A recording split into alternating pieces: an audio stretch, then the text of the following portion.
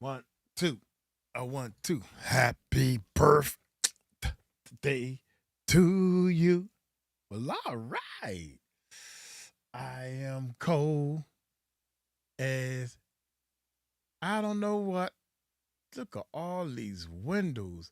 I got way too many windows open up on my computer. All right, get it, y'all. Happy birthday to you, Tyson Robbins. Happy birthday to you. Well, all right. Happy birthday, Tyson Roberts. The number one man on our YouTube. The number one supporter on our YouTube.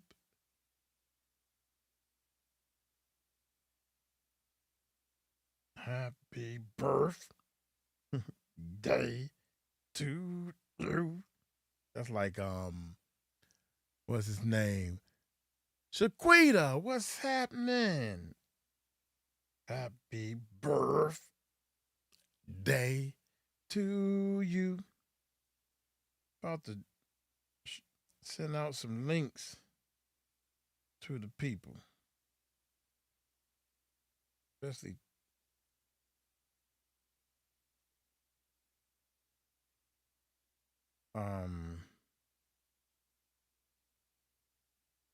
face bam.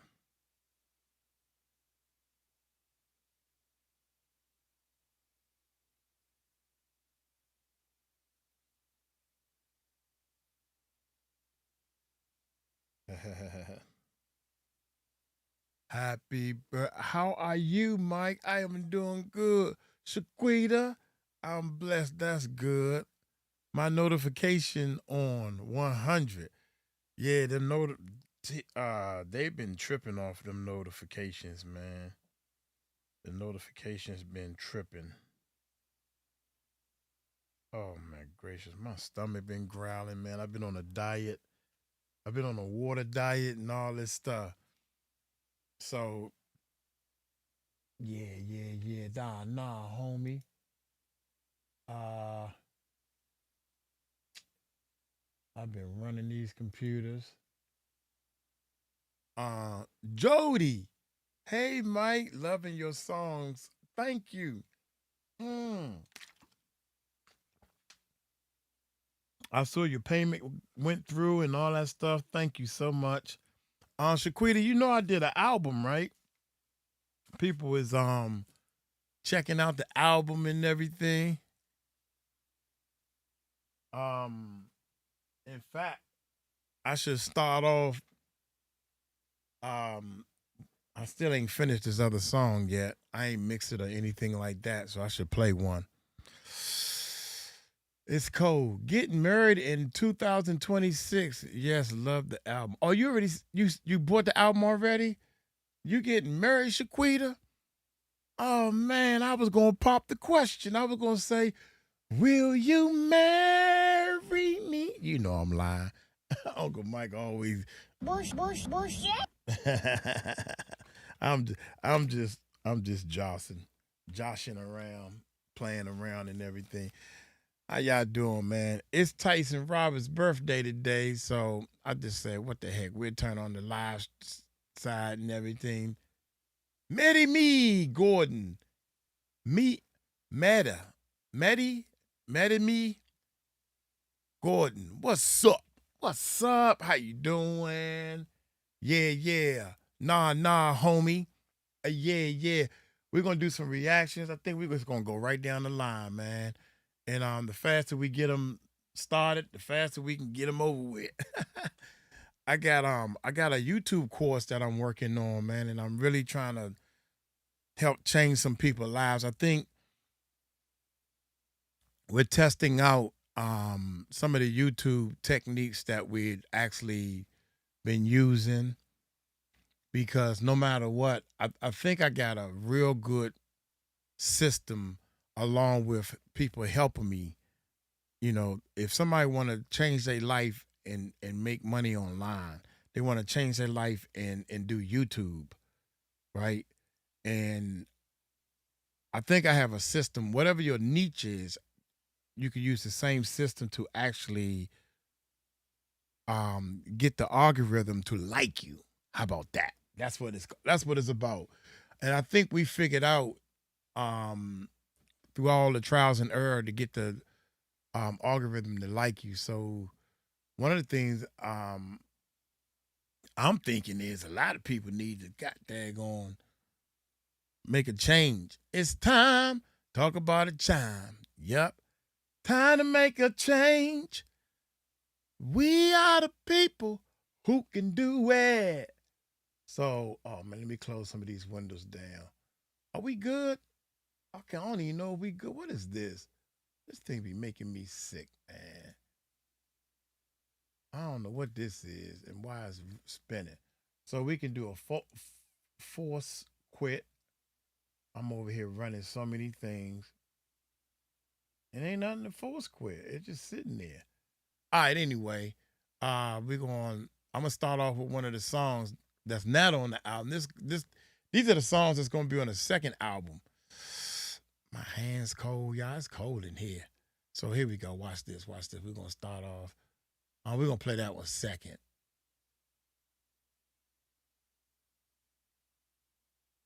We're gonna go with this one. Who that? Who that talking to me? It's so great for you to be helping other people because successful people become successful like you are doing.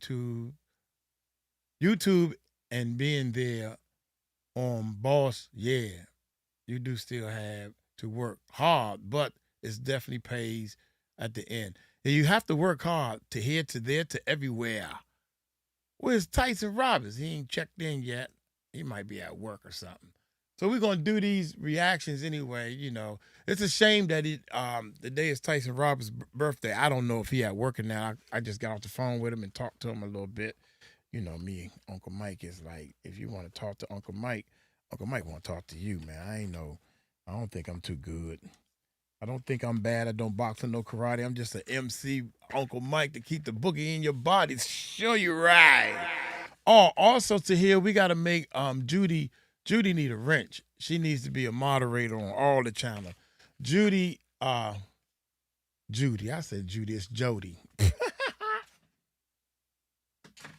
Jody is helping with the YouTube course, answering comments and doing research and administrative work.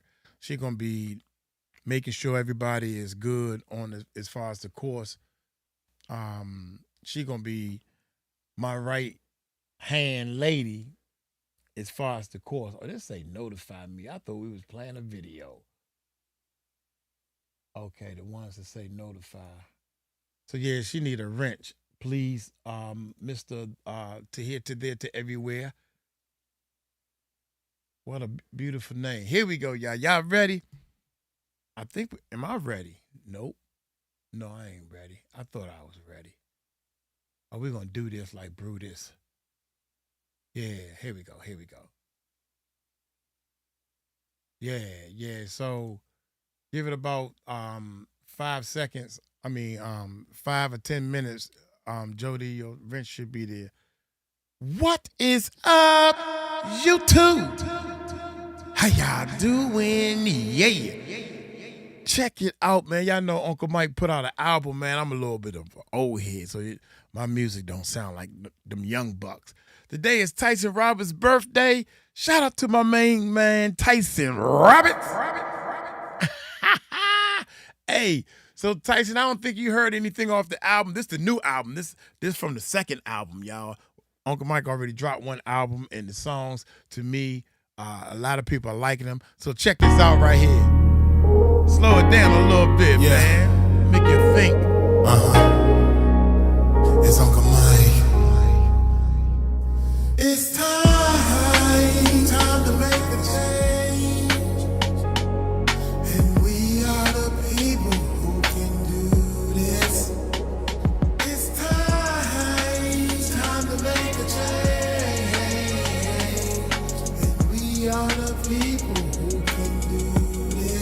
Yeah, the time is now, we gotta make change. So many things in this world rearranged, but we the people, we can stand up, make change. Break the cycle, flip the script, and let's just change. Change how we educate and teach our youth right. Change how we treat each other, shine more light. Change what we eat, stop filling up on fast food. Fill your body with love, build a new mood. Change the faith we put in celebrity fame. Put more faith in each other, that would change the game. Change how we see clothing, the name on the tag. Don't matter if it's Gucci or just a plain rag. Change how we love so our kids won't feel pain. More involved in their lives puts us in the right lane. If we all stand together, ain't nothing that's too strange. We got the power, we the people, so let's make change.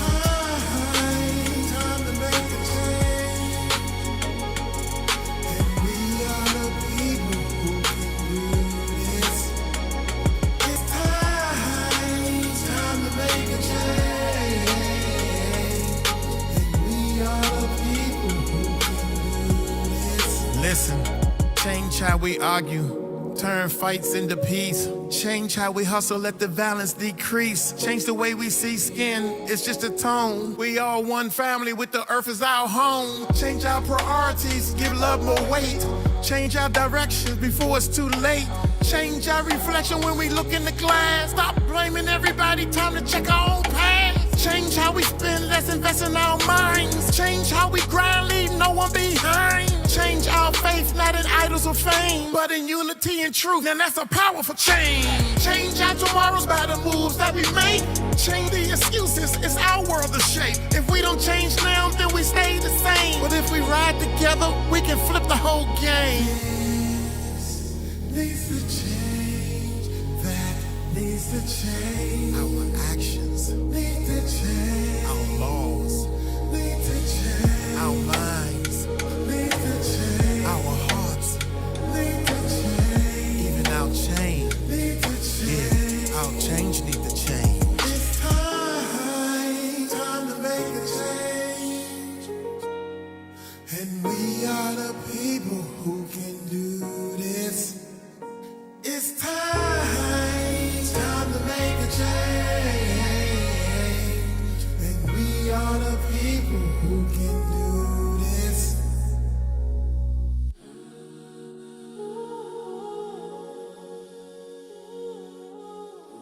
I think I'm doing a video, y'all. I'm doing a video, a music video. It is time. That's Uncle Mike style right there. Oh, love it, love it. We're live when we're doing our reaction, man. Shout out to our live channel and everything and everybody that's in the live side. I can't see, well, I can see the, yeah. All right, check this out, man. Cops are arresting cops. Come on, cops. It's time to make a change. Hit that subscribe button. Hit that bell. Happy birthday to Tyson Roberts, man. He asked for this one right here. Let's check it out. Stop! Oh. All right, you're under arrest for operating a vehicle under the influence. You have the right to remain silent. Anything you say can really be answered in court of law. Sit down, Joe. Hey, Joe, sit down. I know. What's that? Sit down. I understand that. Right. I can't drive around drunk and fucking have my weapon on me. We shouldn't be able to do that, sir. On top of it, you have all your turnout gear, your kit in the back, and your fucking MP7 in the back. I do. It's in the center console. I'm a police officer. Well, That means I'm a you do that police kind of officer, often. So yeah, but they have one in the pipe. All right. Fine. I'll take this Phillips right. All right. Test. And Kristen. and that'll give him a better Phillips idea where we're at, okay? Put me in handcuffs. All right. Appreciate Put it, me appreciate in it. fucking Thank you. handcuffs. Just fucking. Oh my God. I don't want to have anybody. Calm down.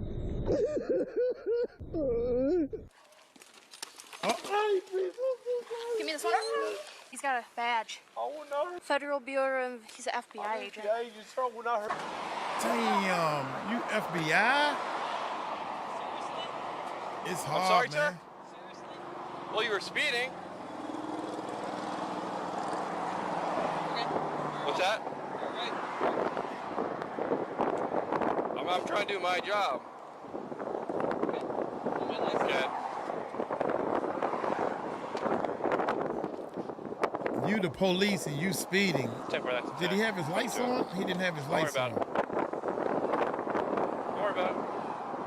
Seriously, go ahead. I'm going to write you a ticket after the discretion. But you know you were speeding, so... Yeah. Okay. All right. Drive safe. Drive safe. Did he turn his lights on?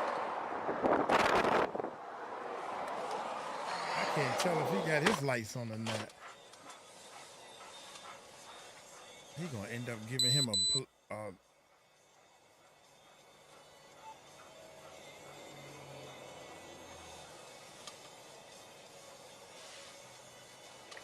oh man, this is crazy.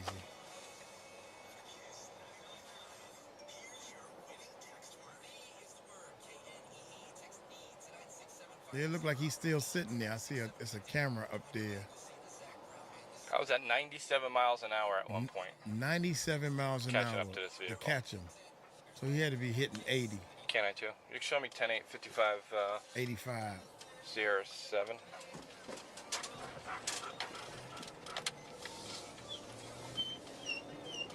For the record, that was Mike Johnson, our major. What? Get a 1020, I can 56 you.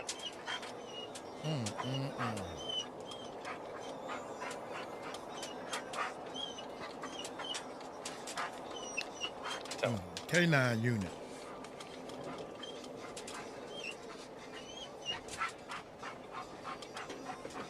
He should have gave him a ticket. He should have took his butt in. Reckless driving.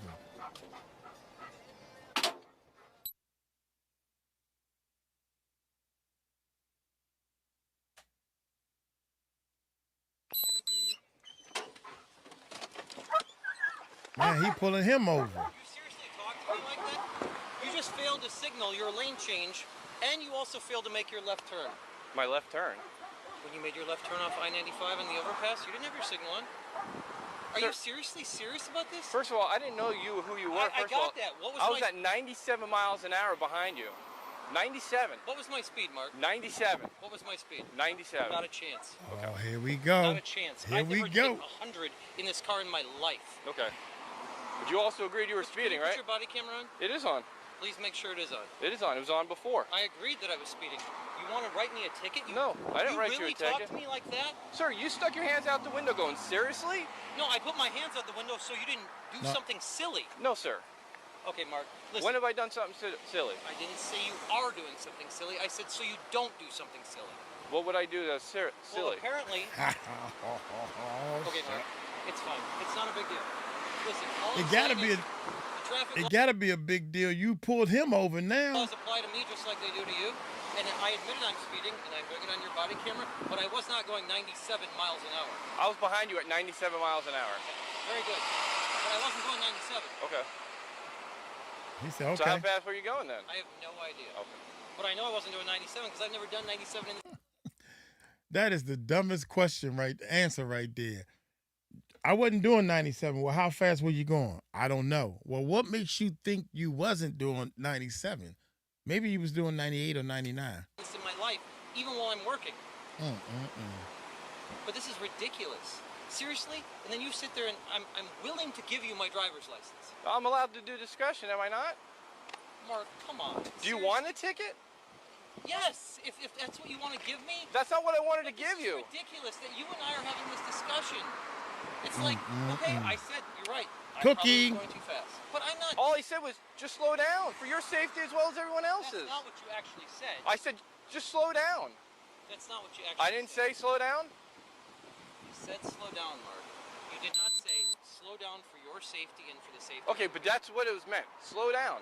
Do I have to say for the Do safety? you remember in 2006 when you stopped me in my Tahoe and you said I was speeding on South Yes, Crest? Officer Adams and I, we stopped you because your vehicle matched the description of a 41 vehicle from West Palm Beach that was involved in a shooting. You shoved your hands out the window, did the same thing, and said, seriously?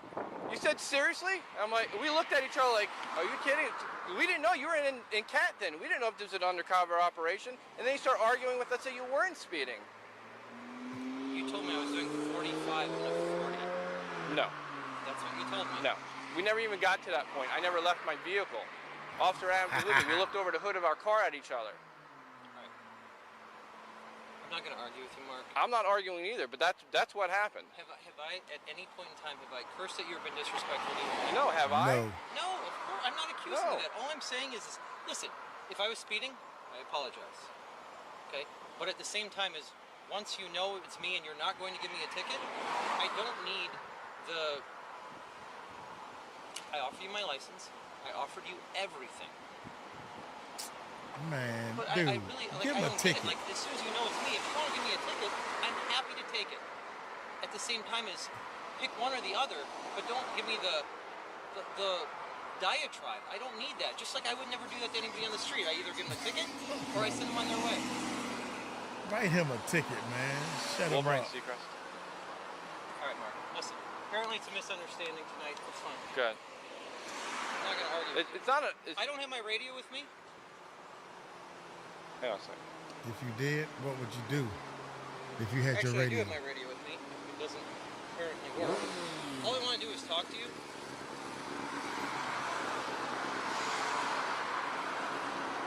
He having a problem. 10-4, I'll be around.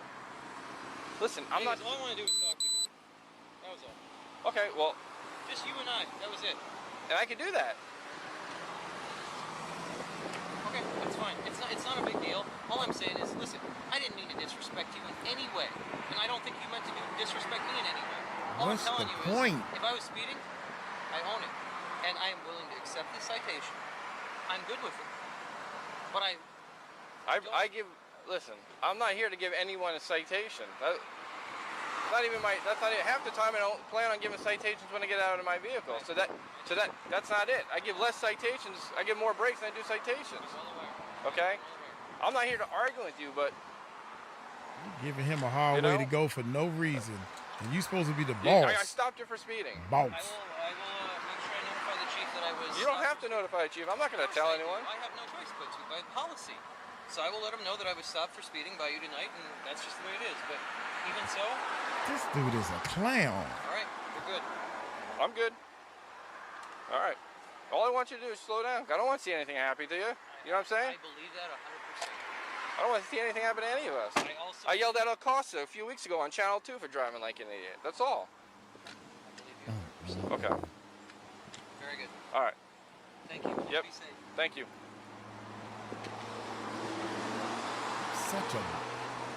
He is such a a-hole. That's crazy.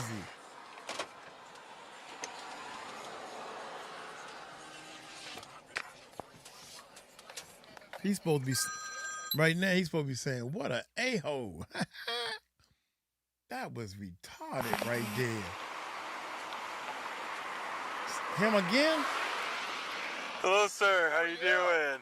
I saw you there, but I wouldn't have gone through if I didn't think it was still yellow when I did it. Sorry about that. It looked like it was red. It looked like you barely missed it, sir. I certainly didn't know if that. I thought I was on pretty safe ground because I saw you sitting there, and I thought I wasn't going to go through it. Yeah, it looks like you barely missed it on the yellow, sir. Sorry about that. My mistake.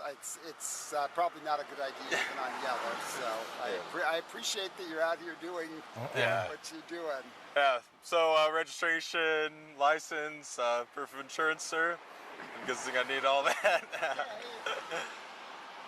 Dang. He gonna give him a license? I wonder if he gonna give him a ticket. How's your day going, though, besides this? Been dealing with budget Go home. for the last multiple hours. Since a city policy. Yeah.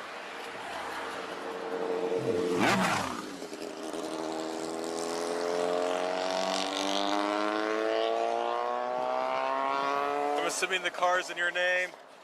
No, it's a city car. Oh, okay.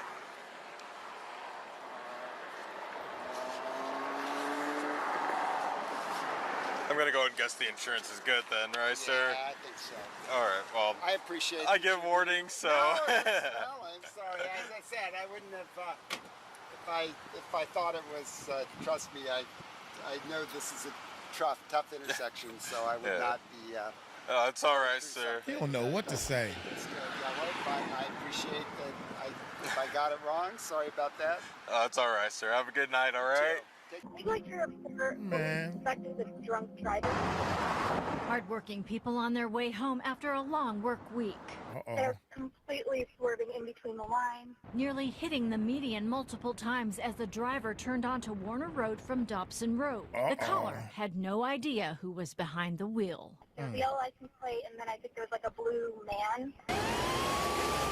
Gilbert police officer Gonzalo Dominguez was in pursuit of the driver with the fallen officer's specialty license plate when he turned right onto Lindsay Road from Warner Road, swerving back and forth within the lane. Dominguez, a rookie cop, was just starting his field training. Patrol officer Josiah Saladin, his trainer, is with him. Roll down the back window, please. Officer Dominguez, how are you doing? I need your license, please. Any weapons, anything illegal in the vehicle? Yeah, I have a gun. Where's your weapon? Right there. Officer Dominguez unloads 𝗏𝗏𝗓𝗏's pistol. Have you been drinking at all, sir? Had a beer and pizza. He would later contradict himself. All right, it's our job to keep the roadway safe. You should know this, okay? You understand that I'm requiring the law. The responding officers seem handcuffed. We're going to tie our hands. We have odor of alcohol. We have slurred speech. All right, we have your driving. Get your hands out your Is pocket. 𝗏𝗏𝗓𝗏 implying they're supposed to ignore his actions and give him professional courtesy? I have 20 years on the job. Remember, he claimed he had one beer. Beer. I realize I've had a couple of drinks. No argument there. 𝗏𝗏𝗓𝗏 refuses a field sobriety test, wants them to park his car and allow him to walk home. It's a long walk, more than 5 miles. Just so you know, tomorrow I'll retire. He wants them to let him go and cut him a break. Dang, young. I think throw the book at him. Throw the book at him, Tyson. Today is Tyson's birthday. He asked for that one right there. Hey, I'm going to get on up out of here, man. Police, back in the day when we was growing up, police officers will always give other police officers a break. And they can be doing some shady stuff. But now, if you speeding in your regular car, 9 times out of 10, you might have a police officer just give you a straight up big old ticket because you should know better. You know, so the game done changed, man. Times have changed so much. I'm going to get on up out of here, man. Y'all take it light, take it slow. Tell them Uncle Mike told you so. Peace out.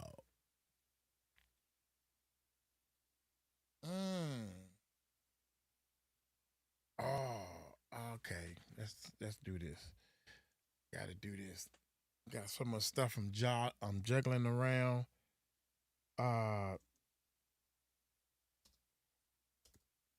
actually looked at this. Jody, I looked at the course a little bit more, and I'm finally getting the hang of it a little bit. God damn, these things is long. Well, all of them is long. Let's just go straight into this one. What? I hate when this thing starts changing stuff. Here we go.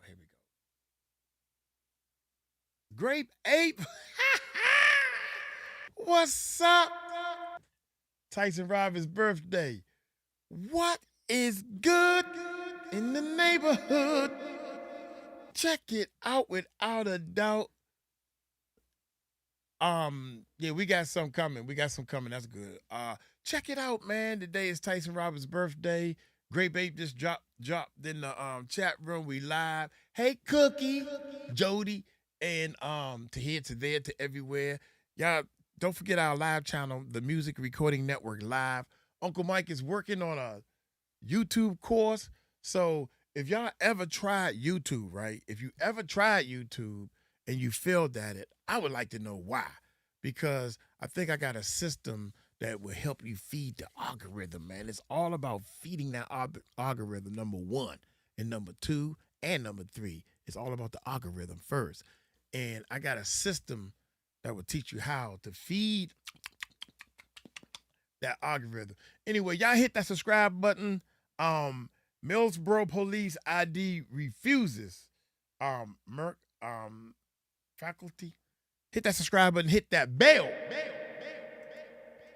Let's check it out.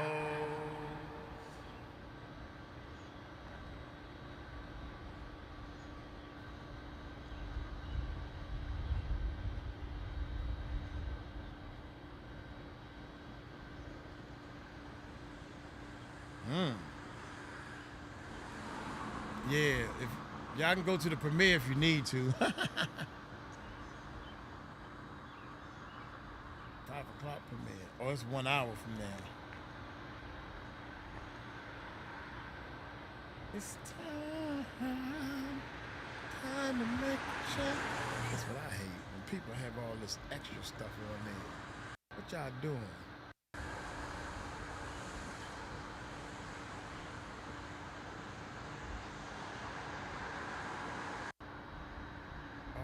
God, I'm going forward, man.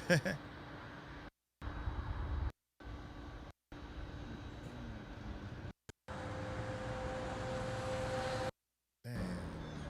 I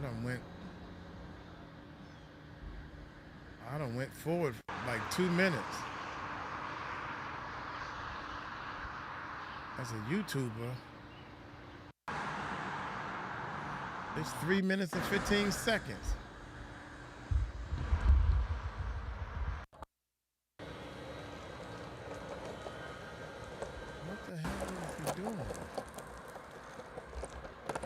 What in the world is this guy doing?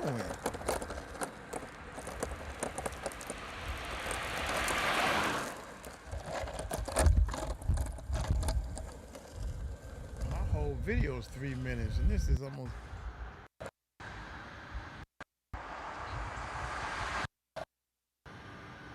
Okay, here we go. See a police officer. Here we go. Here we go, y'all. This where the video should have started. Perfect. Is that a highway? What's going on, man? I didn't think you guys were coming out. Took a while. Yeah. It's all good. They called. The security called. Yeah, I told him. He just told me not to film. I told him I'm not on your property, so. Do you mind if I ask what you're filming for? Oh, I'm just doing a little news story. I'm a journalist. Okay, all right. That's all. Do you work for any specific company? No, I'm just independent. Okay. Do you have any ID on you or anything? Oh, no. Okay. What's your first and last name? Oh, I'm not going to ID. I'm just out here filming, dude. I'm sorry? I'm not going to ID. I'm just out here filming. Okay. On public property. I'm not trespassing. Hold on. Okay. You're not in any trouble. I know. Okay. I know. That's why I'm not going to ID. Because Well, I'm not in any trouble. Exactly. That's you don't have to be in trouble for me to ID you, though. Well, that's what Title 11, 1902 says in Delaware. You know, you need to have some kind of crime that you suspect me of, and you just said I'm not in any trouble. So you just lost that whole get my ID thing by saying that. Yep. Sorry, bud. I'm sorry. I don't want to right? I know. I don't want to talk to you at all. Are you detaining me here? Technically, you're not free to go. Okay. So I am detained. Okay. All right. So, like I said, the security office called. They were just concerned because you were videoing. That's all. Okay. I thought you were law enforcement, not feelings enforcement out here. You know, their feelings don't trump what I can do. I can't hear you. I'm sorry. Their feelings don't trump what I can do. You're not feelings enforcement. You're law enforcement. Okay. The law says I can video from public property. I understand that. I'm not disputing that. I'm not disputing that. Okay. Perfect. But I am allowed to verify who you are. Just make sure you don't have any warrants or anything like that. Okay. I'm not gonna do that. So. Okay. Well, if we need to escalate, that's fine. If you want to get a supervisor, I'll wait. Okay. I got no My problem supervisor's actually on his way. I'll let you talk to him a little bit more. So. Perfect. Man. Is there any reason why you don't want to? He got a stripe too. I want to be anonymous. That's the whole point. Okay. All right. That's all it is. I'm just trying to do a news story. I'm an investigative news journalist. If I tell everybody who I am, what I'm doing, everybody gonna know. What's the point of coming out here? You know, you gotta come out to the source. They got a lot. They just got approved for like a COVID, vaccine. I'm just working on a little news story about it. I don't see why y'all need to heart me for who I am and what I'm doing. No one's harping you. It's part of our job. We ID people when we get called to I know, complaints. but I'm just engaged in free press out here. That's all So you can be as cooperative as you want, but at the end of the day, we're still allowed to ID. I can tell what he gonna do. He done put on a mask. Why are you putting a mask on? You out in public. ID you, that's all. That's fine. Well, at this point, you said I'm detained, so I'm just not gonna speak Acting. anymore at this point. Okay. What's up, buddy? What's up, man? We just got called here from the guard check. Yeah, that's cool. I know. I told him to. He's hollering at me not to film, so I said to him, I'm not on your property. You know, there's nothing you can do about it. I called the police. They'll tell you the same thing. So I was hoping you'd come out here and educate him and tell me to have a nice day, but your officer here is harping me for my ID. So I'm not real happy about it. So I don't know what you want to do about it. You said you're the supervisor. Yep. So, look, we're obviously not trying to give you a hard time about the whole situation. Yeah, exactly. I just want to keep doing my job out here. I'm out here doing the job. I hate when they start off like that. I understand, Said I'm but, detained, so. but, well, you technically are right now. I just need your ID. Okay, well, I don't have it on me, and I'm not going to give you anything. I'm not Okay, so I'm just going to try to explain something to you. That's fine. I just told you. You giving us your, we're not going to give it out to anybody, okay? This whole incident is documented. Would you just listen to me for once? I don't want to listen to you. I want to be free on my way to do what I want to do. You I'm can just out still here be if you let us do our job, though. That's all I'm doing. You can still be if you let us do our job, though. This is preventing you from doing what you want to do, though. So we could be out of your hair if you gave us your ID. I want to turn around and go back to what I was doing. That's fair. So do we. No, I'm not stopping you guys. I'm not detaining you. So much like Go for it. you want us to educate the other individual, we are going to. That's great. Now's the time for us to educate you. Okay. Woo, So okay, let's hear it, man. Let's hear it. All right. So when it comes Hey, this to is a good one. This is a good so when one. it comes to stopping somebody, right? Suspicious Title person. 11, 1902. I know the code. So Okay. I know the code verbatim. So I think. are you aware of the basic things that you have to provide a police officer when Well, they they said encounter when you either have to think I'm committing, I'm about to commit, or I have committed a crime. He's already told me I've done nothing wrong. So you don't have that. So I have no obligation to give you anything. That's the problem here, is you have no suspicion of me breaking any laws. He's already stated that on camera. Yeah. So there's no need to go push any further with this. You guys are escalating this and trying to violate my rights of my Fourth Amendment to get my ID and trying to tell me you have to get my ID. You don't have to get my ID unless I'm breaking the law. That's how it works. Okay. So if we're gonna keep doing this, that's fine. I'm not gonna ID. So where do you want to go from here? Well, you know, obviously we would really enjoy consensual conversation about that, but it's already gone too far. We're detained at this point. It's not no longer consensual. So I don't know what to tell you, man. do you have any active warrants or anything like I that? have nothing. No. So then all we have to do Why is are you verify that asking? you're doing what? I'm not gonna help you do that. Wait a minute. He asking him, do he have any warrants? Like, if I'm going to ask you if you have warrants, that means you got to tell the truth. No room for lying. Do you have any warrants? No, I don't have any warrants. Oh, okay. Why are you asking him, do he have warrants? It's not all consensual. Y'all are so I don't know what to tell you. Do you have stupid. any active warrants or anything like I that? have nothing. No. So then all I we have would've to do been is left. verify that and you'll be on your way. It's great. It's great. But I'm not I gonna help you would've do been that. left. You want to figure that I out? don't I'm not gonna help you with your understand investigation. why you would want to prolong this. Well, it's just looking better and better. This is terrible. I do this all over Delaware. Most people don't even come out and talk to me. They just leave me alone. You guys are out here harping for my I can't ID. speak for your other instances or whatever. That's We were different. called out here for a legitimate reason, okay? It doesn't matter. We're allowed, it does matter. We're allowed to identify who you are. So if okay? someone's riding a bicycle and someone calls on, you can just stop them and ID them because someone called on them? Yeah. Oh, come on. What's your name and badge number, sir? D.S. Milner. Yep. What's your badge number? 1088. Woo! Man, this is great stuff. You can just stop anybody and ID me. Thank you, sir. I appreciate that. You can just stop and ID anybody you want because you got a call. That sounds pretty terrible. Look, It sure you is guys think that way. Look, it sure is funny how they wasting all this time. 2 cops, taxpayer money. All this time while this guy talking. I asked you for your ID, you're refusing. Okay, now let's do the handcuffs and go to the jail. If you think you right. But you sitting here doing all this, I ain't got time for all this talk. Make a move, bruh. Make a move. Bruh, make a move. What's Are this? you his supervisor? Are you his direct supervisor? Well, basically I'm the ranking person. What's your name, sir? Dufour. Dufour. Yes, sir. Look. It's a good one. What? I don't know why we're still here. I told you exactly what I'm doing. I'm a journalist. I'm gathering content. I'm on public property. I've never entered their property once. I'm not trespassing. I'm not loitering. I'm breaking no laws. Why are we still here? You're law enforcement. That's true. Let's enforce the law here. So look, I'm just talking to you, man. I don't want to talk anymore. I already told you that. I want to go back to doing my job. Like, you guys should be going back to, there's 2 of you here and not doing anything. You're harassing a law-abiding citizen right now. Facts. I'm not breaking any laws. We already established that. So you never stepped foot on their property? Never anything once. like I that? got the whole, I've been filming the whole time. 2 cameras down. Do you know why he called specifically? He came out to me. Yeah. He Go told me ask I him. can't film, and then he went back in there. I guess he called somebody, and then he came back out again and said I can't film. I said, dude, I don't want to argue with you. I said, I'm not going on your property. I haven't been on it. I'm not on it. This is public. This is the police's job. Call them because you can't enforce anything on public. I said, if you don't like it, then call them. And I didn't know if you did or not. It's been a while since I said that. I was getting ready to leave. Okay. That's why I was going back here once more to get some shots, and I was about out of here. And I was like, holy shit, they showed up on me. Yep. I didn't want you chasing me around, so I was kind of waiting for you. You know, I didn't want to just run away. I'm not hiding anything. That's what I'm trying to say. So you wanted us to come out here? Is that what Not really, but when he said that, I wanted to wait for you guys to come. I'm not gonna like be around town and have you guys chasing after me. Someone at the police station took the phone call. Yeah, it's great.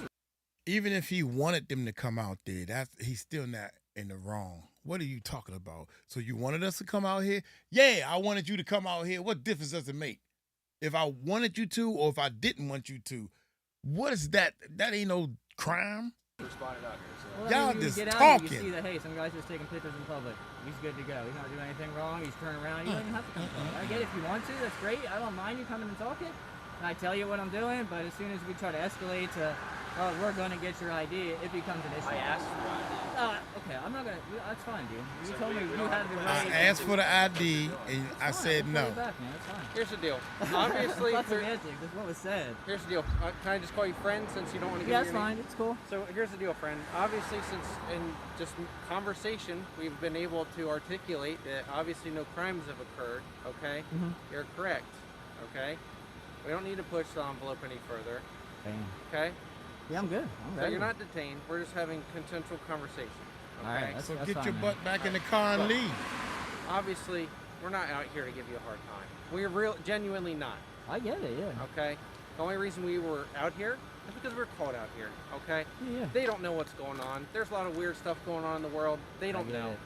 I get it, man. He's I sitting in a understand shack. it's strange. I get it. He's sitting in a shack and he sees some dude with cool equipment walking around. And he's probably like, "What in the heck is going Yeah, on?" I get it. Yeah, but they're a big company. They got a lot. They got a lot going on. So a lot of people want to know about it. I'm just out here getting pictures of signs so I can put them in like a story or something like that. Getting videos. If I see if they have any cars with the labels on them, something like that. So I'm just out here trying to get some shots.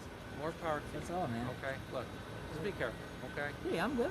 I don't mind when they go. Say I'd rather bye you guys now. come out here and educate them. That way, if it goes away, they can go back to doing their job. Say I can bye go back now. to doing my job. Everybody's cool, you know. So when they come out here saying something, that's why I tell them, call the police. That's fine. I don't mind dealing with you guys. I hope most people come out and they tell them what's going on. Hey, he's allowed to do it. Don't worry about it. And that's the end of the day. Have a nice day. That's what I look for. I don't, you know, there's no need for my name. I'm not doing anything wrong. Okay. Well, look, at the end of the day, I agree with you. Okay, I do, and that's why I'm not pushing this It's on. a law, though. That's why. Say bye now. I'm not disagreeing with you. So, obviously, there's nothing that we can articulate that's going on. I don't think so. Okay. I hope not. So basically, say bye now. So, look, friend, since again I don't know your name, Yes, sir. okay, I wish you nothing but the best. I appreciate okay? it.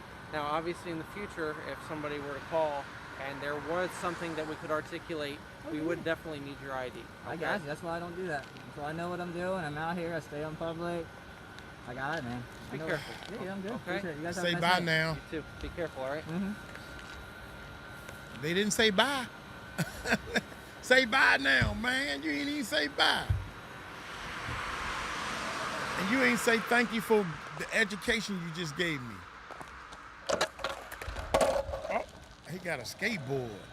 That's what the problem is. You on a skateboard. If you wasn't on a skateboard, then you wouldn't have had this problem. Car number 211440 8403 on the supervisor car.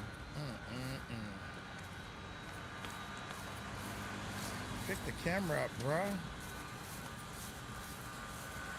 Pick the camera up, bruh. What are you showing us, bruh?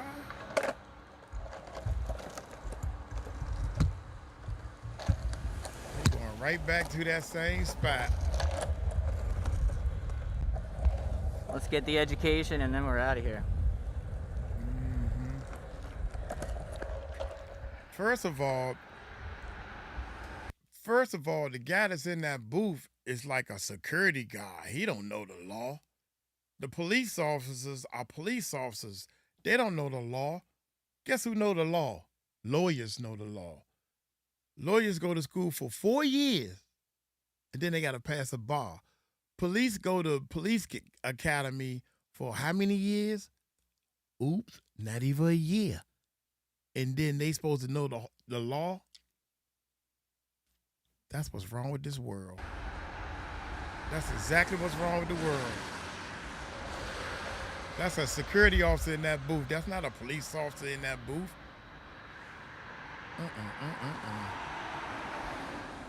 Everybody thinking. Everybody think that That they young know boy stuff. thought he was gonna get my ID. That's crazy. He was adamant about it.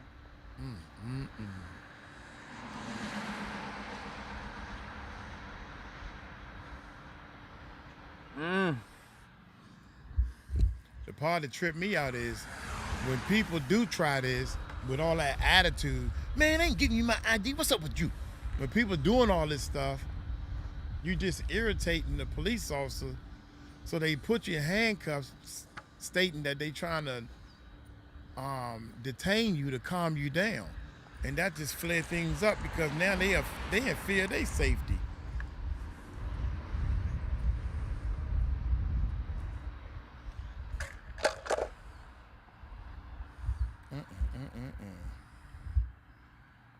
And the thing about it is, the security guard thinks they right. Man, you can't film. I need to get complaint forms. I was a security guard once before, and I remember we're scary. One of my They were co-workers. Scary guys. Co-worker come out there and say, "Ma'am, you can't take pictures." I'm taking pictures of the sidewalk. Do a little thinking. The lady is taking pictures of a sidewalk because she got a case that a lawyer want her to take pictures of the sidewalk. Really? And you running out there like you Superman telling her she can't take pictures of the sidewalk. Think about that. Just think a little bit. And I'm sitting there like, man, let her take her pictures. What is I can see if she had a torpedo she was setting up on the sidewalk. Now we talking about some stuff. Sure enough, she got the police. She come back with the police, and the police come right to the security guard and ask him for his ID and spread him from one side to the other side. This is not private property, that's public property she's taking pictures of. If they don't want them to film and take pictures of that property, they need to put a wall up. Now he gonna say something else. He gotta say something. You got any complaint forms on you, or I gotta go up to the station? Yes, sir. For his behavior, I really think it's scary. If that's the stuff he thinks, it's scary what he's doing to people on the streets. So all you have to do is just stop by the police station. Obviously, probably not right now. The administration will be there. No, I don't have no forms. You gotta go to the police station. All Bye. right. Yeah, you're good. I got time, man. The complaint number that we were dispatched out here for, I'm just going to write it on my business card. Perfect. So they're like, well, when, where. Gotcha, that'll help. Yes, sir. This, okay? Yes, sir. Does he wear body cam? I don't know. I didn't notice if he did. You did? Okay. Yeah, we all do. Perfect, man. That's awesome. I love it. I love it, man. Yeah. I'm all about it. That's my name. Thank you, sir. So look, I spoke with him, and I told him, I was like, look, man, what's the deal? What was going on? He's like, he was videotaping, and it was weird. It's not sometimes. Yeah, I get it. And I was like, I get it. You should stop and talk to him. Yeah. You're on your property, correct? He said, great. Okay, no problem then. You know, it wasn't causing a traffic hazard or violent or crazy. No. Okay, great. So I just told him, I was like, look, as long as he's just doing journalistic work right now, he's taking videos and pictures, as long as he's not trespassing on your property, he can do that. So, I said, obviously, if it goes beyond that, give us a call, but if you're just out here taking pictures, not causing harm to anybody, Gotcha. it is what it is. Okay, so Sounds good. He did. Now, again, I think he just started there. Yeah, I get it. That's why I was quick with him. I was like, man, I don't want to argue with you. I tried not to because I know it can get hot sometimes. So I was like, man, let's move it on to the next step if you want to, you know. So.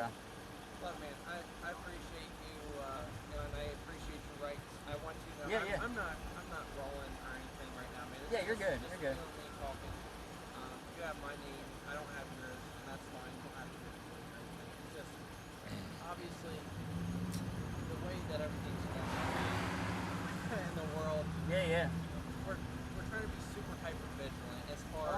I'm not here to vest. I'm not trying to be in the bushes and stuff. I don't want to be hiding what I'm doing. I'm not doing anything wrong. So I'm trying to present that image as I'm out here trying to be seen almost. So. You know, it's one of those things too where 8403. Spoke with the other officer first before I came up there. Yes, sir. Tried to chill everything. Yeah, out. It worked good. It was nice. I thought we were going the wrong way for a minute. It was well, good. It probably was. And, Yeah. and I'll tell you, just, you know, again, from, you know, our perspective, and I don't want to hold you up. No, you're good, man. The sun's finally down. I'm good. You know, when typically we're dispatched out somewhere and we're talking to somebody about whatever, it's just an automatic thing. It's like, what's your name? You know, that way we know who we're dealing with. Yeah. Because sometimes, a lot of times, I wish that's what it was, but it's the first thing was you got a driver's license or an ID. I mean, it's not even trying to just say, what's up, man? What's up? What's your name? It's just, he wants my address. He wants everything about me, everything right in one shot. And it's just not entitled. Not entitled. Not very good bedside manner. No, but all right, you guys get back to it, man. Have a nice day. Bye bye. Sorry, I'll get out of your here. I'll get a just what's today? Today's Thursday. Yeah, probably not till Monday with the holiday. I'm betting. Yeah, actually, you're probably right. But just come in, let it know that you okay?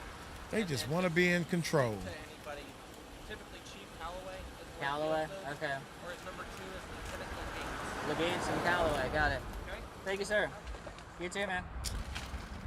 They just want to be in control. They want to be in control of nothing.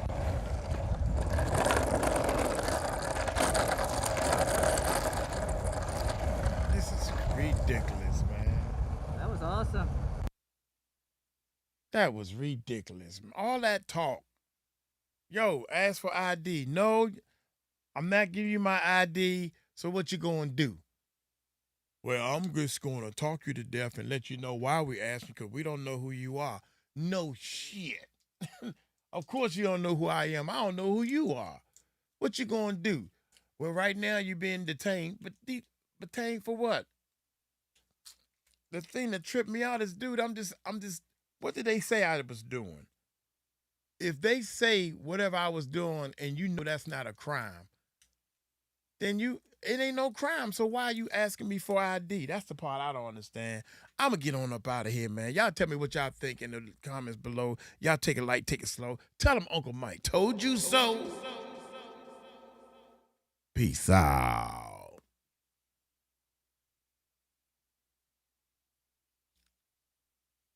Wow. Stop. That was crazy.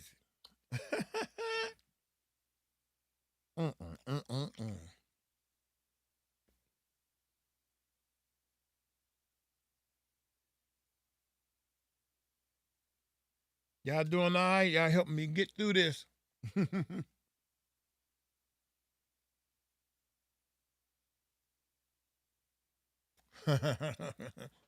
You got that right.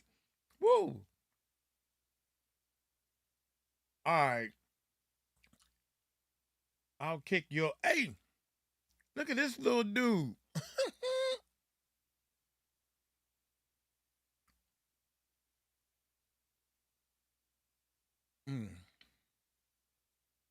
Uncle Mike, we got you. Yeah, there you go. Y'all stay with me. Make sure... Don't feel like I'm in here by myself. What is up, YouTube? How y'all doing? Yeah. When I got the live stream on, we pushing the pedal to the metal, man. I got my team over here watching the videos with me because I need that motivation. Happy birthday! Happy birthday to Tyson Roberts. He asked for this one right here. Shout out to my main man, Tyson Roberts. Tyson helped support the channel for a long period of time, man. There was times where Tyson, I didn't think we was going to make payroll, man. And Tyson was dropping mad super chats. There you go. Oh, my God. As soon as I started talking about the super chat, he in there dropping big super chats again. Anyway, man, shout out to Tyson Roberts. It's his birthday, man. And we had a Tyson Roberts day for a minute. Most definitely, man. So, hey, I'll kick your cuckoo. I need a beep. if you keep recording this bank, oh my God. Just because you got the uniform on, that don't mean you went through 4 years of college. You have lawyers that went through 4 years of college and they still got to refer back to the books because they real lawyers. You got police officers that went to police academy, which is under a year. Inside the police academy, you got to learn the gun training, put the handcuffs on training, pep mace training, the procedures of how to lock somebody up and whatever. Along with whatever little bit of laws they supposed to know. But yet, we think police officers know the law. And that's not their job to know the law. Y'all hit that subscribe button, hit that bell. Let's check it out. You can't record in here. What's good, Kansas City? Before this video starts, I do want to give Douglas Simmons a shout out. I ain't forgot about you. Shout out to Douglas Simmons for supporting the channel. He's been rocking with me for some time now. Before y'all, he said he only wanted to do one. So when he do drop it, y'all can comment. Last one. Wait, do not sell your house in Charles County before doing this. Oh, wait a minute, y'all. Am I on the wrong? I'm on the wrong channel, man. That's my bad. Uncle Mike be making mistakes too. Here we go. We ready now. Here we go. We ready now. Oh my God. For y'all.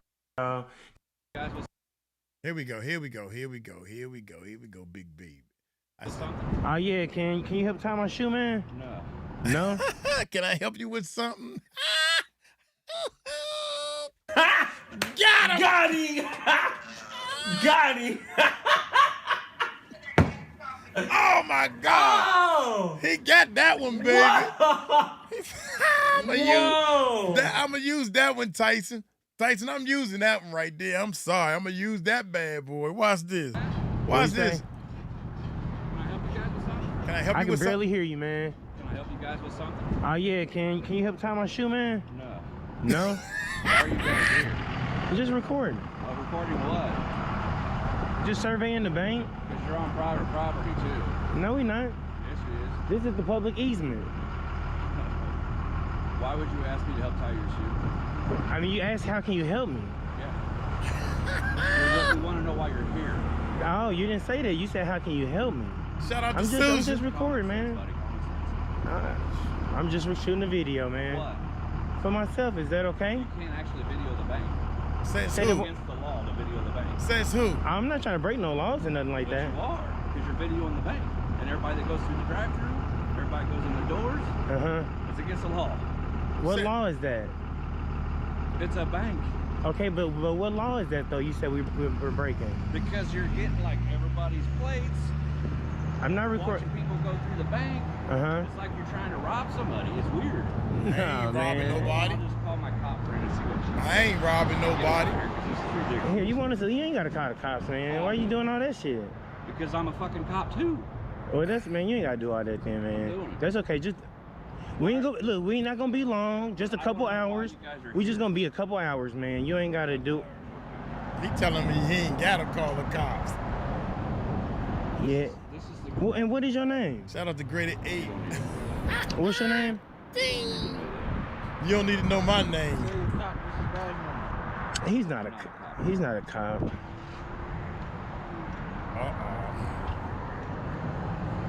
You ain't really gotta do that, man. Just gonna be here maybe like an hour or so, man. I get about it. You ain't gotta do that. The ladies are in here freaking out. Oh, just let them know I have. That's the whole reason I'm here. Oh yeah, I have. We're not going on the property or in it. They want to know why you're here. That's why I'm here. I'm just recording. Well, maybe you can help us out with something. Cause this is like a very small location. Is you don't work here though, do you? I'm maintenance. You maintenance here? Okay, who would I talk to about getting like a copy of like the floor plan? Why would you need a copy of the floor plan? Who would I speak to about that? It's like you're trying to rob the place, man. No, ain't nobody said that. I can't even talk to you, man. You said you the maintenance man. Who would I talk to about that? The head honchos, I guess. I do all their HVAC and stuff, so. Okay, maybe you can help me. Where's the vault? You used to be a cop? You said you do the HVAC, right? Yep. Why would I tell you where the vault's located? Is it climate controlled?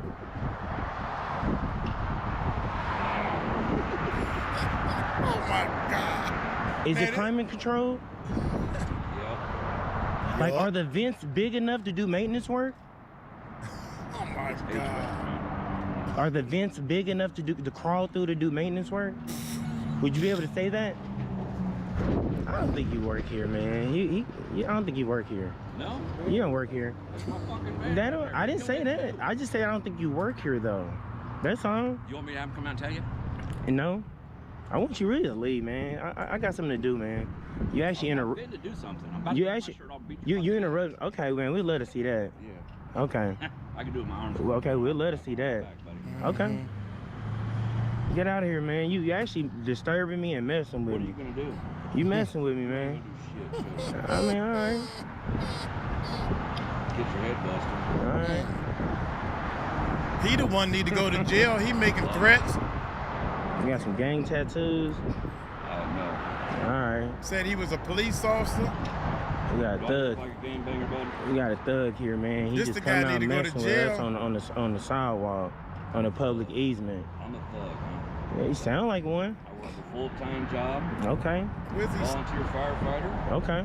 EMT certified. Sounds Okay. like a thug to me, buddy. Absolutely. Wait a minute, dude. You said you was a cop. Then you the maintenance man. Then you do the HVAC system. Now you a fire department. God dang, boy. You do everything but know the law, cousin. It's all right. I'll take care of this shit real quick. Okay. Mm-hmm. Making And threats. you security. No, I ain't threatening nobody. Okay. I don't threaten anybody. I make promises. Okay. Well, yeah. This shit is This dude. some weird ass dudes out here on the sidewalk or out here in the street asking weird questions. You came out asking weird questions. Because they asked me to. So if they told you to ask you to lay on the ground, you gonna lay on the ground? This is They funny. told you to come out here and ask me some weird questions. And I actually answered your question. I told you while I'm here. I'm recording. Recording for what? For a video. A bank. So what's wrong with that? A lot. And then you ask about the vault. I mean, I'm recording. But what's wrong with that? Because it's weird, man. What's weird about it? You're asking questions of floor plan about the bank. Okay, what's wrong? A lot is What's wrong with weird about it? You want me to tell you the combination and everything too? That was next. And these are just survey questions, man. And that's what makes me think you don't work here. These are just survey questions. Oh, I definitely. Do you know the combination? No. I just have a key to the bank. Okay. No big deal. Do you need to see that too? Because I got that too. You got a business card, man? Maybe we start off on the wrong foot. Maybe you actually the guy I need to get a hold of. You got a business card? This dude is cool. But don't worry, I'm recording the same weird questions because when she shows up here, I mean, it sounds like you're trying to rob the bank. I don't know where you get that from, man. You just asked me the floor plan, if the fucking vault is heating controlled or climate controlled. I mean, come on. I mean, you trying to rob us? Are you trying to rob me? You walk out here, I'm on public property, you asking me all these personal questions. What are you trying to do to me? Hey, beat your ass. Yeah, he said yeah. Okay. But you sit here and call me a gangbanger? Yeah, you sound like one, man. Like I'm a gangbanger? Yeah. Alright. I mean, I got two dudes sitting here videoing the bank, and inside the bank's freaking out about it, so I come out here and talk to them, and they're asking me all kinds of weird questions. Yeah, Two of them. This is crazy. So what do I need to do? Leave them alone. They I gonna did ask, that's why I'm here. she gonna tell you to leave them alone. They're strong. Tell him to leave him alone. Leave me alone. So we got a Darren. I don't want He you right here. bothering He's calling a me. woman. Nothing's wrong with that, but he's calling a. Dad cam? He's a Darren. What's that, a dad cam? Yeah, Karen's brother, twin brother, Darren. Alright, that's what I'll do. Alright, so he says if they ask me to ask you to leave, and you guys didn't leave, you're trespassing. Yeah, we own the property, but we never. The property. No, this is called a public easement, sir. No, sir. Yeah, okay. On the property. Okay. Where is you supposed to walk? There ain't nowhere for you to walk in the street. Nah. You can't walk in the street, man. So my next call is the cops. They come out. Exactly. I told you you ain't got to do that, That though. was a cop there. But you ain't got to do But that. you're trespassing, and he told me that they've had multiple calls of you guys videoing. Who did? He even said, is it a black guy? Yes, it is. I said 2 of them. So the next call is the cops because you're trespassing. I'm not trespassing. They asked me to come out and tell you guys to leave, and you didn't. That ain't what you said. I'm asking you to leave right now. But you can't do that. You the maintenance man. I work here. You the maintenance man. Yeah, don't say USA on your shirt. It doesn't have to. I'm the maintenance guy here.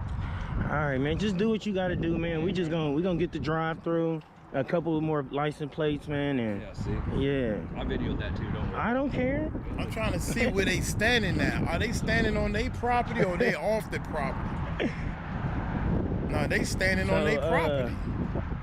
The grass, I'm assuming. Dude that pulled up.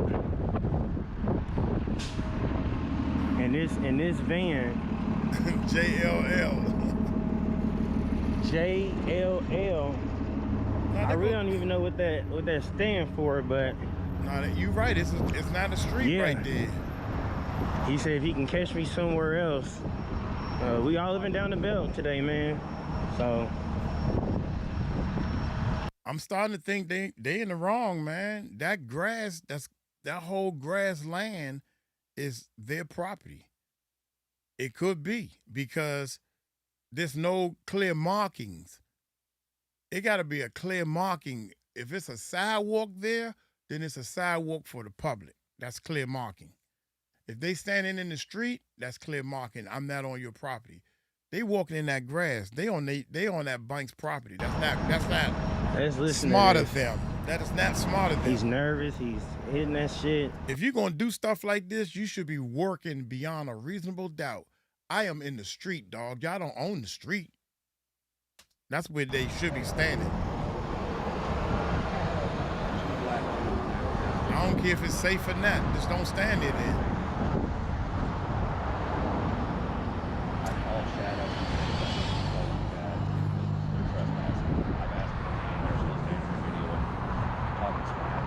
Technically, they may be trespassing. We about to find out. If the vault is climate controlled. Listen to this dude on the phone. Oh man, y'all hear this guy on the phone? They gonna tell him to leave him alone. Bank maintenance, yes. This is what happened when you should mind your business.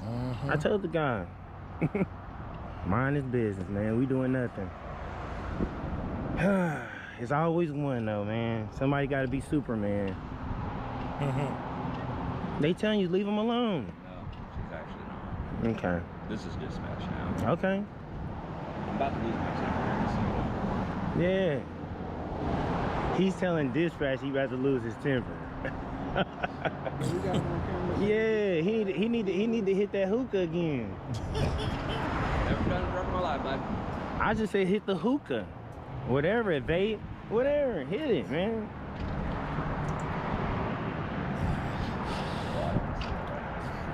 Oh my God. You a driver? You just smoke that and drive?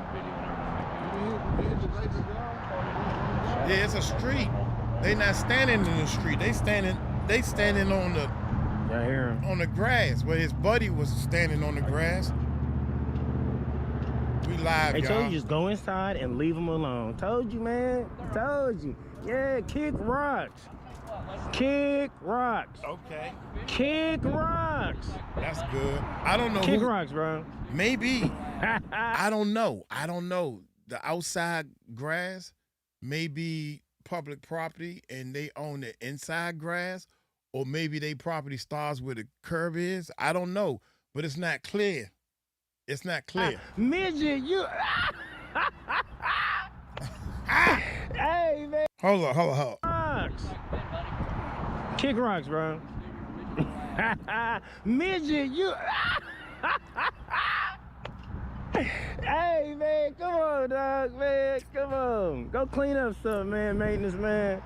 Hey, shut up.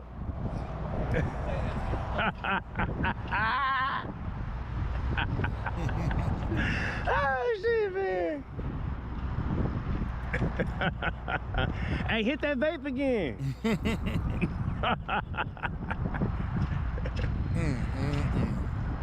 Told my man to kick rocks. Open up the door. This dude, man. Yeah, so he called dispatch. He lied.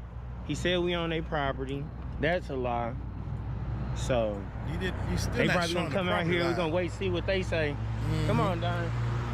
We're gonna see what they say when they get here. So stay with us, Kansas City.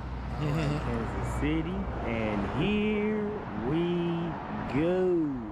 Okay, you see, the grass, I honestly think they are on public property. I'm almost sure they are.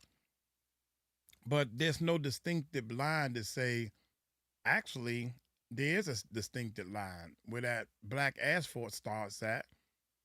You notice it's black. You can't do nothing with all the rest because that's public property. The brownish tan street area, public property. So they did call the police. The police was dispatched. We on the public easement. Yeah. Let's see how he handled this. Okay, he on Kansas public. City. Here we go. They did Oh have my another officer God. actually pulled up on the scene. Where in the world is that a girl or boy? When she's going in where the partner went in that they started female. on the inside. She Let's see is what so happened little. when they come out here. Let's see what they said in there. All right, Kansas City. So we got these officers that was dispatched actually about to approach us. And let's just see how they actually handled this call. If it was me, I'd just get in my car and leave, man. This man filming. They got their game plan, and of course, we have ours. They are definitely not on. Alright, so we know the drill. We know what you're doing, okay? We're fine with it. Hey, real quick. Officer Miller, St. Joe Police Department. Thank you for being professional. This is Officer Lightman, St. Joe. Thank you for being professional. So, in addition, our badge numbers, 145, but they just give out the badges, so we have a code, and mine's 509-682. I appreciate it. Do you actually have a card on you? I do not, but I can get you one in my car. If you'll do that, I appreciate you. You got on hand? Look at you. So I appreciate that. She's a little bit more squared away. I just got a bunch of them that you got to hand fill out. So I kind of went in and told the staff that what you guys are doing, it's from public view. Okay. As long as they just don't want you to step on their property. We told we wasn't going to do that. Perfect. So, and then as long as you guys aren't out in the street or something. Yeah, I was standing right here. He actually thought I was on their property. I let him know this is the public easement. I came from that way, and the sidewalk fades away. I'll be completely honest. So. Okay, I stand corrected because I couldn't see where they were standing at, and I thought they were standing in the grass. Sure about this, but that's what I told them. I said I believe the edge of their property. They might own it, but it's still public easement. It's public easement. So there you go. Like, utilities and stuff like that. Absolutely. And we're fine with you being here. Just don't be in the road for me, okay? I ain't gonna. It's not anything against us. I just don't want you to get We're hit. not gonna be in the road. We understand it. So I appreciate you. Their concern, just like their concern is like, are you guys out here recording? And I'm not asking, but are you out here recording because you're getting ready to rob a bank, or are you truly exercising your First Amendment right? I just don't want to answer no questions. Oh man. no, I'm not asking. I'm just saying that. Oh, okay. That's what they're concerned. Oh. That's what they're concerned. And I actually spoke with him, and I told him he just didn't like the camera and wanted me to turn it off. Yeah, well, and we did tell him that with you recording his van, his face, anything like that, it's from public view. So, I mean, we have the First Amendment right there. There we go. It's protected right. It's protected. Everybody getting educated. You, man. Everybody getting Oh, educated. this man is good. Now, you guys, are you guys from St. Joe? You don't have to answer. I'm from Earth. Okay. Where are you from? St. Joe. Okay. And you?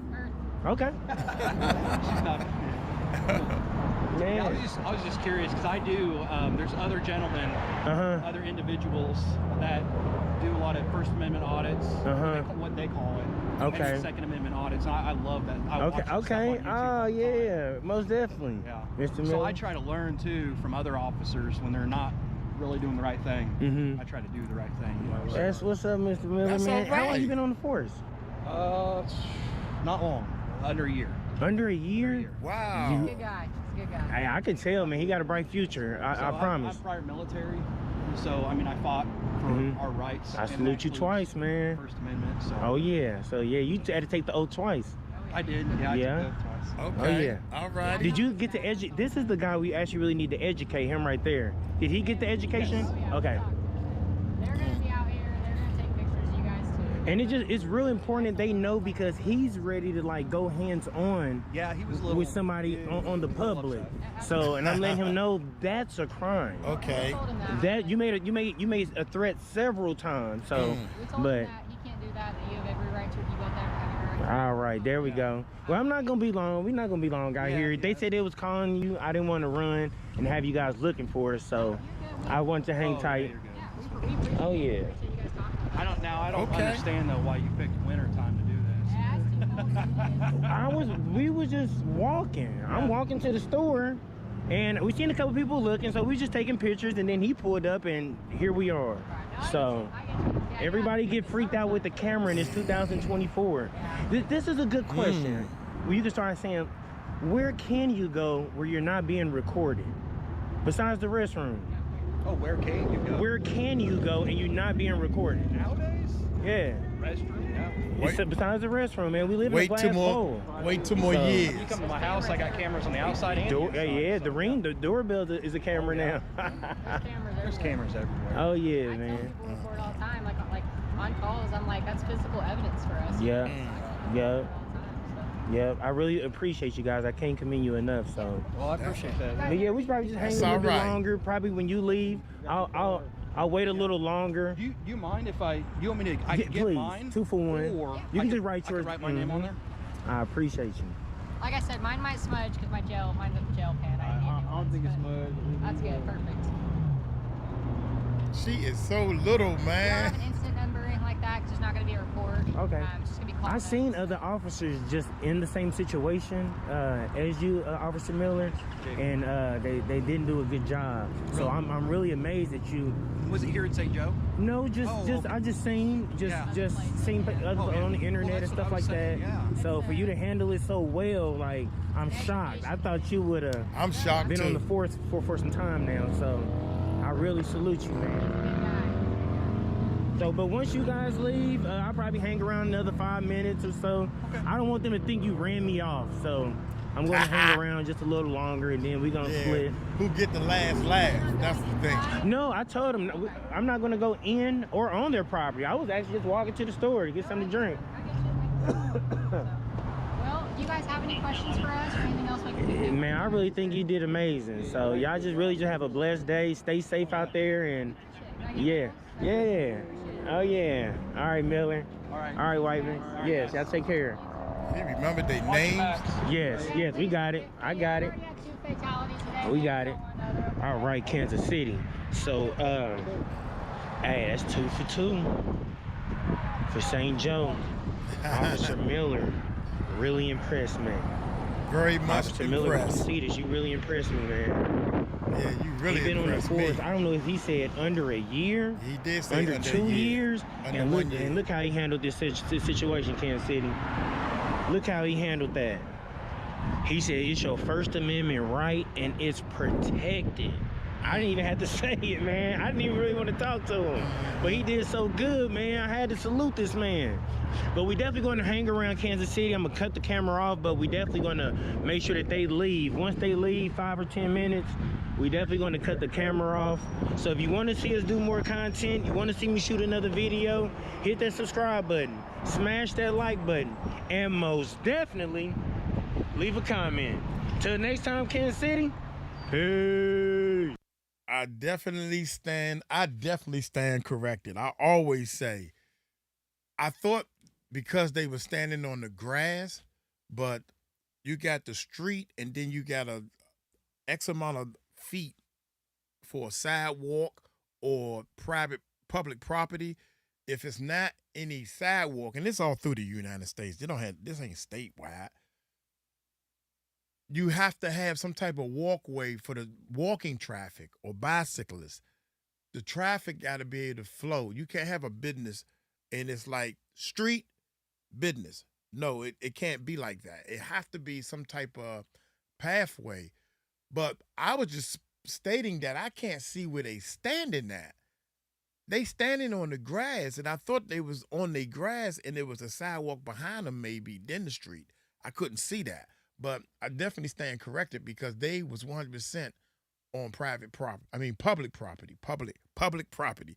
My mind's telling me the opposite. But my body wants to say the right thing. Look here, y'all. I'm going to get on up out of here. Happy birthday to Tyson Roberts. He asked for that one, so y'all take it light, take it slow. Tell him Uncle Mike told you so. Peace out.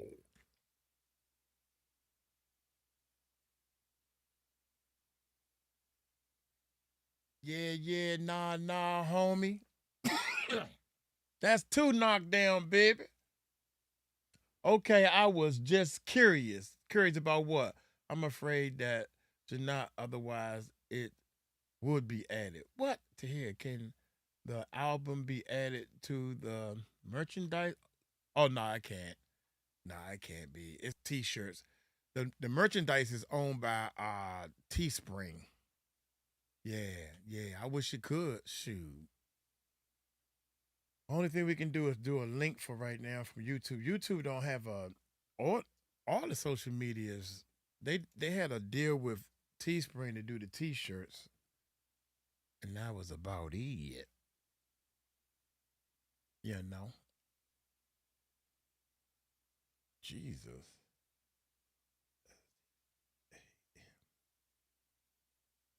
All right, we're gonna keep going. I'm gonna make sure we do the ones for since she said that we. Oh man, I meant to. God dug it. Random guy threatens to break independent journalist camera. This is only 3 minutes long. Daggone it. This is real short. Maybe we should do a yeah, okay, since this was so long, so long. What is up, YouTube? How y'all doing, man? Since this one is a short one, I wanna do my new song. It's kind of rusty. We still working on it. Why I can't never face blow. I can't believe. Oh, here it is right here. Y'all hit that subscribe button, hit that bell. Check out the brand new song. Hardly nobody heard yet. It ain't been mixed yet. Mastered Cookie. It ain't been mastered Susan. It ain't been mastered or mixed or anything. And I'm still tweaking some things. So, and I'm going to add some more music to it. And y'all heard it first. Let's check it out. If I was the president, man, I'll stand on my word. I own up to my mistake, let the truth be heard. Talk about them files Trump said he would release. Maybe we never seen them, cause one name can be you in that piece. I show the people how the whole damn White House work. Ain't gonna hide nothing in the shadows, no dirt. And if it's something I don't get, we gon' vote on that. Cause this power ain't mine, it's the people, and that's a fact. Now tell me why kids getting tossed over that border wall. 13 to the same address, don't that sound off at all? Homeland looking blind, like they don't see the sign. Folks getting fired if they speak or step out of line. We letting strangers claim folks with no ID in hand. And we wonder how the traffickers keep building their plan. But if I was president, I'd flip that script. Random house check, we just looking for the kids, man. If I was the president, the streets would have a voice. We build this thing together, every vote, every choice. I don't know it all, but I never fake the truth. I ask the people every day, what should we do? If I was the president, the streets would have a voice. We build this thing together, every vote, every choice. I don't know it all, but I never fake the truth. I ask the people every day, what should we do? I teach the laws in school from the root to the crown. So when you break one, there's no excuse when they lock you down. People think police gotta read your rights on the spot, but I break it down clear, know the law get got.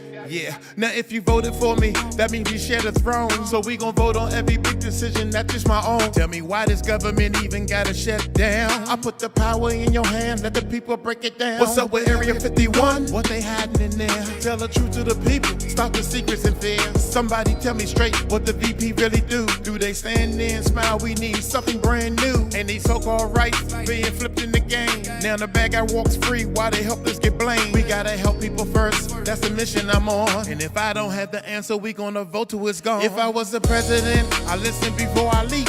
Ask the people what they want, what they hope, what they need. No more secrets in the dark, no more lies in disguise. We'll stand as one nation, no more hiding the lies. If I was the president, the streets would have a voice. We build this thing together, every vote, every choice. I don't know it all, but I never fake the truth. I ask the people every day, what should we do? If I was the president, the streets would have a voice. We build this thing together, every vote, every choice. I don't know it all, but I never fake the truth. I ask the people every day, what should we do?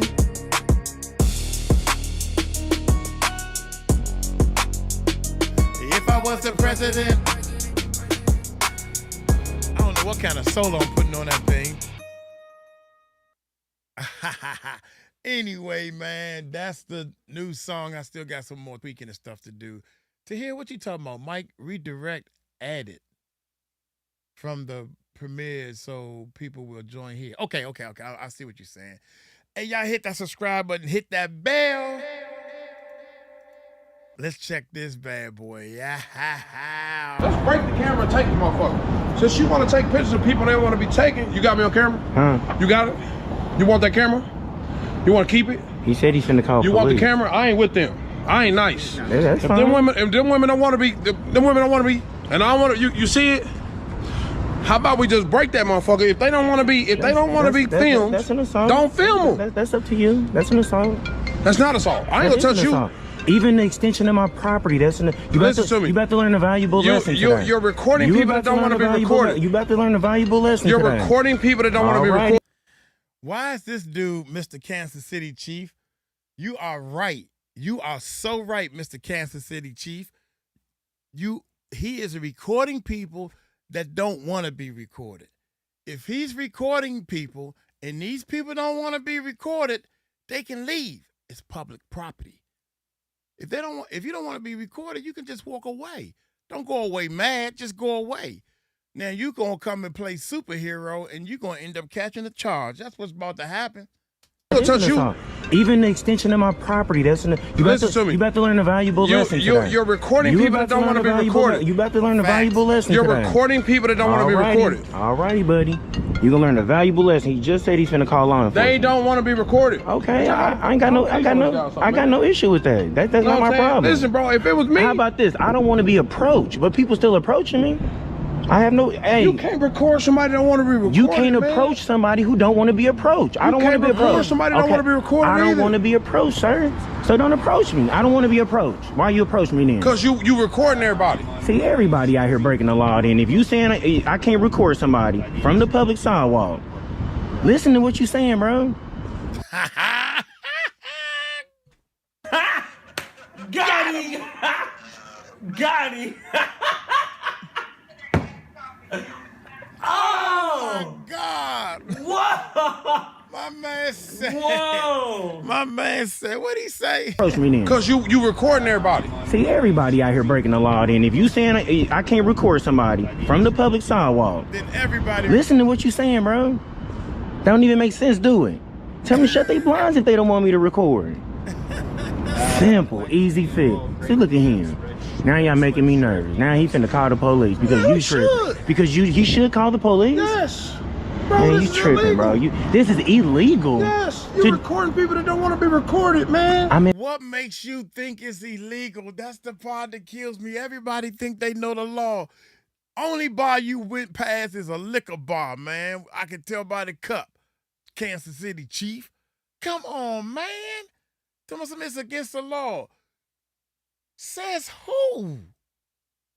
Says who? See, if I was the president, this stuff should have been taught in 6th grade when you get to junior high school. All this, some of these street laws should have been taught in school. Wait till you get to college. We gotta make some changes in this world, bro, because what we doing ain't working. How the hell you gonna sit there and say this? To call the police because you tripping. Because he should call the police. Yes. Bro, man, you tripping, bro. This is illegal. Yes. You're recording people that don't want to be recorded, man. I'm in public. I don't care if it's public, but you're recording somebody in their business. Here, man, I'm talking to an emotional person. Can you take I'm not emotional. Okay, listen, I'm about to say something. I'm not emotional. Okay, so I'm about to say something. Go ahead. And please take your emotions out of it. Yeah, go ahead. There's no expectation of privacy in public. I'm on a public sidewalk. Anything I see from public, I can record it legally. So you think the police gonna let you do this when they come? Yeah. Fuck the police. Bullshit. Man, get out of here.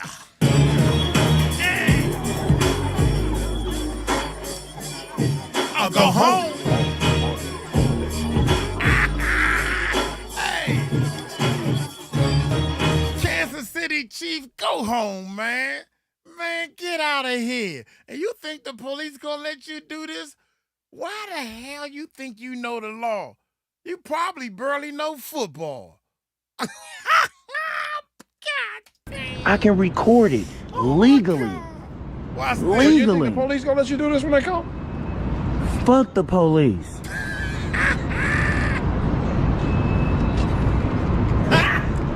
Bro, you crazy? No, I'm not, bro. I'm actually teaching right now. You my student today. Just to hang around a little tight. All right, listen. Let me read you like this. Let me read you like this. Go ahead, man. Go record anywhere else. But them women feel uncomfortable, man. Why you keep saying women? Just say people. They want equal rights in there. Ain't they equal rights? I don't want to hear I ain't out here for the people. I'm out here for the women. Them is my friends. But you keep saying women. You keep saying women. They just say feel people. uncomfortable. Just say those people in there. Because when you say women, they fight for equal rights.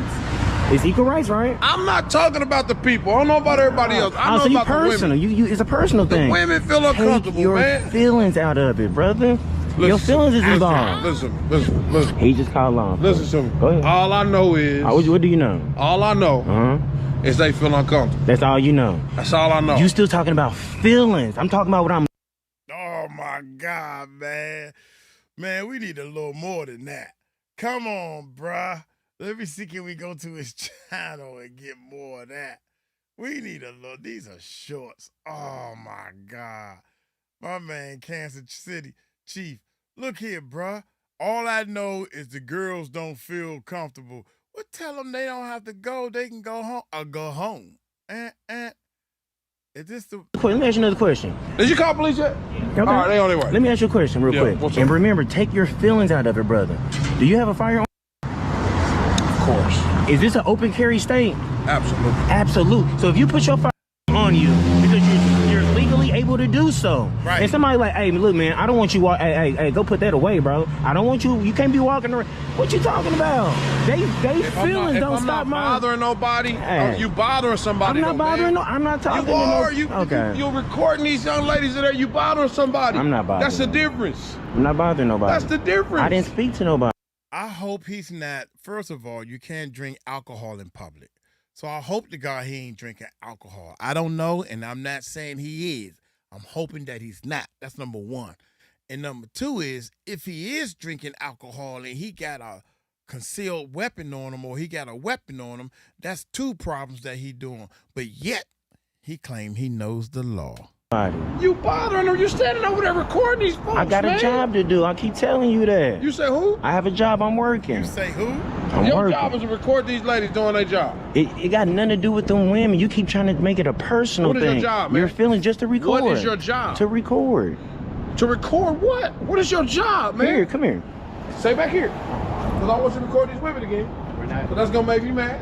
We're not. See, you're feeling to record. I'm a photographer, man. I'm a photographer. So your job is to record these women? Yes. Tell me it has nothing to do with women. I'm just recording this building. It has nothing to do with them. But why are you standing right here recording them, though? Is what I don't understand. Why are you right here talking to me? Why are you approaching me? Because I'm being nice, bro. Because you ain't going to have a camera in a second, bro. Hey, that's okay. I'm being nice. Because law enforcement comes. I'm being nice. You will be in trouble. What I'm being in trouble for? You going to learn. However way you want to do it. If you stand here, you going to learn something. He just called law enforcement. What am I going to be in trouble for? You going to find out. Ain't this the show me state? We in Missouri. You want me to show you? This the show me state. You want me to show you? That's up to you. The police is on the way, bro. Yeah. You want me to show you? Hey, bro, it's up to you. He doing this Straight smart. up to you, brother. Cameraman smart. Dude, I'm waiting on the police to pull up. You're weird to me too, man. I don't want you recording these women while we wait I'm on waiting the on the police. police. I don't want you recording these women while we wait on the police either. You a weird dude. You still got your feelings involved. Where you from, my nigga? You still got your You feelings. from here? And you I'm from doing the this? town. Yes, I'm working. I'm working. Working doing what though? If I had Channel 5 News, if I was Why sitting you right can't here answer- with Channel, I'm Why working. you can't answer the question? Because Channel 5 News I can't don't do have this. to say. Yes, they can. Channel 5 News can't stand there and record somebody's stuff. Well, listen, man. Every day you can learn something new. Every day, Kansas brother. City, man. You can learn something new every day. You about to learn something. man, You keep putting great. your feelings involved. I'm telling you, take your feelings out of it. We in What public. feelings? I just want you to do the right thing and stop recording these ladies. They don't want to be recorded, man. Is that too much to ask? Can you go record the building down there or something like that? These women don't want to be recorded, bro. You keep saying women, man. Because that's who you record. You record some women that don't want to be recorded. I can't even like see some. This dude said, "You can't fix stupid." This video proves it. While drinking liquor is wild. Yeah, this is. Damn, I can't even see them. Some parts Yes, about sir. what we talking about is just understanding these women don't want to be recorded, bro. I'm not here for the women, man. That has nothing to do with them. Let me ask you another question. Did you call police yet? Okay. All right, they on their way. Let me ask you a question real quick. What's And up? remember, take your feelings out of it, brother. Do you have a firearm? Of course. Is this an open carry state? Oh, okay. That's it. Rewind. That's what I don't like shorts too tough. Is this another one? Man, this is. Oh my God. You something different. He nice. I'm not. Hey, lucky, bro. Like, Long, go ahead. Say what you'll do. wasn't telling Say what you'll do. Say it on camera. Saying you will cause, before you say whatever you about to say in your mouth, bro, saying you will cause bodily harm to anybody in all 50 states is an assault. So go ahead and say what you'll do. I didn't say that. You're not nice. You're not him. If this was I'm your not. establishment, what would you do? You're not what gonna would you record. do? You wouldn't Nigga, be you won't recording. do shit, bro. You can't do shit. Well, you can't. You can't. You can't. We dealing with law right here, bro. It went right over your head. They head too. Emotions, man. Get your emotions out of it. Get your emotions out of it. I like what he's saying, man. Hey, where is this channel at, man? Thumbs up. Oh, subscribe. I can subscribe right here. Uncle Mike done subscribed to you. I like that. Get your emotions. Dude, you in your feelings. You're not listening. I got to remember that, y'all. I got to write that down. Dude, what the problem is you in your feelings. Hey, Kool-Aid. Somebody said, hey, Kool-Aid. I got a guy that's a producer. He bigger than him. And they used to call him. She give you permission to search your car? They call him Kool-Aid. Yeah. That's enough, man. I got more work to do. God dang, dude. Dude, you in your feelings. Erica Ford. What's up, Erica? Today is Tyson Roberts' birthday. Hey, yeah, you got to send me the full one, man. That was funny right there. But you in your feelings. See, if you stay out of your look, take your feelings out of it and listen to me, man. Because what you're doing is, he's saying it's illegal to film these girls. And my man is saying, dude, I'm not filming the girls. I'm in public filming. Take girls out of it. You trying to make it yeah, that's crazy, man. Y'all let me know what y'all think, man. I'm going to get on up out of here. Hey, y'all take it light, take it slow. Tell them Uncle Mike told you so.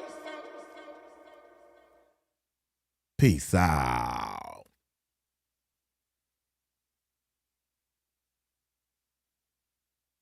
Now, that was funny. That was funny right there. Golly. You caught me on that fucking camera. I do. You up? Oh, you want to threaten me up now? You want to threaten me now? Oh, my God. Oh, my. Wait a minute. You caught me on that fucking camera. I do. You up? Oh, you want to threaten me up now? You want to threaten me now? Yeah. Yeah? What are you going to do about it? You want to touch me What now, are you going to do about it? Really? You little You want to assault me, huh? Why don't you mind your business, dude? I didn't say anything to you. Yeah, you can call the police. He just assaulted me. Good, call the police. I will. I will. I don't play games with people like you. My name You Lennon. want I to ain't bump in into it. me and assault me, right? Got you, buddy. Police are on their way now. ×2. Oh, my God. Incredible, guys. Incredible. Now, if I go around assaulting people, you know, I'd be getting arrested, cops called on me, and so forth. Oh my goodness, that's crazy. Let's break the camera and take the motherfucker. Since you want to take pictures. Oh my God. All right. Okay, let's get to what we came here for. Happy birthday to Tyson, my main man, Pots and Pans. Shout out to everybody. Suzanne. Oh, where y'all from? Before we go any further, I'm curious as I don't have any friends on the internet. Well, I'm from United States, Washington, D.C. I'm real close to the White House. Jody. I keep calling her Jacob. Jody is from Michigan. Tahir is in Pakistan. I'm from Pakistan. Oh, yeah, he said that. I'm from, were they talking to you, dear? Yeah, Susan. We chilling like a villain, but we always willing. All right, let's get this bad boy. Let's get this show on the road. Here go another one. Lordy day. Who gave me this? Tahir gave me this Lil Wayne joint. Lil Wayne scammed him. Oh my God, Lil Wayne. That's 50 Cent. Oh my gracious. What's this? 20 minutes? Yeah, we're gonna go straight into it. I need to tell along to start adding some of the old intros. What is up, YouTube? How y'all doing? Yeah. Check it out without a doubt. He's saying Lil Wayne scammed him. He got shot 6 times in front of his mom's and became 50 Cent's top goon. What the heck? I don't know, man. Hood War Chronicles. Hey, y'all hit that subscribe button, hit that bell. Let's see what this bad boy is. Ow, let's check it out. Kid, man. Straight off the top, my own Wright rap. Hold it down for my homie in the nightcap. I keep a secret, but nobody know it. I'm in here with my homeboy, you know what I'm saying? Nut the Kid, a.k.a. Kid, you know what I'm saying? It's a big day for him. It happened right in front of your mom, right? Yeah, in front of my mom. I mean, I'm talking to my mom. You know what I'm saying? Yeah, you know what I mean? You know, I'm in the car because I feel it coming. It's like, you know, I felt it coming. The week before that, you know what I'm saying? The same. You know what I'm tried saying? to run down on me by my mom's house. Let's count how many times we hear, you know what I'm saying? Or you know what I mean? You know what I'm saying? Let's count how many times we hear that. So far, I heard it about 4 or 5 times already. And the neighbors had called. Like, yo, they got some, you know what I'm saying? They were trying to, run down on your son, whatever, this and that. Before he became 50 Cent's most trusted soldier, Kid lived through betrayal, blood, and rebirth. You feel me? All praise to the big dog. You know what I'm saying? 50. You know what I'm saying? You feel me? He was once Lil Wayne's protege, a young voice shaping the sound of Young Money until the fame, the miscommunication, and the silence left him in the dark. They say Wayne discovered you. This is Buick. Now. Oh, shoot. That's my fault. You know what I'm saying? I'm on the live channel. You know what I'm saying?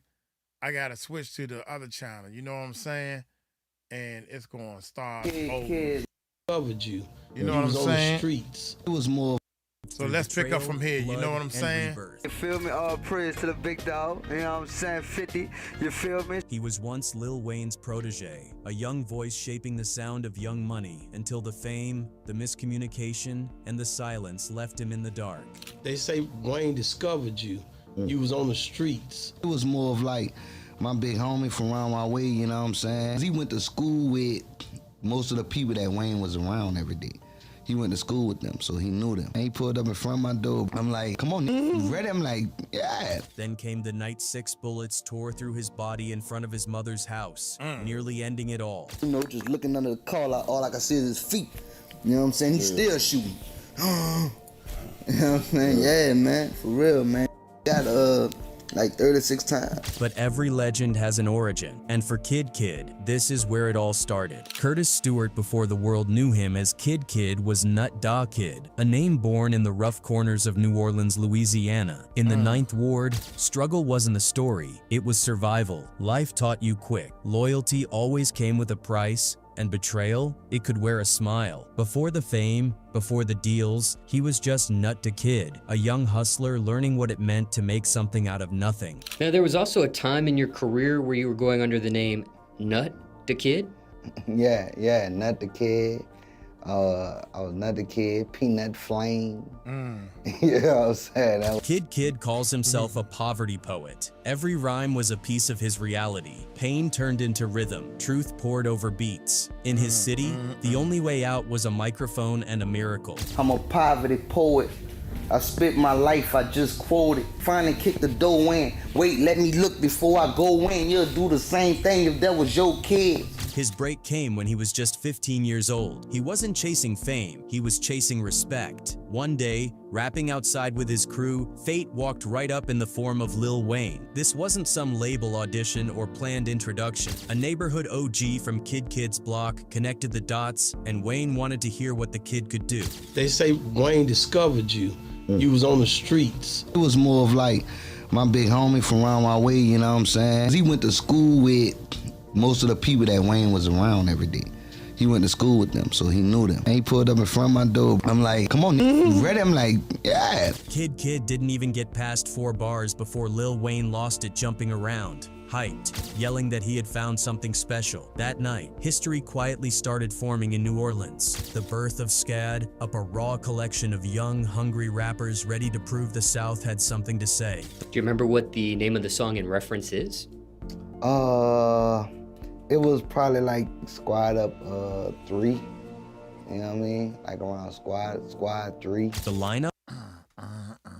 Come on, cousin. He asked you, do you remember the name of the song? And you doing an interview and you don't even know the song that you was on? You don't know what you're talking about? Come on, no wonder why Lil Wayne didn't want to work with you or left you alone. Listen to this. Started forming in New Orleans. The birth of 𝗟𝗓𝗡𝗏, a raw collection of young, hungry rappers ready to prove the South had something to say. Do you remember what the name of the song in reference is? It was probably like Squad Up 3. You know what I mean? Like around Squad 3. The lineup? Lil Wayne, 𝗘𝗢𝗡𝗏, then 𝗟𝗡𝗡𝗏, 𝗟𝗓𝗏, T Streets, and a few others. Between 2002 and 2003, they dropped 7 classic mixtapes, the SQ series shaping what would later become the DNA of Young Money. 𝗘𝗢𝗡 was there at the very beginning in the room when the Young Money name was first spoken into existence. But when fame knocks, not everyone gets invited inside. By 2004, the dream started cracking. Wayne was on the rise. That Carter era was about to explode, and the rest of 𝗟𝗏𝗡𝗏 felt left in the shadows. 𝗘𝗢𝗡 remembers that shift clearly. The spotlight was narrowing, and recognition was running out. Then came 2008, Mrs. Officer, a platinum single, Billboard charts, a song that could have reintroduced 𝗘𝗢𝗡 to the world. But when the music video dropped, his face was missing. The voice everyone heard belonged to 𝗘𝗢𝗡, but the face? Nowhere to be seen. He says the timing was cruel. A hurricane had hit New Orleans, and he was in Atlanta, helping his stranded family using his first publishing advance to bring them home. When the cameras rolled, he wasn't there, not because he didn't care, but because family came first. And just like that, the moment that could have changed everything vanished. No call, no explanation, just silence. 𝗘𝗢𝗡 didn't call it beef, he called it principle. When loyalty breaks, you stand on your morals, even if it costs you everything. He walked away from the Young Money circle and went back home, back to the only grind he knew, the streets. But that move, that return to the block, was dangerous. Because in New Orleans, when you lose momentum, the streets don't give you sympathy, they give you targets. Wow, and just days sad. after meeting a man who would change his life forever, 𝗘𝗢𝗡 would come face to face with death itself. When 𝗘𝗢𝗡 walked away from Young Money, he didn't walk into peace, he walked straight back into the fire. New Orleans wasn't waiting to welcome him home, it was waiting to test him. The streets of the 9th Ward are tight. Everybody knows your name, your story, your moves. You can't disappear there, not even if you try. And by June 2011, 𝗘𝗢𝗡 was back, trying to rebuild, trying to refocus, but fate was already in motion. Just 4 days before the nightmare, 𝗘𝗢𝗡 had met 50 Cent for the first time, a meeting that felt like destiny. The connection was instant. Real recognizes real, but back home, word spreads fast. The neighborhood knew he was back, and envy moves quicker than opportunity. It happened right outside his mother's house. Down that same path of destruction. Bumming, starving, stomach talking. He had just dropped her off after leaving his daughter's birthday party, a moment that should have been full of joy. He'd put his guns away for the family gathering, wanting one peaceful day. That small decision almost cost him his life. As he sat in the car, two masked men emerged from the shadows. His mother stood in the doorway, helpless, watching her worst fear unfold. Kid barely had time to reach for his phone, calling out for his partner to get around here before the air split with gunfire. The shooter carried a carbon 15 rifle. The report said 36 to 42 shots tore through the vehicle. Kid was hit 6 times on his leg, abdomen, and side. In those first seconds, he didn't even feel pain, just the shock, the numb weight of his body refusing to move. He tried to slide across the seat, reach the passenger side, and escape through the door. Over the passengers, open the passenger side door, right? The whole time, dude still letting loose. My mind was telling me, yeah, you know what I'm saying, get out of there and go. But nigga, my body ain't do nothing but fall. Bloop. But when he finally pushed it open, his strength gave out. He hit the ground hard, his vision blurring, watching the shooter's feet through the smoke, as bullets still ripped through metal and glass. He was sure they were coming to finish the job. Then, silence. They were gone. Bleeding out on the pavement, Kid thought about one thing, not the fame, not the music, not revenge. He just wanted to talk to his kids one last time. When paramedics arrived, his body was torn up, but he was still breathing. The hospital stay that followed was long and brutal. The bullets had shredded organs and muscle, forcing doctors to fit him with a colostomy bag. He'd wear it for nearly 10 months. He woke up confused, staring at the tubes and scars, thinking his life and his career was over. He called it the darkest period of his life. But beneath the frustration and anger, something else was growing. Hunger, a purpose. Even with bullets still trapped inside his leg, Kid was determined to fight back. And when he turned his phone back on, fresh out of surgery, it wasn't a family member, or a label rep, or an old friend who called first. It was Curtis Jackson 50 Cent. Lying in that hospital bed, stitched up and half conscious, Kid felt the weight of everything. The pain, the betrayal, the silence. The industry has a rule. Once you're wounded,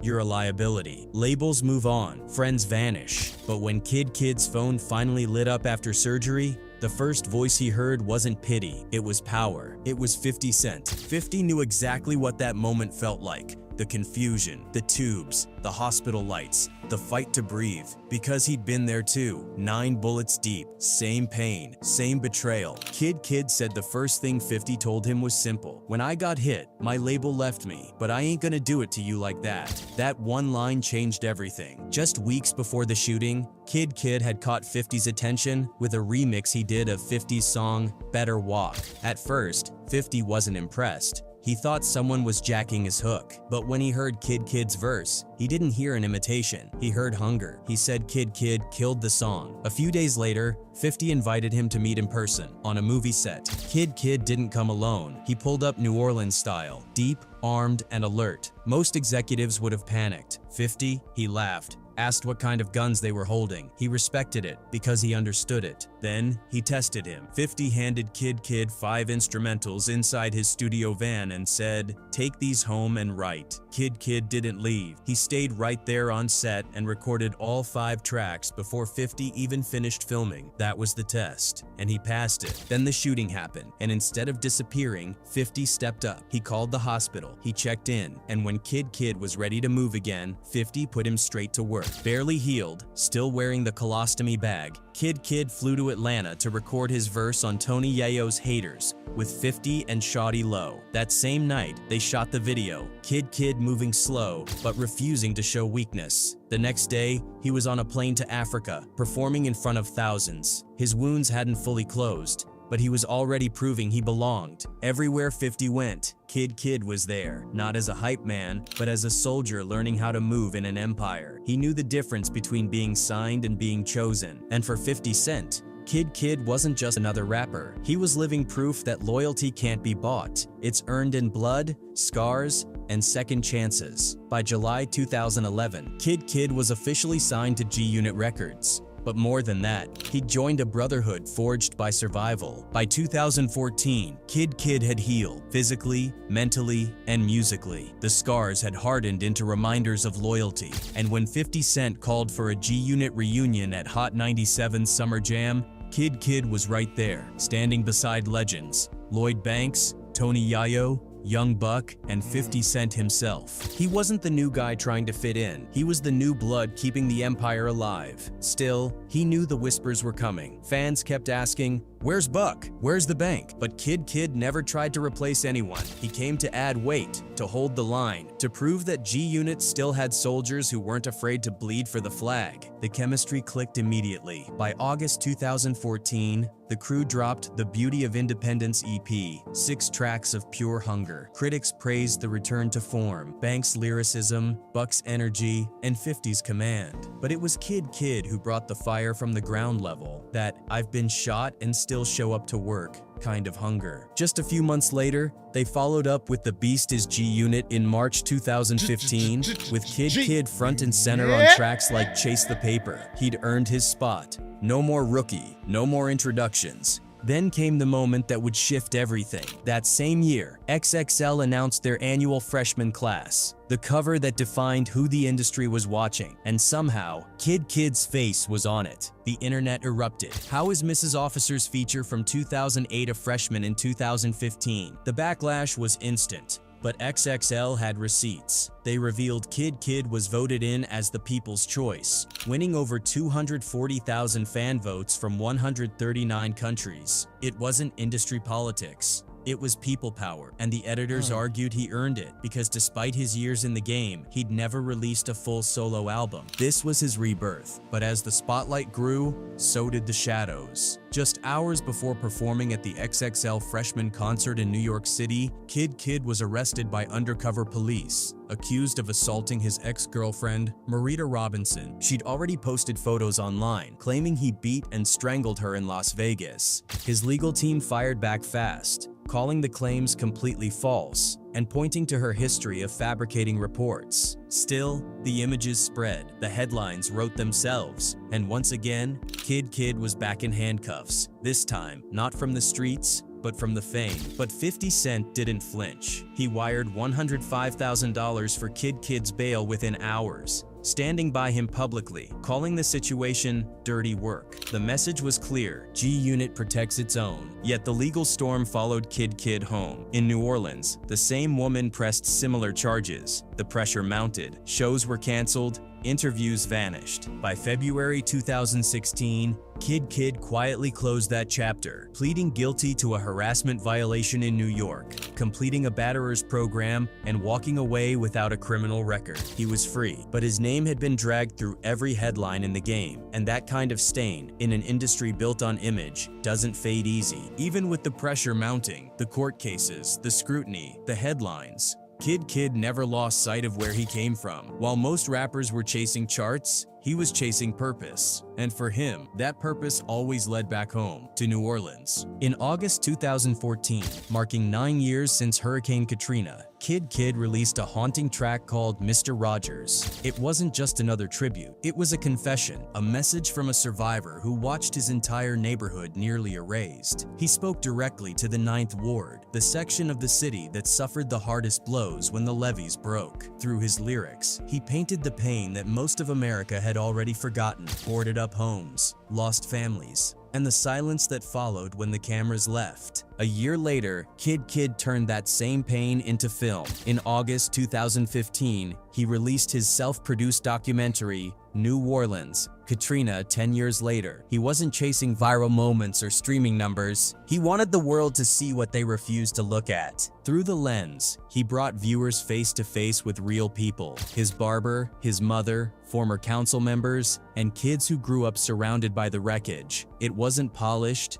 It wasn't glamorous, it was true, and that's exactly how he wanted it. The film captured the heartbreak of return. Families who fled the floods now couldn't afford to come back. The city they once called home had become too expensive, rebuilt for the wealthy, not the survivors. 𝗘𝗢𝗡 said it best in one of his interviews. They fixed the business districts and the upper-class spots, but they ain't fixing homes. That line cut deep. It summed up what New Orleans natives had been screaming for years, the idea that recovery had a price tag and the poor couldn't pay it. For 𝗘𝗢𝗡, this wasn't charity work, it was duty. He believed that being a voice for his people mattered more than industry applause. The same raw emotion that once fueled his verses now powered his activism. He wanted to flip the narrative, turning stereotypes about the hood into proof of resilience. Every scar, every loss, every lyric was survival turned into sound. But as 𝗘𝗢𝗡 poured his soul into his city, another realization began to rise. After years under the G-Unit flag,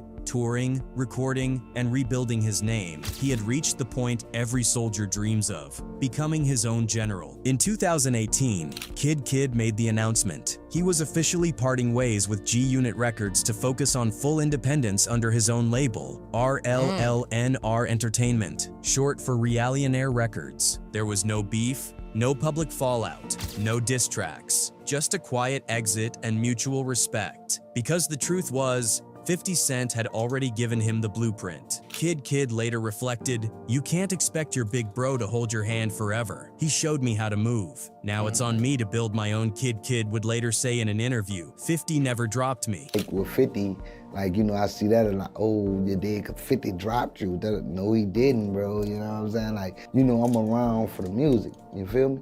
So I gotta keep it going, you know what I mean?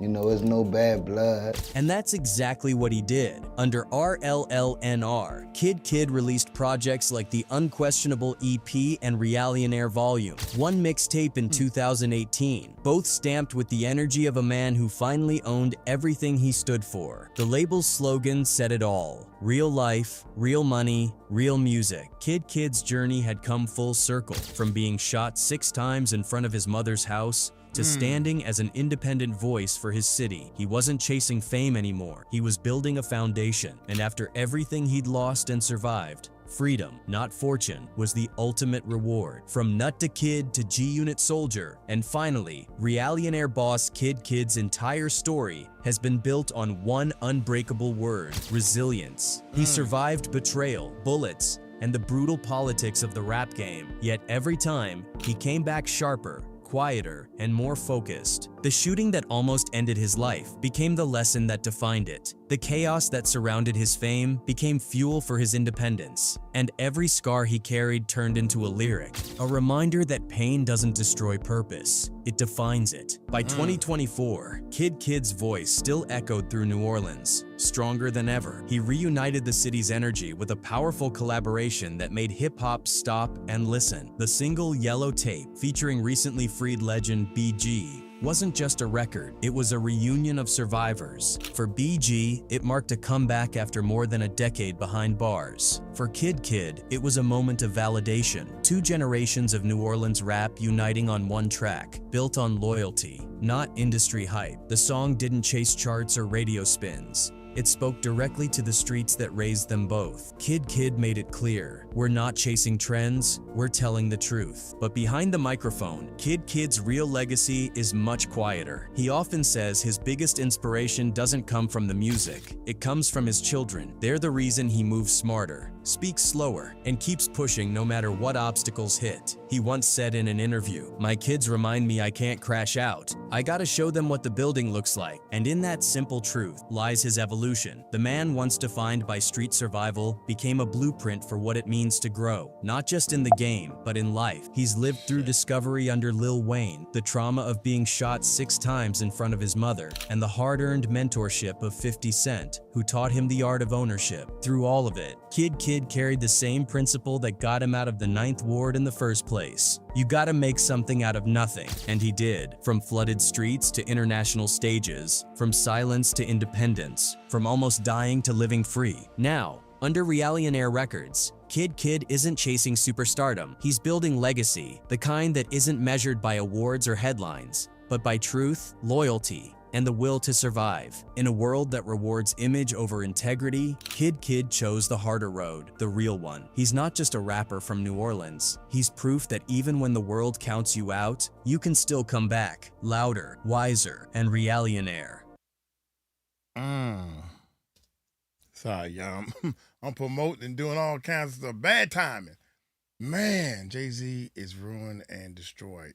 I want to see what's happening with Ramir, but I'm giving a little while also. But this guy right here, man, this is, man, Lil Wayne scammed him. God dang, Kid, never heard of him. Never heard of him, man. I'm hoping that he can get this music thing to work for him. Excuse me. A lot of y'all got to realize, man, this because just because you doing music and you can rhyme, I mean, rap is worldwide, and there's so many little kids trying to do this thing called rap and hip hop and trying to make money off of it. But you gotta think, man, ain't nobody buying music. Who buys music? Ain't nobody buying the music. Why would they buy your music? But anyway, I wish the best for him, man. I'm sorry that his family got caught up in that Louisiana thing, man. There's a whole deep frustration on that, man. That's the way somebody broke this whole thing down to me. I was like, damn, you're right about that. All right, y'all hit that subscribe button, hit that bell. Take it light, take it slow. Tell them Uncle Mike told you so. Peace out.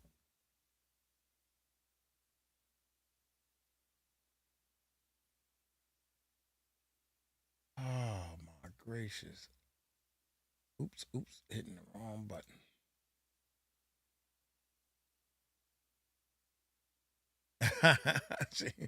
Tahir said, concentrate on the damn reaction. Go upstairs, Tahir. Man, get out of here. All right, we got all the stream stuff going. I'm going to be so mad when this course start kicking all this stuff down, tail. Where am I? Where is we? There we go. All right. I think some people left to go see the premiere. But I want to see. Oh, let me know. And that's the problem that I have. Oh, man. And one day, that ain't making it. All right, let's keep going. Check this out. God dang. Oh, my God, man. we're going to have to wait on real life. 5 days ago, I'm going to have to wait on this, man. That's 9, Diddy, 9 and 25. We can do this one right here. Oh, my gracious. I don't think I can. Well, at least she's on a better show. I'll do that with Nakes, I guess. 5:44. Nah, I'm going upstairs. Give me something to eat. What is up, YouTube? How y'all doing? Check this out. Oh, man, you can't say this. If this is true, y'all, you know, Pepper, they kind of 50-50. Diddy gets threatened by prison inmates. Once out ASP, he wants to be out of there, baby. Get out of there. Man, get out of here. He want to get out of there, man. So y'all hit that subscribe button, hit that bell. Check this bad boy out, man. Let's this is the opposite of what your lawyer's been saying. Make up your mind. You making peace because Diddy being there and he started his class. He's making peace in there. Well, that's good, Diddy. We need peace. Go in there and make peace for another couple of months. 50 months. Hit that subscribe button, hit that bell. Let's check this bad boy. Yeah. Diddy's time behind bars is off to a terrifying start. And his legal team says things could get even worse if something isn't done fast. His lawyer, Mark Geragos, is sounding the alarm about what's really happening behind those prison walls. Days after reports came out that someone tried to shank Diddy, Geragos revealed that the Bad Boy Records founder is in real danger. Not just because of who he is, but because of how famous he is. When Geragos appeared on the 𝗥𝗢𝗡𝗏 2 Angry Men podcast, he was asked if he's worried that Diddy could be attacked or harmed in prison. His answer was instant, yes. He even confirmed that they already tried to shank him once.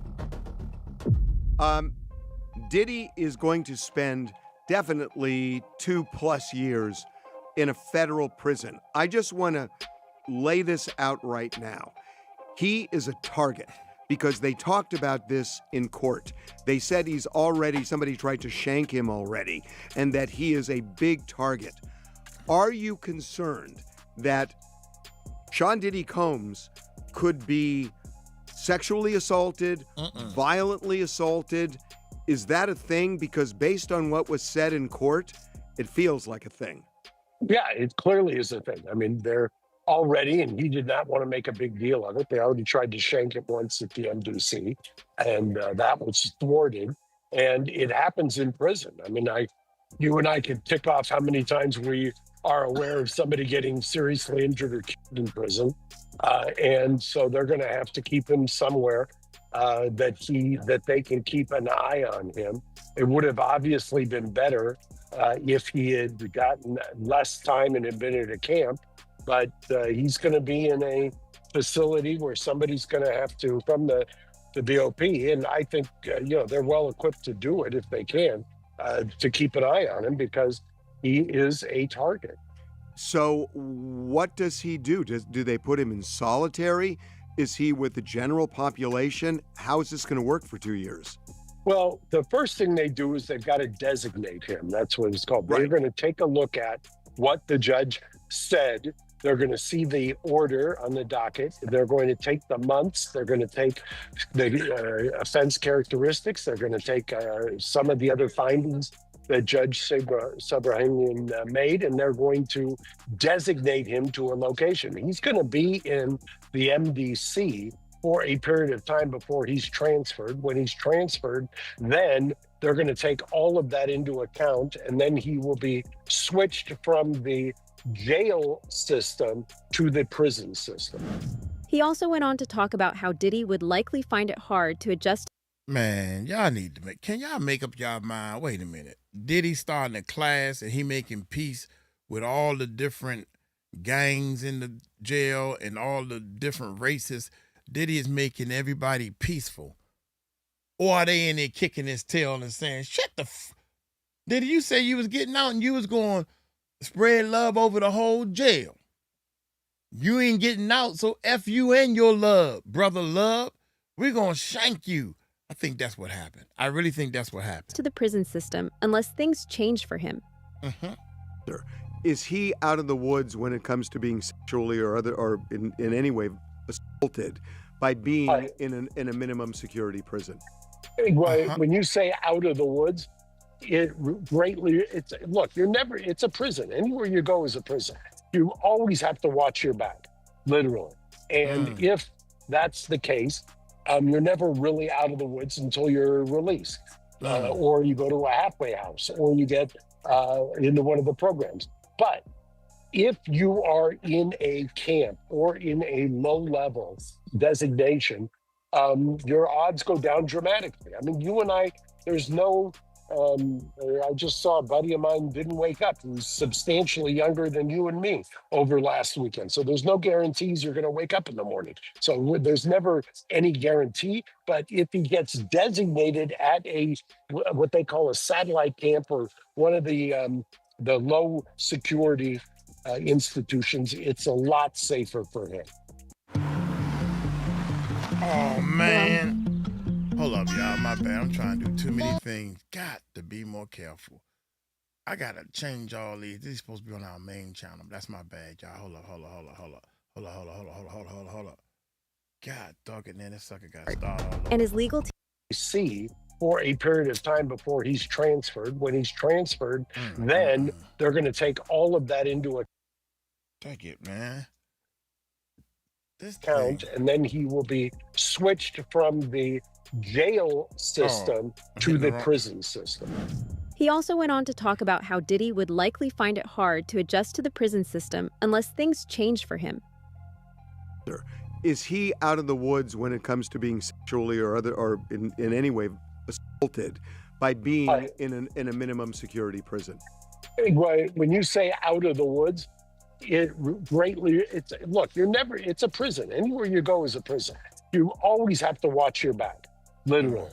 And if that's the case, you're never really out of the woods until you're released, or you go to a halfway house, or you get into one of the programs. But if you are in a camp or in a low-level designation, your odds go down dramatically. I mean, you and I, there's no, I just saw a buddy of mine didn't wake up, who's substantially younger than you and me over last weekend. So there's no guarantees you're going to wake up in the morning. So there's never any guarantee. But if he gets designated at what they call a satellite camp or one of the low security institutions, it's a lot safer for him. So he is used to calling the shots. And, you know, I don't know how much you can talk about this because, I mean, he's your client. But I know that people who call the shots when suddenly others are calling them for you and you are suddenly a number rather than a king, that it's hard. Do you have any concerns that he's going to have a really rough time following the straight and narrow while he's in prison? Well, I've seen it personally. I think he's changed dramatically while in the jail, which is not a prison. I'll make that distinction. Pre-conviction, post-conviction. Pre-conviction jail, post-conviction prison. So he has changed dramatically. However, there's always that tendency. It's in the personality. I mean, you're 55 years old like Sean, you're 60 some odd like me, 70 some odd like you. It's very hard to change old habits. And the judge kind of said that in as much today in a different context, but it holds true everywhere. You're going to have to fight against that urge. Ever since his arrest last year, Diddy's been locked up at the Metropolitan Detention Center in Brooklyn, one of the roughest spots in the system. But that might soon change, as the judge is expected to make a recommendation on where Diddy will serve the rest of his sentence. During a court hearing last Friday, another one of Diddy's lawyers, Brian Steele, dropped a shocking revelation. The guard stopped person who was armed with a shank who was on top of Sean and about to cut him. Oh my Steele God. said Diddy isn't like the other inmates. His fame makes him a trophy target. Because of that, Diddy reportedly hasn't been able to sleep for more than 2 hours at a time. He cannot go back there, Steele warned, saying Diddy lives in constant fear. Diddy was sentenced to 50 months in prison after being found guilty on 2 prostitution-related charges. Prosecutors had pushed for 11 years, but his lawyers argued for just 14 months, which could have gotten him out almost immediately, since he's already served over a year behind bars. Many people who have historically blown the whistle on his crimes have since celebrated him being sent to prison, even if it isn't the outcome they fully wanted. Jaguar Wright, in particular, believes there is a lot more Diddy has to answer for. In the other races, did they even know of the stories you were telling, and what feedback were they saying about your? You want to know what's funny? Everyone that was not my color believed me. It was my people that needed convincing. My people needed to literally see video footage of Diddy being himself before they were even willing to admit that maybe I was right, but after today, dang, you know. Psychologically, what do you think that is? Like you're going after our heroes, and people don't want to believe that our heroes could be. If someone like the Diddler is your hero, then you should hurry up and go to hell with him.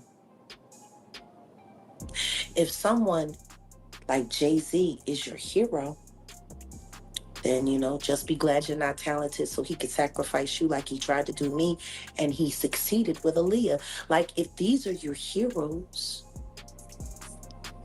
why don't you, you know, keep saying free R. Kelly? Like, if these are your heroes, see, this is the problem that I have.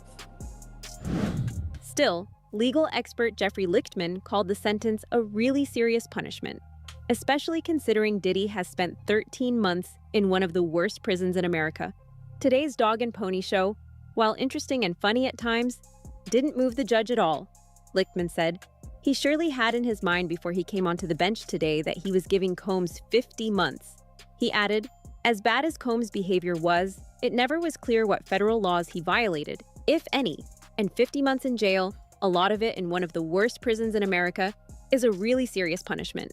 Still, Lichtman believes Diddy might not be behind bars for the full term. My guess is he will be out in about 18 months. 2 years tops, he said.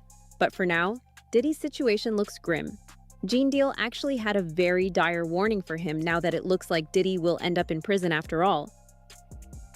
I just got, if I could say one thing to him, in all honesty, don't drop the soap. Oh my God. When Diddy does get out, what direction you think he should go in? My personal opinion, when he get out, and if he wants to do anything that is going to give him any kind of recognition or any sense of changing, he should do whatever he learned in those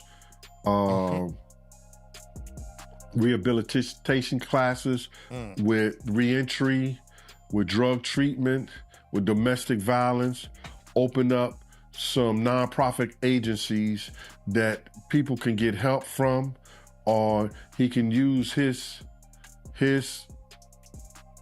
platform for doing the right thing by people that has been wrong, whether it's in domestic violence or in drug treatment.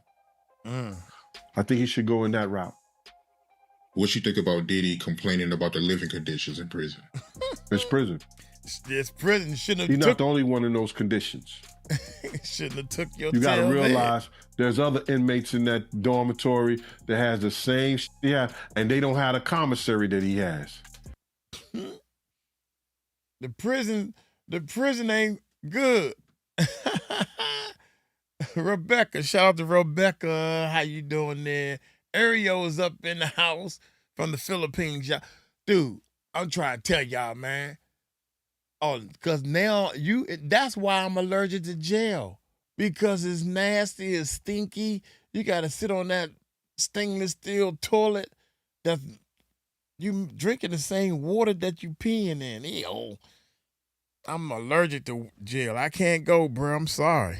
You got to realize they have a commissary and he's going to get the best out of the commissary because he able to use all the money he got to get whatever in the commissary.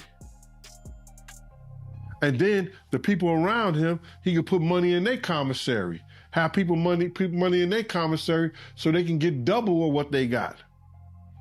You understand what I'm saying? Yeah. Gene also believed that Diddy was likely to get a big culture shock when he actually ended up in a cell, in particular bringing up how desperate he had been to avoid jail time, often becoming hopeless to the point of taking his own life. Diddy should try to get a pardon from Trump? I think that he's going to use every method, whether it's appeals, whether it's Trump. He's going to use every method he can to get out of jail earlier than what he can. He's going to use all his resources to do whatever he has to do. You understand what I'm saying? And that's what he's supposed to do. Don't you think so? He's supposed to use all his resources he can to get out of jail. You think Trump would do it? I don't know. Trump is a very vindictive person. And like he said, he didn't say, I used to like the guy, but he didn't say a lot of nice things to me, about me.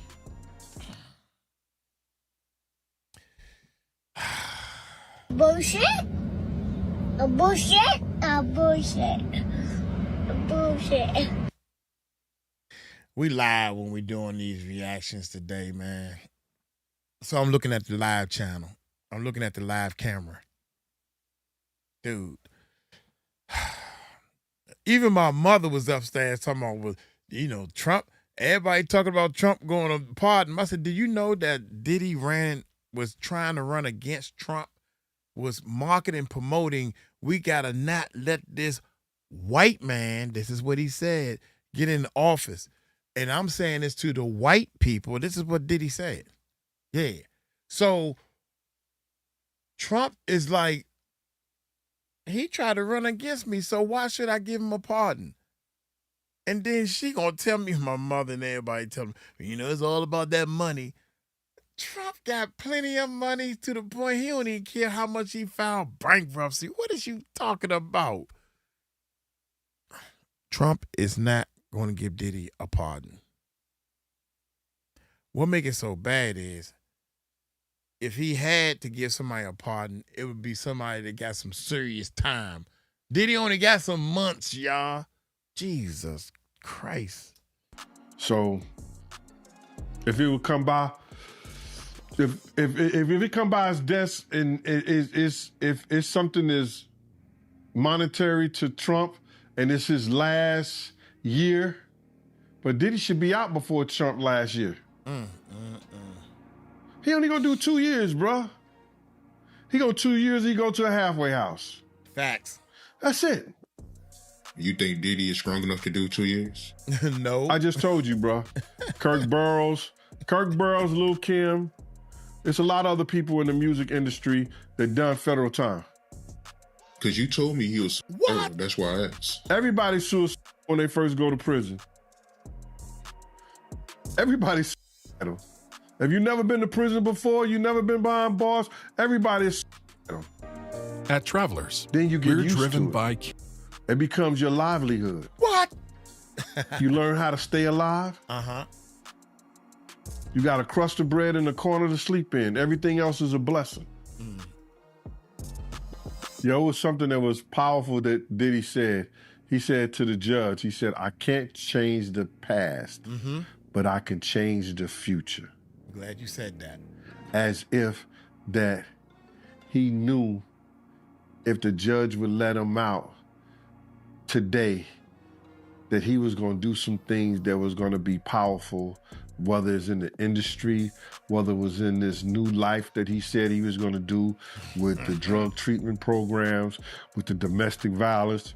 See, that's the avenue that he probably used now. You know what I'm saying? Get into it, because he can't go back to the music industry because he wasn't doing nothing in the music industry anyway. Now, while Diddy is very likely to get his comeuppance in prison thanks to the litany of crimes he's committed during his life, Gene Deal actually insinuated that it would not be recent cases that he would likely get jumped for. He believes some people have been waiting a long time in there to get revenge on Diddy for the murders of none other than Tupac and Biggie Smalls. So you feel like Pac fans will try to do something to him? Pac and Biggie fans. He can have issues with both of them because a lot of people think, because of the statement that 𝗵𝐸 made, that he did something to Pac. A lot of people know or think that because of Biggie leaving, they finding out that Biggie was leaving Bad Boy, that he may have had something to do with Biggie. People feel that way. You hear it all the time. You see it all the time on the chats and all that stuff. Have you heard the reports about Diddy being worried about his kids? Bro, he get phone conversation. He get a phone call just like everybody else. And now they got all kinds of things where you got guys got iPads, guys got telephones, iPads, and all that in prison. So his kids are well taken care of. You know what I'm saying? He wasn't worrying about those kids before he got locked up. Not like that. He was Maybe worrying about freak offs. with the baby, but the other girls, they seem like they fine. Quincy seemed like he's doing a good job in making sure that those girls are being taken care of. And you got to think back when you was 19, man. They 19 now. They the same age Cassie was when she started in the music business and getting with Diddy. When you 19, you grown. In your mind, you grown. I can dress myself. I got my driver's license. I can go wherever I want. I can work. I can feed myself. I can prepare my food. You grown. And I don't want to do what my parents told me to do. You're grown. At least that's what you think you are. But you're not really fully grown up here until you 25. Hello. I got people that's 21, 22, 23. They kids still living at home with their mommy and they daddy is still treating them like they kids. and they 22, but they grown. Oh, we got to wake up. And the rest of everybody else is grown. Or they young adults. So that's just a ploy, bruh. All that's a ploy to, try to change the circumstances in this situation. But they won't change. His circumstances and situation as far as the correctional facility and where he's being housed at is not going to change until the courts tell him to change it. Apparently, even 𝐘𝐔𝐑's legal team plans to argue that Diddy was the reason Tupac was killed. According to reports, 𝐘𝐔𝐑, who's facing his own trial starting in February, told investigators that Puffy put a hit on him and Suge. Oh my Puff God. was close. Oh my God. If they try to go that route and look at that and see if that was the route, maybe it was, maybe it wasn't. I don't know. But me being an investigator, I would have looked into that. Damn, February. Wait a minute. If 𝗘𝐔𝐑 says that he was trying to get his money from Puff through Zip, and he got that money through, that money was worth $6, and they could trace it back to them, and both of those people could say that, then they got him. But that's going to be hard to prove because I don't believe that may have happened. I don't know why he had to check for $1 million. It wasn't my concern at no time. But I know he had a check for $1 million. He raised a bigger point, too, that the whole situation was tangled up with gang tensions in Los Angeles at the time. After Tupac was shot, Gene said the streets exploded. The Bloods was laying people down, he remembered. Behind Pac getting shot, it sparked a big gang war out there. So if prosecutors want to pull Diddy into that, Gene said they'll have to rely on circumstantial evidence, which is risky. He has, however, previously talked about how Diddy seemed to have an unhealthy obsession with Pac. Everybody knew. Hold up. Before he started talking, dude, I remember when Tupac passed away, and I remember when Biggie passed away. And I was running a recording studio. I'm doing music full time, right? Dude, I slept with a gun under my pillow. I was really eager. I was checking out everybody that came in the studio because if you was a Biggie fan, somebody from Tupac might come and try to do something. If you was a Tupac fan, somebody from Biggie Camp would almost try to do something. And what make it so bad, this is in D.C. We ain't had nothing to do with none of this stuff. The streets just crazy, man. I was over that joint. I was trying to sleep. When everybody else was awake that I trusted. I remember them days, and I was like, Lord, get us through this because it's time to make a change. I just wanted to share that with y'all. Puff took Tupac blueprint and changed Biggs and Bad Boy image. I Get Around talked about how fly you was, how many girls you mess with, how many cars you drive, how much money you got, what you willing to do. He took his image.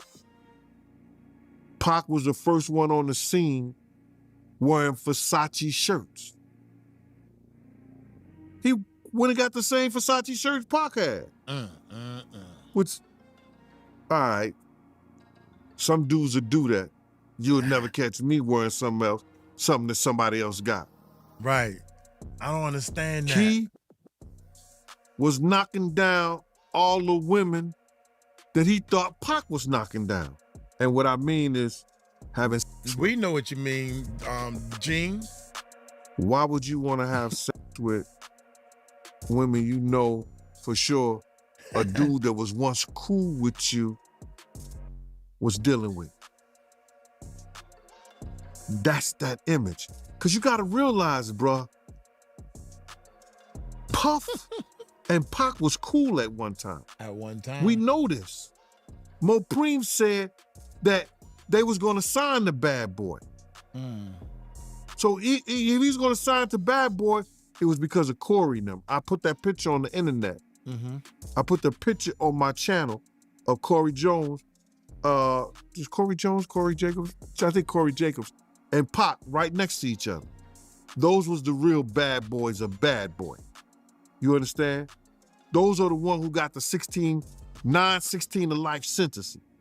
That Pac was gonna go and be with them first. But then Mopreem said, when it became just Big and Puff, because Corey then went to jail, he changed his direction. But nobody know why Pac and Puff fell out like they did. You understand what I'm saying? Ooh, I know now, why. with 𝗓𝗓𝗓's trial around the corner and Diddy already fearing for his safety behind bars, this latest accusation adds even more pressure. 𝐷𝐠𝐑, the same former LAPD detective who led the original task force investigating Tupac's murder, also spoke at great length about why Diddy is one of the best suspects out there. He admitted that, over time, his view of Diddy has shifted. Years ago, he said he tried to give Diddy the benefit of the doubt, but the more he looked back at the events of the 1990s, the more he saw red flags that didn't make sense, especially Diddy's lack of cooperation when both Tupac and Biggie were killed. My perceptions have changed slightly, gradually over time. Today, I look at Diddy with through a different lens than I might have 10, 15 years ago.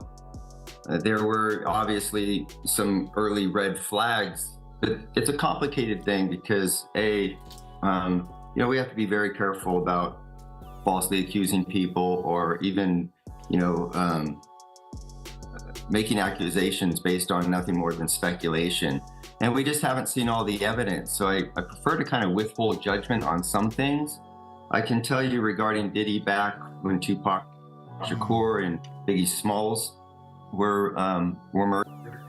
He wasn't exactly cooperative. He didn't do what you would assume a friend or, a manager, so to speak, would do.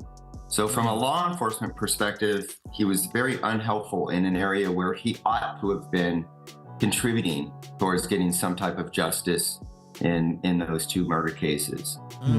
But as we found out in time, he was complicit in one of them, and which would make sense why maybe he didn't cooperate in the other, because the two were, they were just, we always understood that they were somehow interconnected. And so if you're going to cooperate or provide information on one and you're culpable in the other, one thing could lead back to the next. And that's where I think he understood his own vulnerability.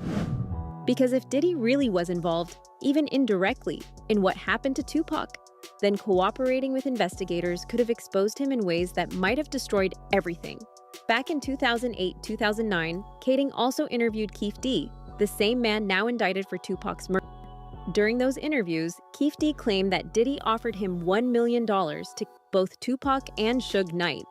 At first, 𝗓𝗓𝗓 thought the story was exaggerated, just street talk, maybe even paranoia. But the more he dug, the more the pieces started to fit. I don't know if it's new evidence, but with Dwayne Davis, making the allegation that Diddy paid him $1 million, to put the hit on Tupac. You find any credence with that? I do. When he first told us that back in late 2008, early 2009, everything else he told us, we were able to substantiate. And so that lends credence to anything that, furthermore that he says. And when he told us about the solicitation for Tupac's murder, it made sense within the context of the ongoing rivalry that was taking place between Puffy and Suge, Biggie and Tupac, and the gangs that they were affiliating with. So there's already a well-established history. And so once he tells us that, Puffy was scared to death, he knew he had a target on his back. Every time he came to LA, Suge's goons were, trying to track him down. They had kidnapped somebody in furtherance of trying to find out where Puffy's mother and family lived. So all of this led to support or substantiate the claims that Keith Davis was making about Puffy's solicitation. Originally, I thought that the solicitation was somewhat just an expression of exaggeration. Like, man, these motherfuckers are breathing down my back. They, they want me dead. When they go and he gives us this explanation of the solicitation, I thought that perhaps Puffy was just really desperate and afraid. He's like, man, I'll give you whatever you want to take care of these guys. I just don't want to have to come into LA and, look over my shoulder. So I thought it was that. But as things unraveled in the last decade, I'm seeing a completely different character and nature of Puffy that I didn't take into consideration at that time. Now I see maybe he's capable of doing something as direct and intentional as what 𝗘𝐒𝐑 was saying happened. You think? Now, Diddy seems absolutely adamant on not going back to jail, and people can't help but speculate that it may be because he's afraid of facing retribution from Pac and Biggie fans in prison. Do you think that's a possibility? Let us know in the comments below. Ain't nobody thinking about that, man. They can't even prove if he did it or not. Diddy is oh my God, dog. Man, I can't believe Diddy locked in a cell, tunnels under his house, and he can't make bail. It's been a year and I'm still pitching. I can't believe Diddy is in jail. Woosah, give me a moment. Just give me a moment. I can't believe Diddy isn't your bad boy. I was a Bad Boy fan. Bad Boy, come out and play. Bad Boy used to be down Howard University. Yeah, we Bad Boy, Mary J. Blige. I was pressed to go see them. Diddy. I remember Diddy was at the radio station, man. They was bringing all the daggone vans out and everything. Diddy, Bad Boy. Yeah, I didn't think he was a bad boy for real, for real. I thought he was just bullshit. I thought he was just bull jabbing. God dang, some of these things make up your mind, man. It's too loud or too soft.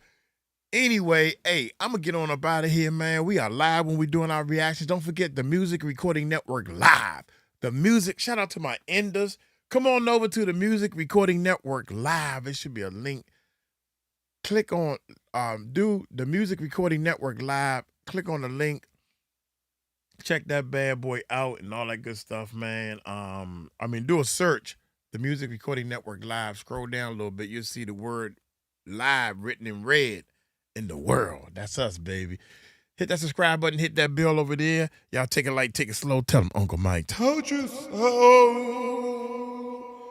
Peace out.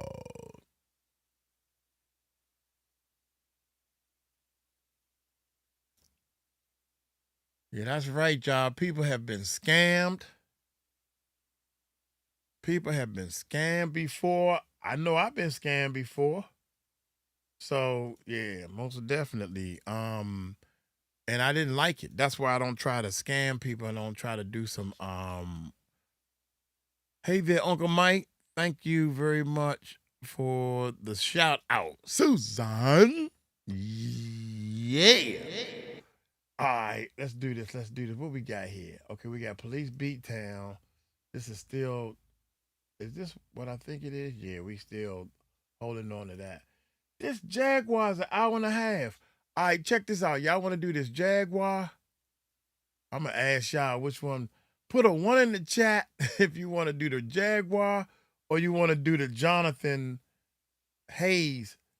This is Rihanna's ex-publicist, Jonathan Hayes, alleged Diddy raped him in his mouth. I can still taste the Diddy. Yeah, I can't believe Diddy locked in a cell, tunnels under his house, and he can't make bail. Neighbors scared stiff, won't retrieve they ball, cause when it bounce over Diddy gate, they won't call. Yeah, Terry, this is live. This is live right here, Terry. Yeah, shout out to my man, Terry. Shout out to Erica. Happy you here. Yeah, we don't turn the live on like we should. We've been trying to figure out a combination, a formula. We've been trying our best to figure out a formula, man. It's shout out time. Dang, to hear, I think Shout Out is still on the old computer because I can't find the music to Shout Out Time. I wondered if we uploaded it because, well, we can run it without. Anyway, I'm going to find the music one of these days. I'm going to boot the computer back up and find Shout Out by itself.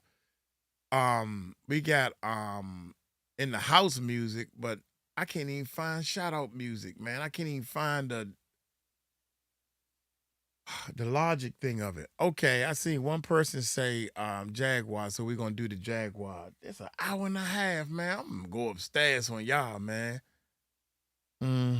Yeah, Shout Out Time. Oh my God. Let's see, man. Let's see. Desktop. What is up, YouTube? How y'all doing? Yeah. Hit that subscribe button and hit that bell. Hey, check this out, y'all. This is what we used to do. We live. Before we go any further, gotta get this thing together. Gotta find out who's in my live tonight, y'all. Hey, before we go any further, let's get this thing together. Let's find out who's in my live tonight, shall we? Terry's in the house. Oh, yeah. And my girl Susan. Jody, what's up with you tonight? Out of sight. Quentin's in the house, and also Erica's in the house. Say what? I could not see what I was supposed to be. Hey, check it. Rebecca's in the house. Oh, yeah. And also Terrence in the house. Ariel and also Along is in the house tonight. Miss Cookie's in the house. And also Steve is in the house. To here, to there, to everywhere is up in the house tonight, y'all. Before we went any further, Cool's in the house tonight. And also Nikki and also Robert and Get It Done. Kiwi Green. Shout out to Kiwi Green. Oh my God. It's not long enough. It's not long enough to do the I gotta do it. It gotta be longer so we can do more names, man. It ain't long enough. Hey, we got Jaguar Wright breaks silence on Diddy's sentence.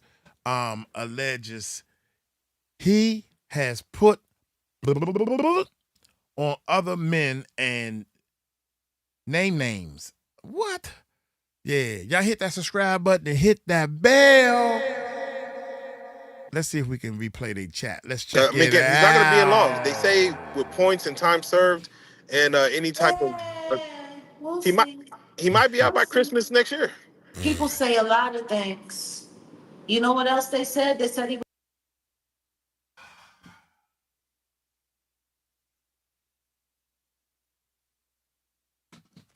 Oh, my goodness. This is an hour and a half. I'm just going to let y'all know. I'm going to tell y'all like this. Real talk. And don't worry. I'm going to tell y'all like this. And I want y'all to remember this. Everybody who's watching this video and everything, there's more of a chance of him doing more time than a chance of him doing less time. I just want y'all to get with that. There is more of a chance of him doing more time than less time. Get bail. How did that work?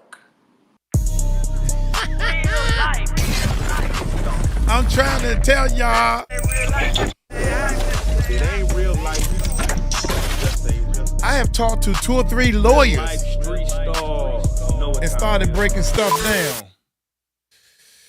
Oh my gracious. Diddy is Real life to street get more stars. time. Man, we are back and I want to say the legendary, the Blue Couch authenticator, the one and only Mrs. Jaguar Wright. What is going on? Hey, what's going on, guys? Let me make sure I got you guys turned up all the way. Turned up? Because it sounded a little low. Okay, better. The volume was down a little bit. Everything's cool. Everything's good. Can't complain. I'm trying to put on as brave a face as possible. Because I got a lot going on, and I'm a little pissed off. Okay. So I'm trying not to let that spill over. Jag, in this interview, what we want to do is we've been on this journey over the past year and few months now regarding Sean Combs, this trial, Cassie, and speaking to victims. And the way we want to handle this conversation is we wanted to talk to you, of course, from the normal Real Life Street Stars to Jaguar Wright perspective, but we also want to play devil's advocate a little bit. So we don't want to speak for the other side as far as we're on the other side or anything of that nature, but we want to be able to ask questions from their voice as well, because they feel like that's what they call journalistic integrity, if that's what we're doing. But No, what they want you to do is they want you to hammer me and they want you to pressure me and they want you to try to put me in the grinder and see if I'll fall apart. And guess what? Welcome it. Please do. You want to know what's funny? For every question that might be coming from that other side, I have an answer. Coming from a very real side. Whoa. Oh, thank God. Oh, thank Let's God. jump right into it. And Jag, honestly, what we wanted to do was we were talking about, we would love to get Jaguar Wright's live reaction. You know, we saw TMZ going live, CNN, a bunch of channels were going live regarding this Diddy trial.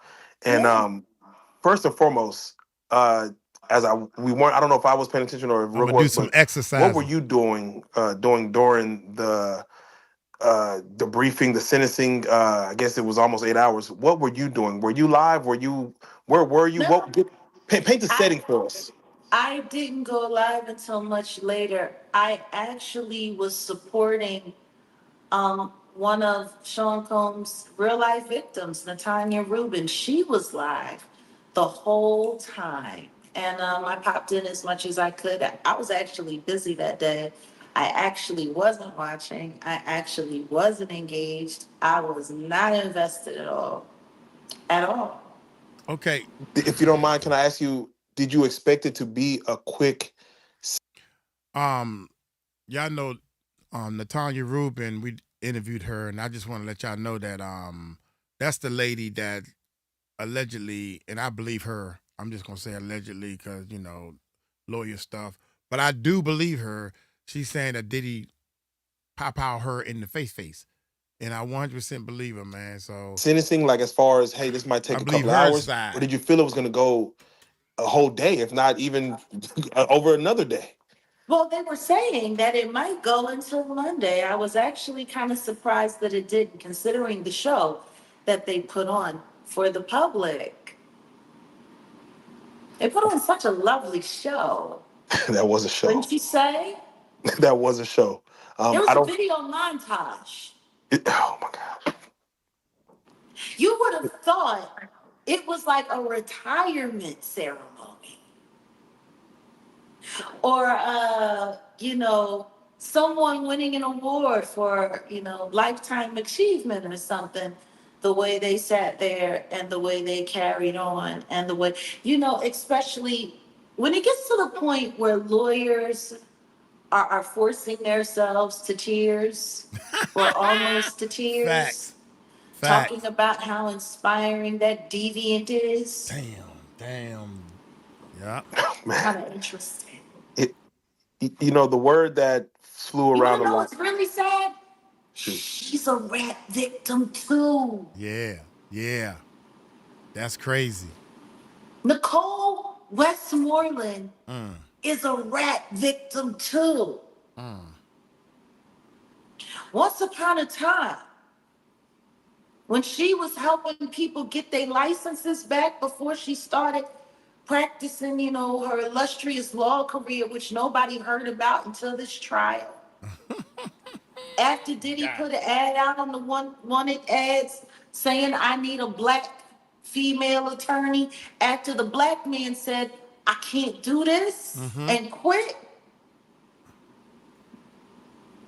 she was violated by somebody who was affiliated with Cash Money Records at Patchwork Studios in Atlanta.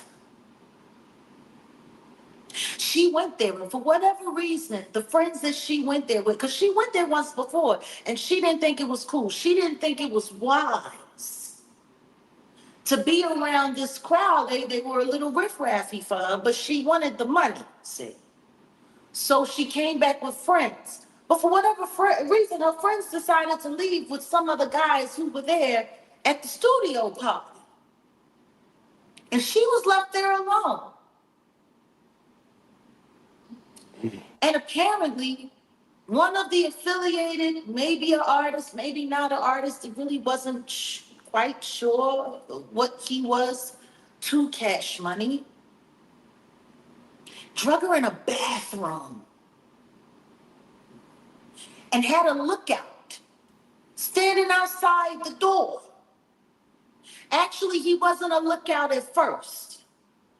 He wandered into this guy essaying her in the bathroom in the middle of this party at Patchwork Studios in Atlanta, Georgia. And then, when someone came up to ask what was going on, he said, "You can have her when I'm done. Watch out for me. I'll be finished in a minute," for the most part. Damn. How she know all this? And then Gone, he finished Jack. assaulting her there in the bathroom. The other guy felt bad for her. I guess she was sobbing, kind of like she was sobbing on the stand for Diddy. Ain't that weird? Man, no, that's Strange. Was that normal behavior back then that people have buyer's remorse now? I don't know. Why would she have buyer's remorse? She was the victim. She sued. Just like Cassie did. She sued. She didn't win though. I think she lied or something. She got caught lying and her case kind of got thrown out or something like that. Because she tried to blame it on Mr. Williams instead when it was somebody else. She's real interesting. And it was so sad because when I saw her at the courthouse, when she came walking in, you could see how scared she was.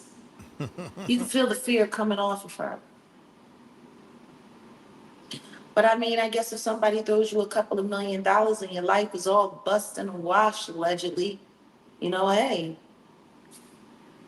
gotta pay the bills somehow.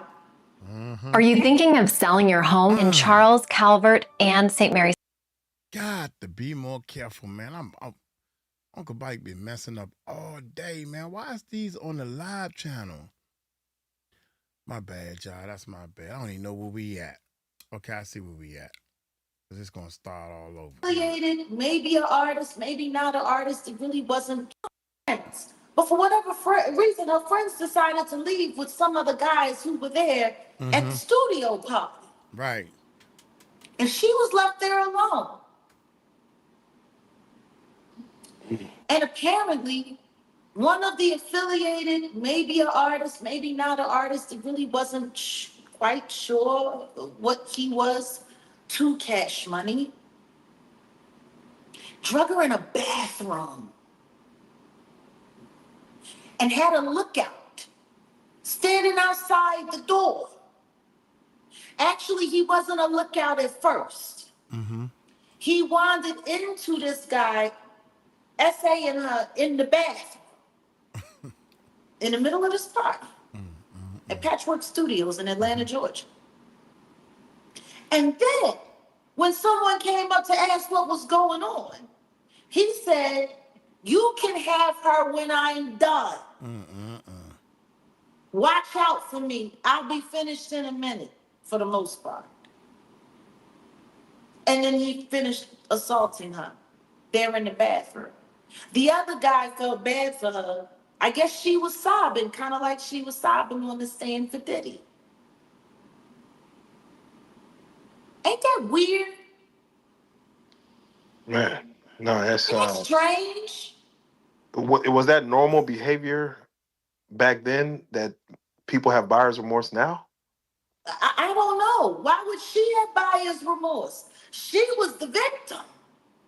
She sued. Just like Cassie did.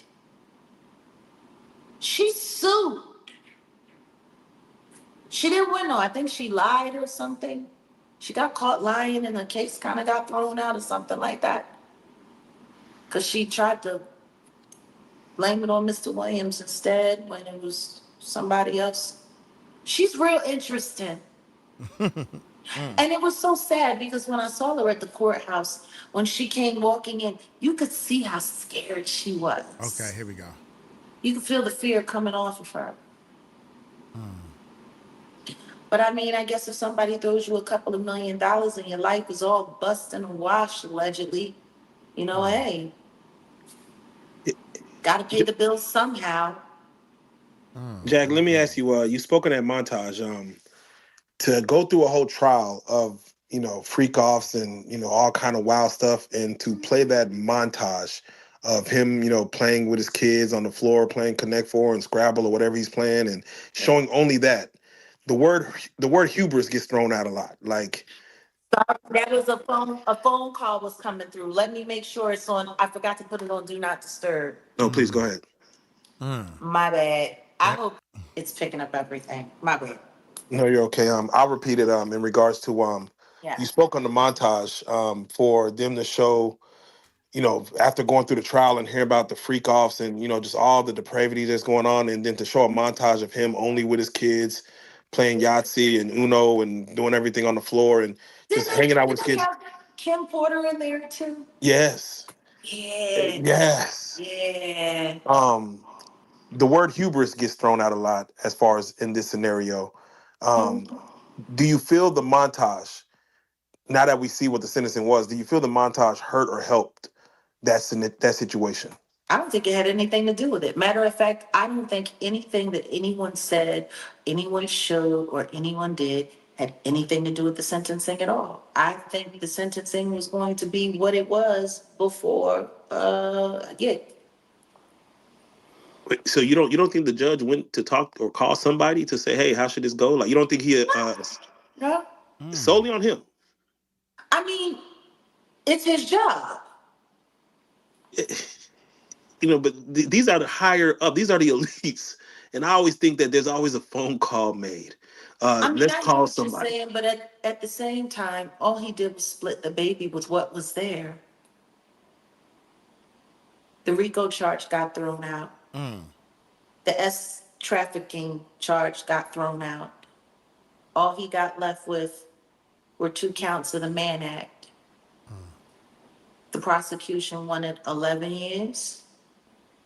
The defense wanted time served. He split the baby. He cut it right down the middle. Did he not? No, he did.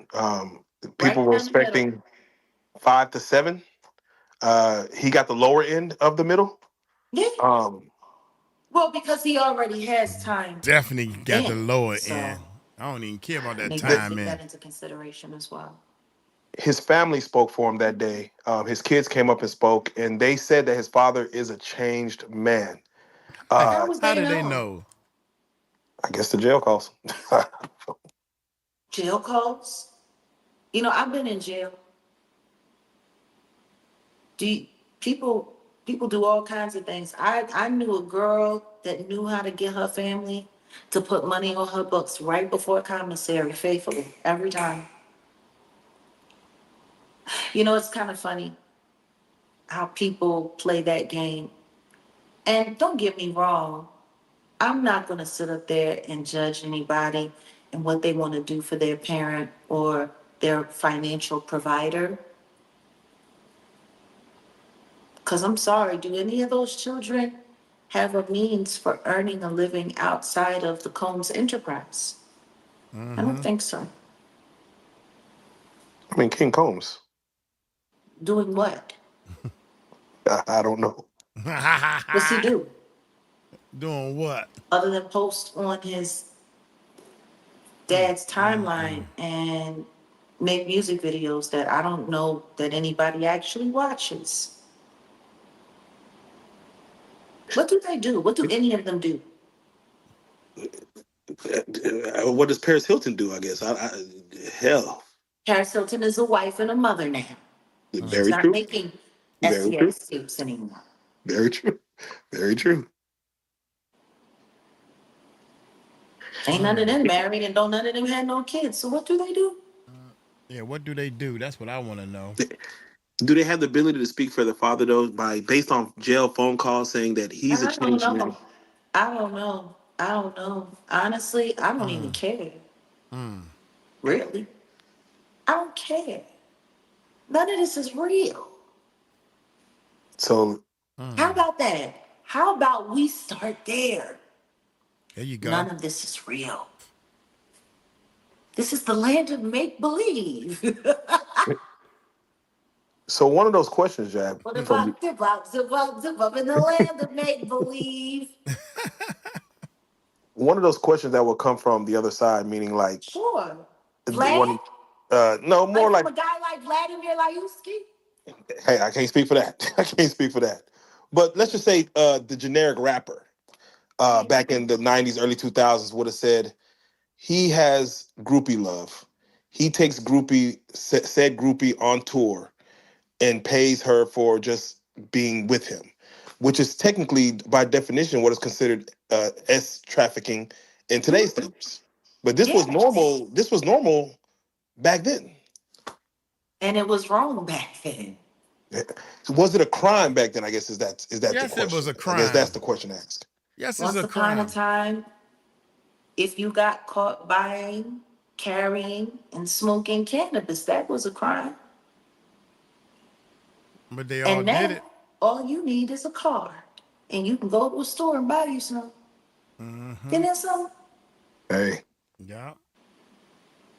Right is right, It's wrong funny is how wrong. things change and rearrange. I come from that time. I come from that era. I grew up in that time. I grew up in that era. And I'm telling you right now, there's a lot of guys that did a lot of things, got away with a lot of stuff. I've discussed some of it with you people at length. Some of the things that I've witnessed, some of the things that I've seen. And guess what? It was all wrong. Whether or not it was considered legal or not legal, it was wrong. It was morally wrong. Correct. The simple fact that anybody can sit there in that courtroom and hear stories about someone having urine poured down their throat until they throw up and say that that was a relationship and say that that was wanted and say that that was, people just being freaky. It's disgusting. Honestly, I've been grieving for the world because the whole world is fucked. For people to have the attitude that they have right now about the stuff that's going on, the stuff that they're seeing,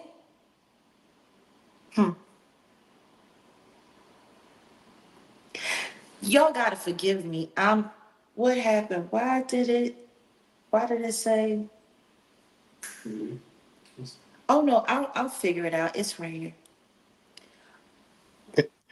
See, Can I I'm ask? working on something right now that's probably going to really, really, really make it hard for me to play along with any of what the other side thinks or has to say. Can you give us a? Would you be interested in me telling you what it is that I'm doing? Yeah. Can you give us a tease or what? Yeah, I can. I can. I'm going to read it to you before I show it to you, so this way, Document certification. Case, I'm not going to say the case number. 3rd Judicial Circuit Court, Michigan.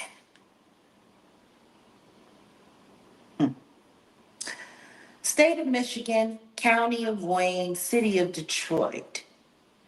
I, Kathy M. Garrett, Clerk of the 3rd Judicial Circuit Court, do hereby certify that the foregoing is currently taken and copied from the original record in the case of the People versus Derrick L. Moore. Case number, 𝗚𝗓𝗡𝗏. Now remaining in my office and of record in said court and that the same has been examined and compared by me with the original of said record in said cause, and that it is a correct transcript therefrom, and of the whole of such original recording. In the testimony whereof I have hereunto set my hand and affixed the seal of said court on the 23rd day of September in the year 2025. And it was signed off by the clerk, Erica P. Let me pull it up so you can see that. You see that seal? Yeah, we see it.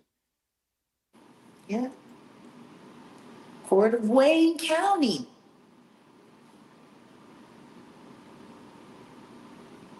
Ask me why that means anything.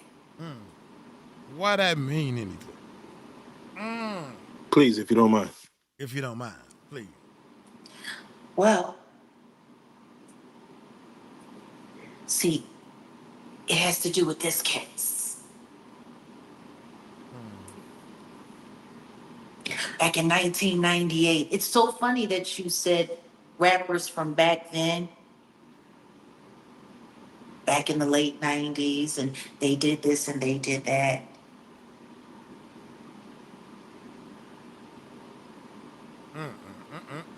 It's funny, two different names, same case file. Nobody bothered to pay attention. This was filed on May 2nd, 1998. The defendant's name is 𝗟𝗜𝗡𝗞𝗦. Have you ever heard that name before? No. Please. He's a victim of Sean Combs. A real life victim. Sean Combs. Who's been sitting in jail for 28 years. I want to see for what's going to crimes happen that with he did him. not commit. And for an act of self-defense that was criminalized.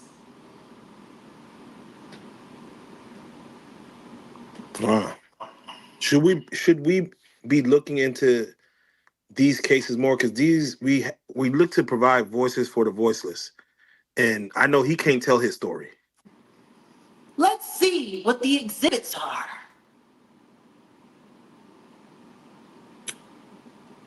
Oh, and just so we have a table of contents, the witness that was on the stand for this hearing is 𝗵𝐿worthy, who is a state's attorney and a judge for Detroit.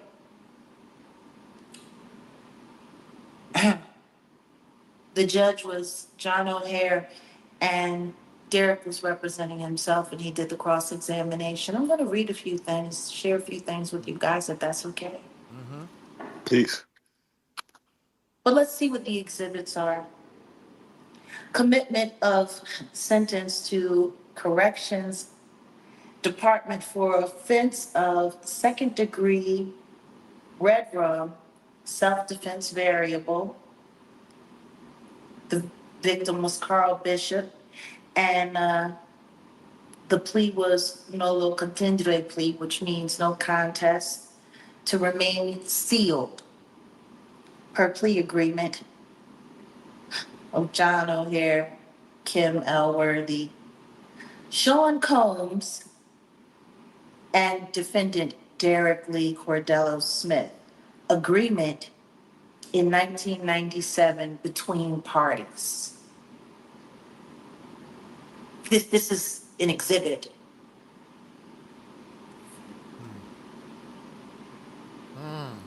Commitment of sentence to the Corrections Department for offense of criminal sexual conduct, third degree, as conditioned primary offense. Wayne County Medical Examiner's autopsy report, which would be the autopsy report of Carl Bishop, an 𝗟𝗡𝗡𝗞𝗦 assault kit, a grape kit, and the materials contained were of the victim and the defendant. The incident report identifying Sean Combs as the assault suspect.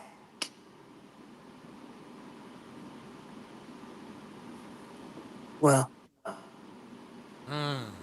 do you understand what that means? Hey.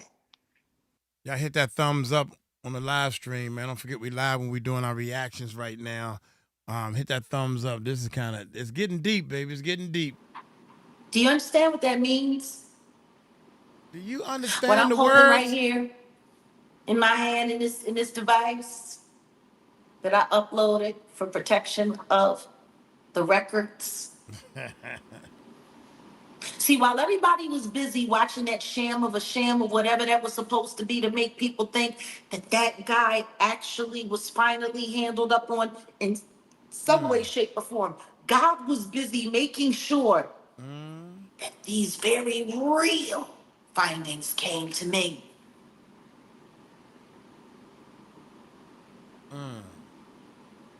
Do you see what I'm telling you? No, definitely. There's a great kid. And the diddler is the assailant. His DNA found inside a man.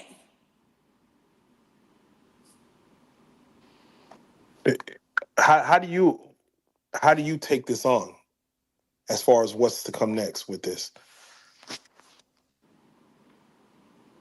What do you mean? I do what I do. I do what I do. I stand on what I stand on. I want you to ask me something. Me sitting here, even just sharing just that. Does anything else really matter? Yeah, no, sounds like he got away with the most Does heinous. anything else really matter? You sitting here talking to me about these weird old lawyers, including Mark Agnifilo. Mark.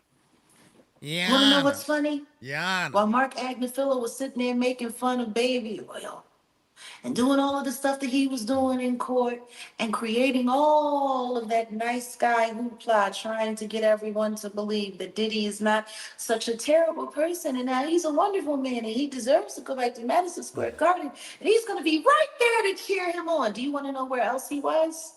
Where? In Wayne County. Negotiating with 𝗟𝗜𝗡𝗞𝗦. Wow. His victim. Wow.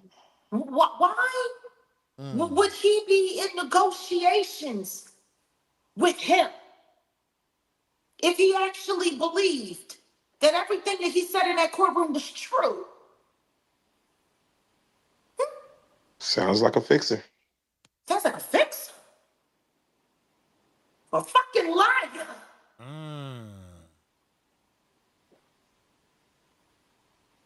Boy. You think I give a shit about that sentencing? Let me regale you.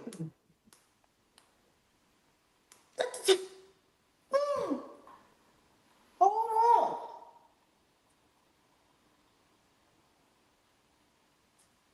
Wait a minute. And as you're pulling it up. Is it your testimony that you have your team of technicians at the crime lab who can and have manipulated evidence to place grapes not only on 𝗟𝗜𝗡𝗞𝗦, but other men as well, with the end result being they will plead because they have no choice. And they know you will get convictions because the SA victims in those cases are actually victims of Sean Combs and of the sexual slavery ring in Michigan. And guess what the witness's response was? What was it? So what? Yeah.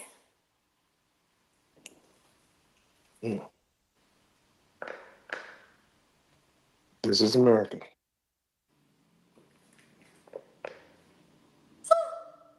That is what you call damaging. And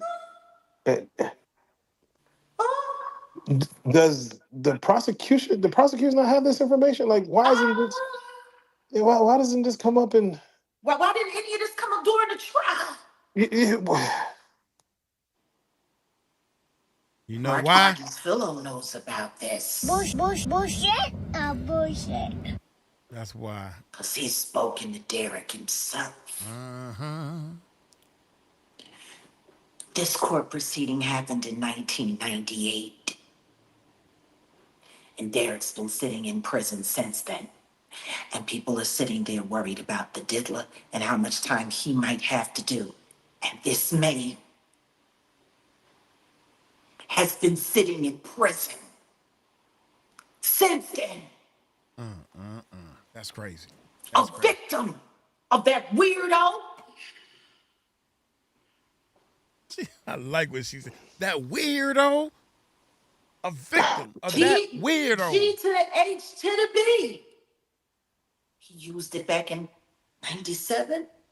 And wasn't that what they said they found in the baby oil before everybody started making jokes about it? See, there's pedigree when it comes to predators. There's pedigree.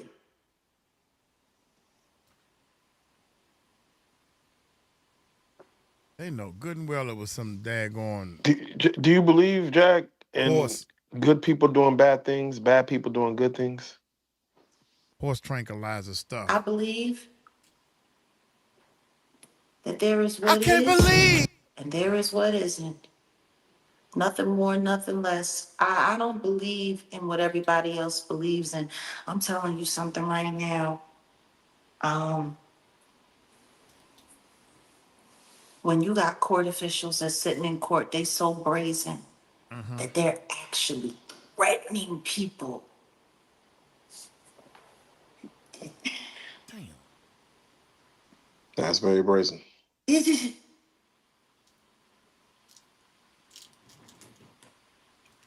Crazy. Do you see what? Do you see how this is going to go? This is what we got for this. Just sit down. It sounds like. Is there anything that you can ask me that's going to trump what I got in my hand? Is there anything that anyone can ask me, question me about with what I got in my hand?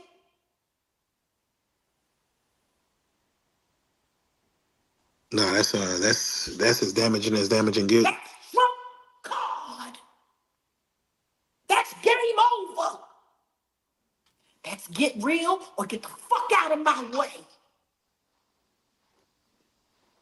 What would it say if this right here, outside of you speaking to it right now, for him to sit in jail for that long, that nothing happens with this information? What does that say about the powers that be? What are you talking? Yeah, no, I just heard you. I heard you. What does it say if nothing comes of this? What are you talking about if nothing comes of this? This did hit the light of day. Y'all don't remember right before the trial hit? This was in the newsreels. People did talk about it.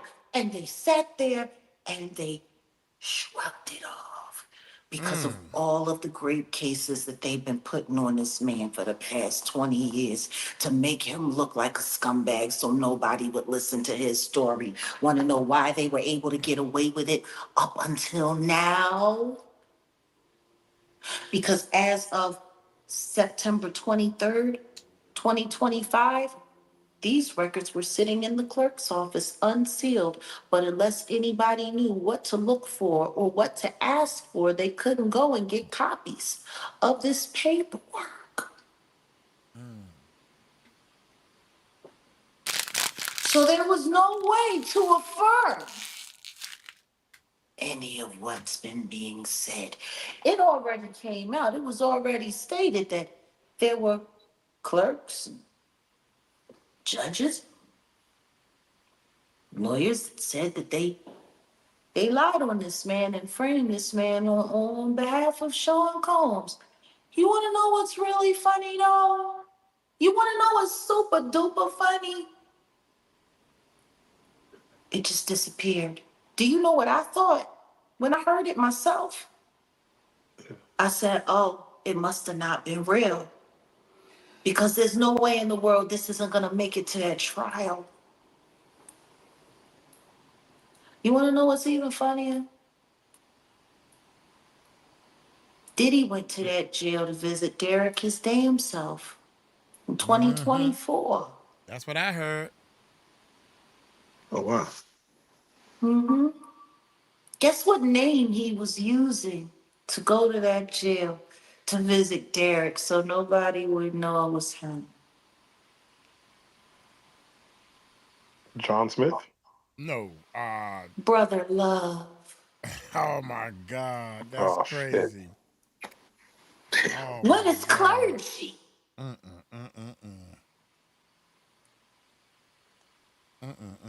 Damn.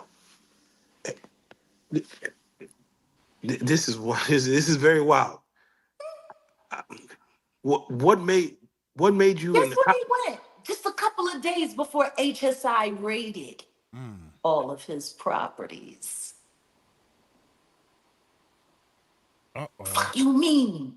What do I think about the powers that be? What you want me to think? Oh, wait. What made you find this rabbit hole to go down, and how many more rabbit holes do you believe there are? Oh. See, I live in the rabbit hole. I don't got time to worry about wardrobe and jewelry and cars and houses. Not anymore. I don't have time for that anymore. My life, it's something more than the things that I used to care about.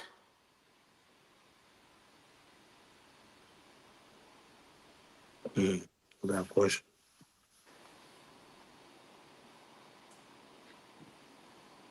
There's another minor, Miss Gilliam. She just popped up down in Florida. She was 15 when she got worked over at a party. I think so. Yeah.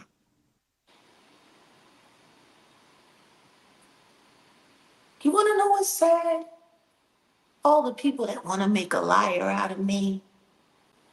All of the people that want to frame me for things that I didn't do so they can put me in the system and find a way to Britney Spears me half to death or put me in a state hospital because I just want people to be able to make it home safe, G.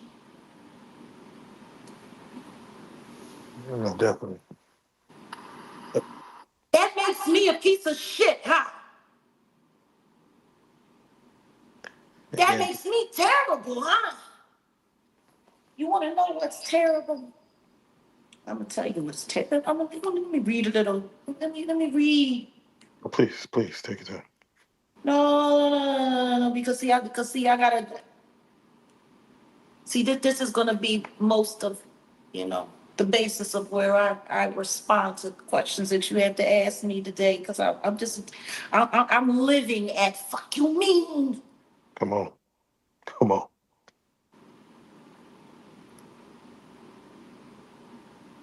The defendant, Derek Cordello Smith, said, Your Honor, I want to say this much. My mother is going to have to hear me say lies. And then she's going to think that I'm this type of person that I'm not. I'm not this kind of man that you people are forcing me to be. I want it to be clear that you can say on the record that I am a man who defended a woman and myself, and that I am being framed for multiple grapes that I am innocent of, and you know it, and are still forcing me into this with your full knowledge. Are you man enough to say that on this court record, sir? And the judge's response is, I am more than man enough to say so. Everything you said, I adopt on the record as true. You are not a rapist. You have been framed. And it was all done on our approval, and most especially on the approval of 𝗕𝗟𝗢𝗖𝗞𝗦. Are you happy now? Derek responds, hopefully one day this will all come out. The judge says, not today, take him back. Derek replies, this is illegal, and Sean Combs, 𝗕𝗟𝗢𝗢𝗓 are all behind this, and you're going to just sit there and let this happen, Your Honor. And the judge says, gotta pay the bills somehow. And the witness, 𝗕𝗟𝗢𝗢𝗓, says, amen to that. Ain't no way. Ain't no way. That's not good at all. Damn. So, Jack, when you see the words justice for Diddy, what does justice look like to you?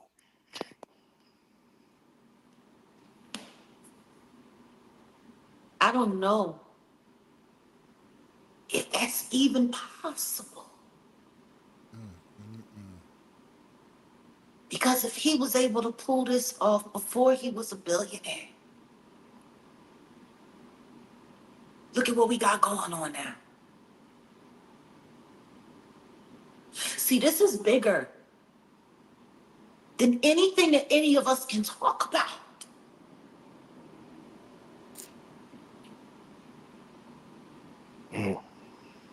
This is in Detroit. Who would ever think that the diddler had action where he could move things around like this in Detroit? And we're talking all the way back in the 90s.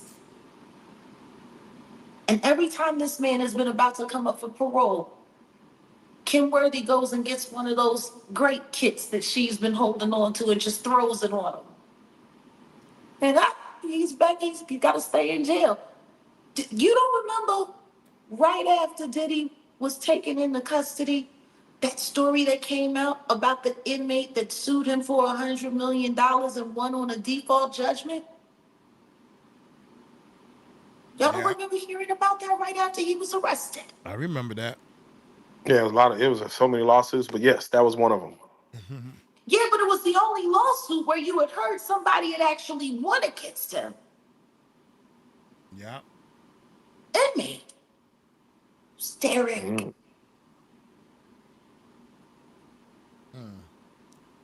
Wow. Yeah. He was actually an investor in Bad Boy.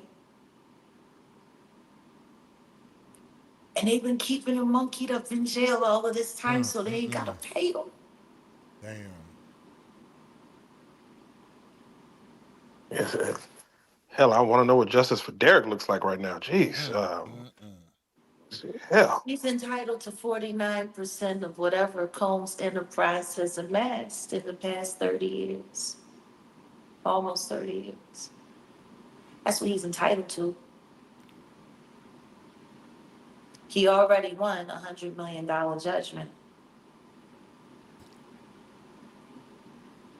See, this is what was going on in the background while whatever that foolishness we just watched happen was happening. This was all going on in the background. It's starting to make you wonder. Did that trial happen to cover this up? Wow. Hey. Now, Jag, hold on. Diddy spoke to the judge before sentencing, and it sounded like he was taking accountability. Yeah, accountability for what? Same kind of accountability he took after he told everybody Cassie was lying on him, and then he got popped on my birthday when the video came out on CNN. Yeah. And then he had to come back and do the whack-a-doodle-do. Yep. Yeah, I guess accountability for what he got caught for. How does now nobody not see that? Sometimes you got to do that. Sometimes you got to do that. I fucked up. Sometimes you got to do that. Oh, well. The whack-a-doodle-do. Yeah, I guess accountability for what he got caught for. How does now nobody not see that the apology he gave for Cassie after he called her a liar for months and said that it wasn't true, she was making it all up? How does nobody not see that they're the same apology? That's crazy. How does nobody not see that what he just did in that courtroom was no different than the monologue that was in Blink Twice? No, man. It's the same monologue. Does it account for anything, though, that he started to feel sorry for his actions? Sorry for his actions? He's been sitting at NBC for a year. If he was actually sorry, do you think he would have allowed his legal team to destroy those women like that on that stand? If he was sorry, he wouldn't be fighting that hard. See, you sat there and you let your legal team rip those people to shreds while they were barely being protected by the feds. That's crazy. On direct or cross. And now you want to apologize?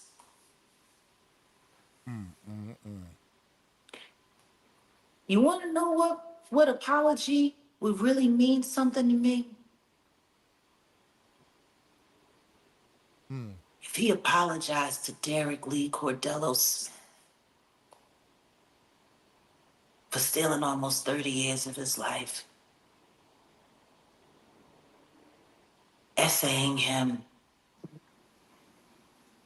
pharmaceuticaling him up with the G to the H to the B,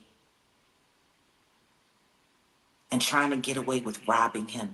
You know, when Derek made his investment into Bad Boy, it wasn't just him. There were 9 other gentlemen that invested $150,000 each, by the way. Young black men saved up their money, stacked up their cash to invest into this animals company. And it's been appreciating all this time. Ask me how many of those investors, other than Derek, are still alive. Geez, how many? Sheesh.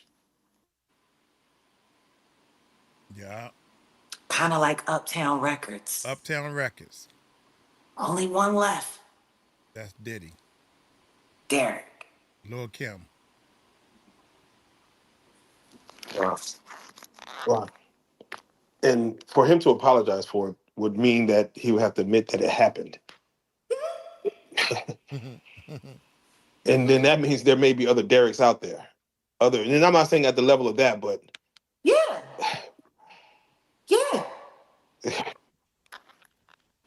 Like, say you're sorry. it doesn't bode well. Say you're sorry to somebody who was without a doubt your victim.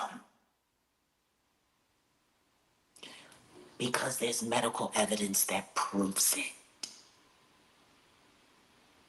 His semen found inside another man.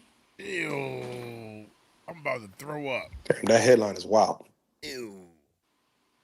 Apologize to him. Acknowledge him. Pay him his money. Ew.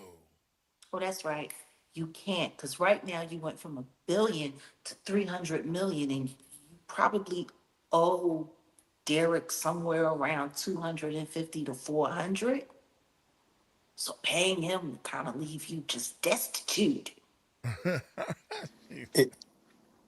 Destitute. Yeah, a lot of people look at it like this hasn't affected his pockets technically as far as just on the status It's level. affected his pockets. It's just left him. He's still got enough to play with.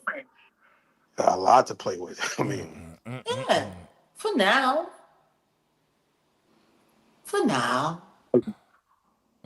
They want him to go to New Jersey. They want him to go to Fort Dix, one of the weakest guarded federal penitentiaries in the United States.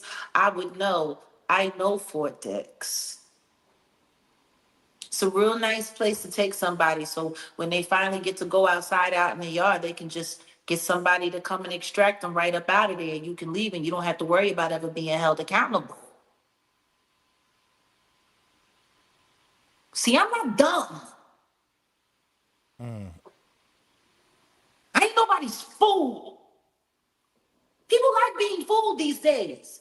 People like being lied to. They want to believe in the land of make believe. Oh my God! Then he Don't said say that. sorry, and now we can all go home and have ice cream. Fuck you mean?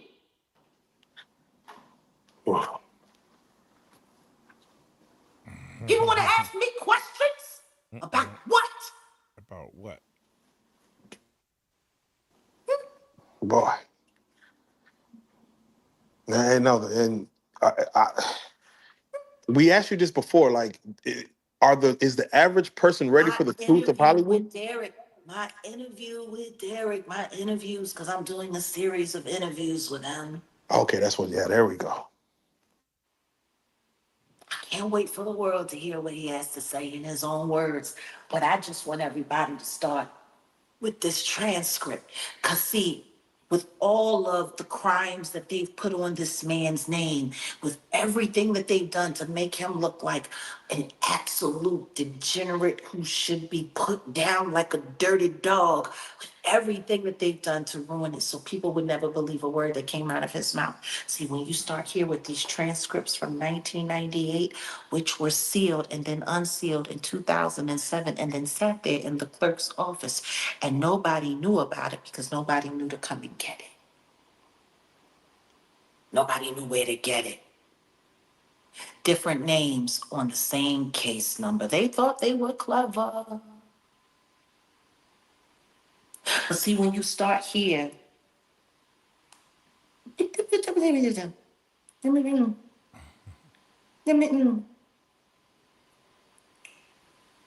Oh, please.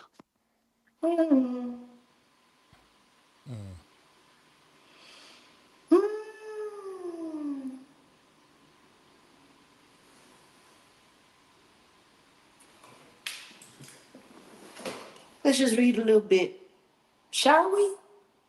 I know we ain't got a lot of time left. So let's try to get in what's important. Please.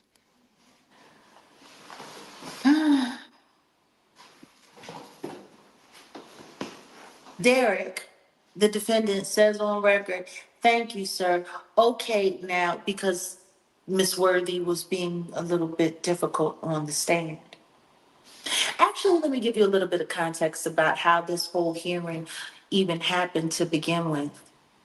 They were pressing Derek about taking the deal to dirty himself up and to agree to plead no contest to a bunch of rape that he didn't commit. He was refusing to take the deal. He was fighting. Derek alleges that there were threats to harm and eliminate his family if he did not go along with it. There was a lot that was being put on him. So he made the deal that if they did this separate hearing, acknowledging the whole truth and nothing but the truth, he would plead. That was smart, wasn't it? Without question. So yeah. So That's how we have this transcript, because he was smart enough to ask for a hearing where the truth was acknowledged before he went and lied on his own name and willfully went to jail for a bunch of stuff that he didn't do to save his family and to keep his investment secure in Bad Boy. But we'll hear about that in a second. Okay, so defendant, thank you, sir. Okay, now, Miss Worthy, I will be entering this plea to crimes I did not do in order to save my family from being targeted by this criminal empire and to ensure that I can be released in 25 years because I did, in fact, take a man's life. Now, while it wasn't self-defense, I still took his life, protecting a woman, and I have to be humiliated and have your office turn me into an sexual deviant who hurts women when I actually saved a woman. Is that correct? Kim Worthy, the witness, says, yes, correct. Do you understand that? Next thing you know, next thing on the record here, Derek, the defendant, says, this is the most horrendous thing I have ever seen in my life, and you should all be ashamed of yourselves. But you have the power, and I am just a pawn. As long as you, Ms. Worthy, and Sean Combs uphold their end of the deal, then we have a deal. My family is safe. My money gets to grow inside of Sean Combs' company. And the great he did upon me gets covered up, and all of the evidence stays with Kim Worthy. The evidence of his great on me and the homicide evidence gets to stay with you. Kim Worthy, the witness, says, yes, correct. The defendant says, okay, well then, let's do it since I have no choice. The witness says, no, you do not. The court says, okay, well, it appears to be all set. Anyone have anything to say in closing? And this is when Kim Worthy begins to speak. Yes, Mr. 𝗟𝗏𝗄𝗎, do not ever try to break this deal. I will not. And Sean has assured me he will not. If you do. But boy, not one person will ever believe you, even if you have this record unsealed. I am untouchable. But your family, and you saw what happened to Nevers and Budson, right? So do not break our deal. I will clear you later on any of the other grapes. But if you break it, I will add more and really make you look terrible. Believe me, I can do it today, tomorrow, or years from now. We have everything we need to make it happen. So get your ass in there and take that plea. And it is going to be guilty plea for the sex crimes.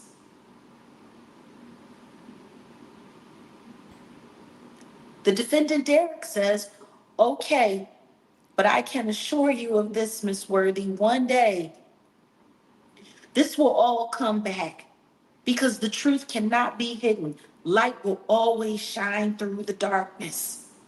I am a man who saved a woman, not a man who hurts women. But that will all come out some other day and time. Kim Worthy, the witness, says, not today, though.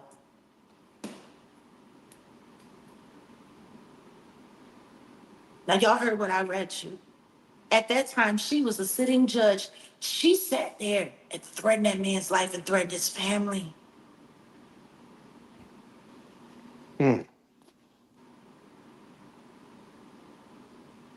This is in 1998. You want to know what's even wilder? There's a moment where the judge refers to Diddy as their good friend in New York.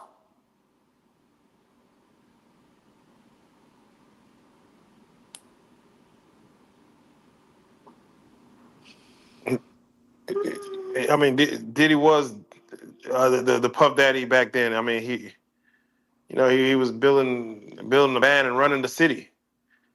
He was the flavor of the year around that time. This was in New York. This wasn't in New York. This was in Detroit. Oh yeah, Detroit. Shit, I don't know. I'm from Michigan. I don't know how the hell. So we know he has ties to New York. We know he has ties to Atlanta. We know he has ties to Florida. We know he has ties to LA. Now we know that he has ties to Detroit. How many other metropolises in the United States has he been able to infect at the highest levels of government to be able to do his bidding? The Detroit judge saying, our good friend in New York gotta pay the bills somehow. Amen to that. Now, I know y'all had some questions from the other side that you wanted to ask me. Ask me now. Yeah. Another question from that side of the fence would be, even with Derek, is a silent no different from a verbal no? And does the two even exist? Is there a difference as far as someone verbally saying no to a graping or a silent no? No, when you've been pharmaceuticaled up and you passed out. Exactly. Because that's what happened to Derek.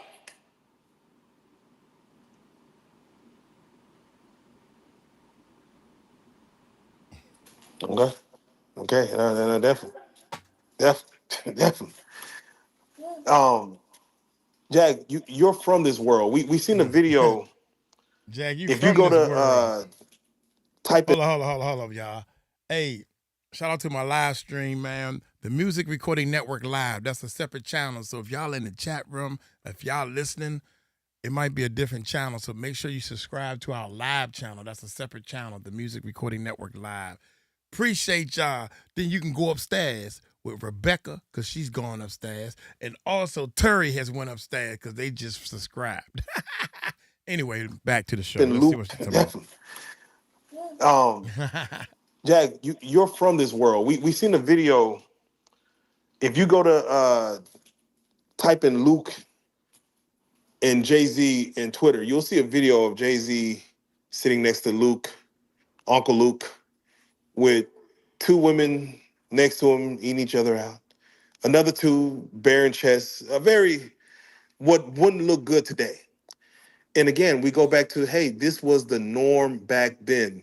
Y'all, people call it freak-offs. Others will call it, hey, we just partying. You were part of an era back then where it was transitioning to before the Me Too movement.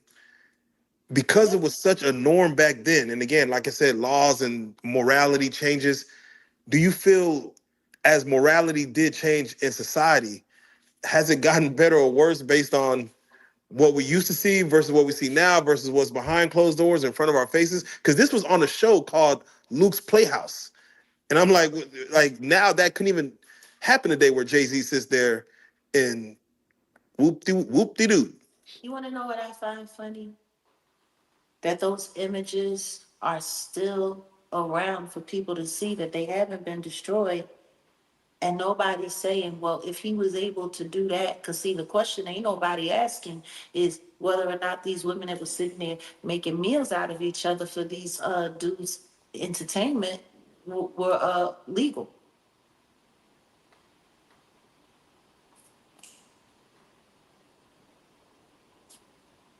Well, nobody's even asking if they were legal.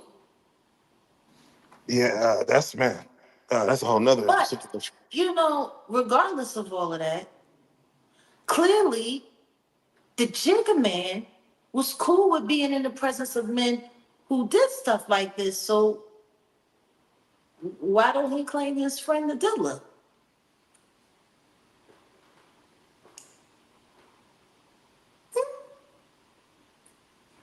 You know, usually when stuff like this comes out and somebody was associated with somebody that was attached to a bunch of heinous things, forget just saying that you weren't friends with that person. Usually you denounce the kind of behavior that they was doing and say, I'm not okay with that. And I stand with the victims. I had no idea he was doing this kind of stuff. Has anybody heard the Jigga Man say one word of protest to anything that the diddler has done at all? Nothing more than we weren't friends. Yeah. There's a lot of distraction going on right now. A lot of distraction going on right now. I'm trying to keep it as close to reality as I possibly can because, see, 𝗟𝗜𝗡𝗞𝗦, that's reality.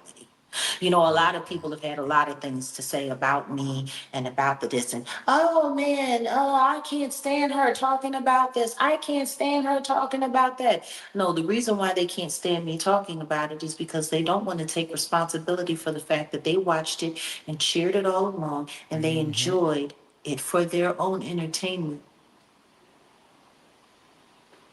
That's why people have a problem with me. What do you say about Young Miami, who has been quiet this whole time?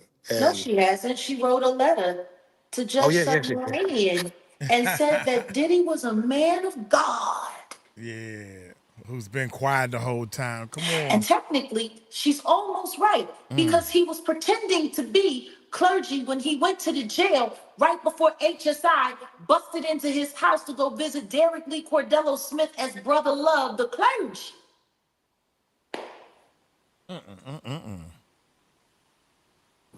Hey, Jack, hey. You see what I'm saying? This is almost kind of unfair. So as we go back to the sentencing, 4 years, 2 months. Once that, got out there, Diddy's gonna go sit down in, like you said, probably a low max camp, fed time. The judge had spoken to him, and he started off with the good he's been doing, but he spoke a lot on the bad, but then he still kind of gave him, like you said, right in the middle of the road. But he said he wanted to see him get out and everything he said he's gonna do and preach and be this better, person in society. The punishment doesn't seem to fit what the crime, because the judge said based on sentencing, he took into account the statements of the victims. He said, yes, we know you're innocent of this RICO, but I cannot take away what I heard as far as the victim's testimony. See, and that I have a hard time dealing with. It's not that he's innocent of it. He just wasn't convicted of it. There you go. That's what I'm saying, man. It's a lot of things he did. I mean, they want to put the man in jail, so they're going to look through his tax records. I think he cool on the tax records because they should have been said something about that. But some of these cases, he got 80 cases. How many you think going to turn criminal? That's all it takes is one to turn criminal and do 10 years on that one. Lil Rod See, that's case. the thing. People think that because somebody's not convicted of something, that means that they're innocent of it. And that's not true. And that's not true. If you were able to buy off the jury. Wow. Do you know that there is a grand jury indictment right now against Sean Combs for allegedly buying off one of the jurors for the Club New York gun violence case against him back in 2000? She be on top Yeah, of this thing. Yeah. Wow. He was trying to buy 3 jurors. You want to know what didn't happen during that federal trial this year? The jury wasn't sequestered. There was nothing but YouTubers all over the place, in that courtroom, outside that courtroom, watching what trains those jurors got on to go home. They did a terrible job on this Do, case. do you feel like they did us an injustice by not, and I know it's the feds, but should they have put this trial on court TV or something? Should we have had a visual like history of this trial for? It really don't matter. No, you Like, that's the thing, this trial, the sentencing, the verdict, all the hyperbole, all of the pomp and circumstance, all of the this, all of that, it means nothing. It means nothing. This was all done for the public's entertainment. This was all done to get people like me to be quiet. This was all done to give weirdos like Vladimir Layuski and 𝗕𝗟𝗢𝗖𝗓 the ability to constantly challenge and try to check my veracity, my actuality, my truth, and to get the public to not believe whistleblowers like me. That's why this was done. This ain't even about Diddy. It's about the rest of them. Do you know they're still having white parties? And whose honor? What? Yeah, they're still having white parties. Michael Rubin is throwing them now. You know the guy that we've heard those stories. bunny hops for? Yeah, little baby. We've heard some stories. Yeah, we've seen the bunny hop. You know who he's cool with, right? Who he's very close with? Mr. Carter.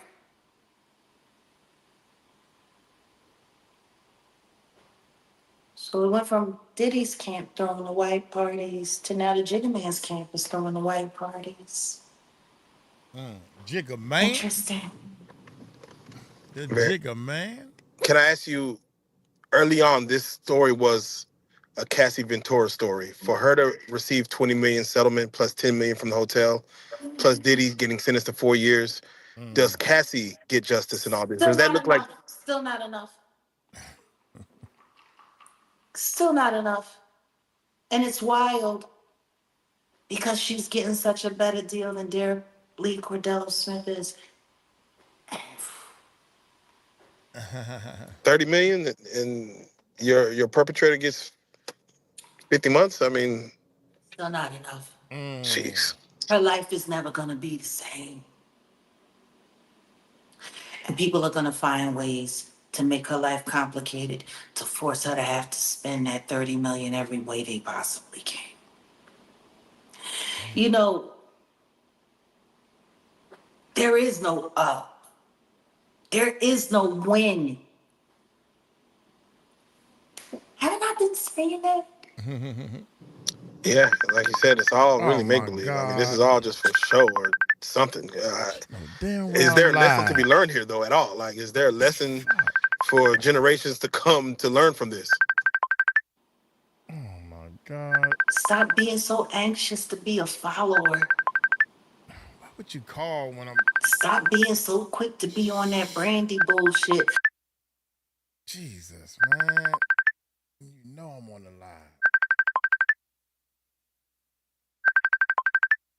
All these... There we go. I'm sorry, y'all. Somebody is calling. Somebody's calling. I tried to answer, but... I wanna be down. We got too many people that want to be down. We got too many people that want to be around all of this stuff. And we have enough instances of fuck what's right and wrong. As long as there's enough money to throw at it, it's going to be whatever we want it to be. Now, we speak on hubris, where Diddy, they say, had set up speaking engagements a week after he was technically wanted to walk free. Yeah. Again, we talk about hubris and things of that nature. God said no. Yeah. God told him, sit your black ass down. So I guess the question You know is, what's really sad? please. There's a woman, what is it called? Sprout to Success or something like that? Some kind of charter school, private, independent private school in Miami Gardens, which is right there in the area of South Florida where he's been warden for Satan of. Because he ain't nothing but a shepherd for the devil. But she was going to invite him to come to the school to speak to her students there, K through 12. Yeah. You want to know what I find really interesting? All of these people that wanted to bring him to schools and bring him this and bring him that. How the hell are they going to do that when he's on the SEX offenders registry list? He's not allowed to be around kids. That does make moving a little hard.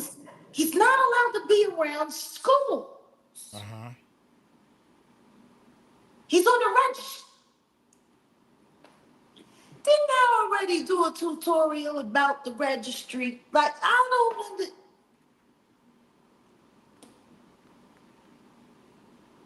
He is a registered SEX offender, and people want to bring him to school. What do you expect him to be doing? I mean, again, he's not going to be in long. They say with points and time served, and any type of We'll he might be out by Christmas next year. People say a lot of things. You know what else they said? They said he was going to get bail. How did that work? Yeah. You know what else they said at the end of that trial? Even after he was found guilty of the Mann Act, they was putting together a 4th of July party. How did that work? People say a lot of things, don't they? I guess they don't hear God say no. I don't know what's going to happen to him. I'm not even trying to guess. What I am praying for, though, is that real victims and real survivors actually get the attention that they deserve, that they get the justice that they deserve. I'm praying that Derek is going to be able to get out of jail. I'm hoping that the interview that I do with him will be able to get enough traction for there to be a doorway open for him to walk out of that jail and be able to go and collect the money that is owed to him. I'm hoping that the other 100 civil cases will not just be left at civil cases and will actually be turned to criminal cases, because they should be, because I got a big issue with everyone thinking that money is the end all be all into stopping a predator from operating. It is not. Amen. It is not. Why do so many of these cases stay civil? Why aren't they turned criminal when there's criminal acts all through the pages? Can you file a criminal charge and still get money off of a can you sue later, or is it strictly victims looking for money? Simpson's family, OJ was acquitted and they was able to take him to civil court and get him for bread. It really doesn't matter which way you do it. That is true. It can go either way. A civil proceeding and a criminal proceeding is just two different proceedings. But if you have criminal acts in a civil proceeding, just because someone gets paid or it gets settled and people get paid out, it doesn't mean that those acts shouldn't be tried criminally.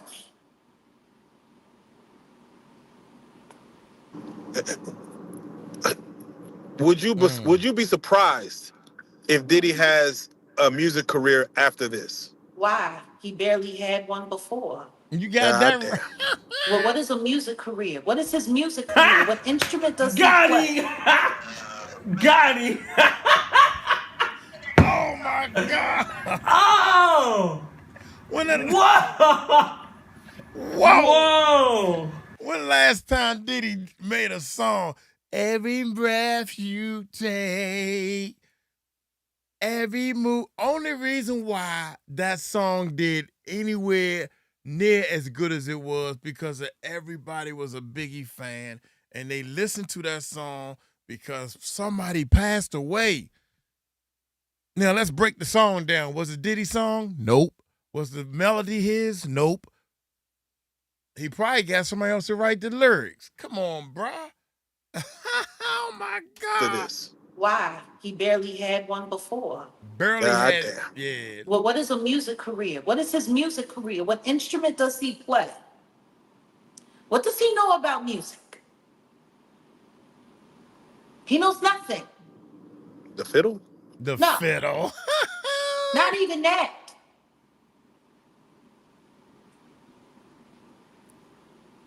There was no music career. There was him collecting a bunch of hungry and desperate people who wanted to be successful at their God-given gifts, and him taking advantage of them, and then him putting his name all over everything.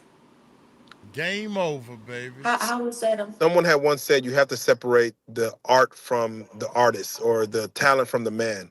Meaning that his talent, the only thing he's talented at is hurting people and destroying lives. Right.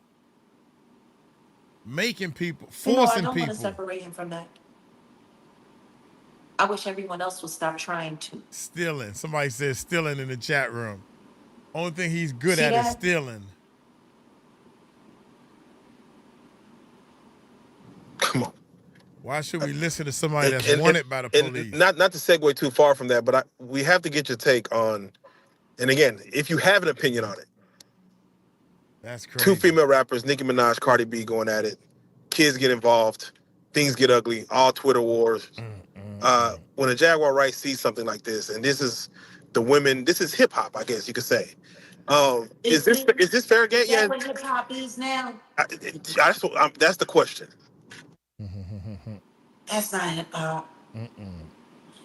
And honestly, the simple fact that people are even making that seem like it has something to do with the culture only goes to show exactly how far we are removed from it. It's it's reality TV with a soundtrack. I ain't interested. I ain't interested. See, my interests have changed.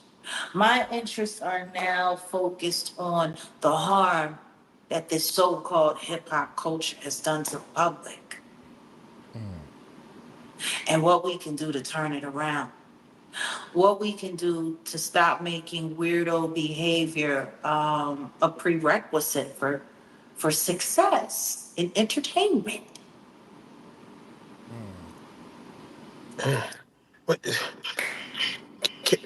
If you were to speak to the young girl, 16 years old This with a is why I voice. showed up with my hair tied up like Tupac, G. Like, this is why I'm on my Tupac today. Come on now. What would you say to the young girl that is promised a music career? Come out to LA, come out to New York, come out to Miami. I'm gonna put you in the studio. Go back to my first interview on Real Life Street Stars and see what I have to say. Yeah, man. Refer back to that video. Was I wrong? Hey, Looking back now? at all. Looking back over the years. Was I wrong? Man, not at all. Jeez. You want to say the rooster? Thank you. Hold on a second. You just give me it. Hello? Yeah, it's. Oh, I'm sorry. Hello. Good. How you doing? That was an important call. I'm sorry. Looking back over the years, had to shed some tears. That's Teddy Pendergrass, baby. You know I did a song that landed on Teddy Pendergrass' album. The song is called Let's Talk About It. It's the only fast song that's on the last album. I think it's the only fast song because I remember saying that over and over again. So, yeah, I had the opportunity to produce a song that landed on Teddy Pendergrass' album. Thank y'all very much. Yeah. So I'm into this music industry, man. Uncle Mike ain't no punk. I just don't want to do music no more. Here we go. I can still hear. I'm going to go to the restroom real quick. Sorry about that. Anyway, because I know I got to get ready to go. Yeah, again, what we want to say, and as we close this out, is that everything that you've said from this journey, and I don't want to use the term whistleblower, but you spoke on not only your experiences, but technically other women's experiences. And obviously, now that we know men's experiences through this, and we're kind of surprised how many men are involved as victims as well in all this. As we go forward and as we have further conversations, like you said, this is all probably just a charade for what's really going on behind the closed curtain. What is next in regards to hip hop, in regards to Jaguar Wright, in regards to storytelling, in regards to speaking truth? All I can say is stay tuned. Stay tuned, because this case, Derek's case, is you know, between Derek's case and 𝗓𝗟𝗡 and Javon Hadley's case this year, those two cases for me. Stay tuned. That's all I can say. I can't really say much more than that. I'm pissed.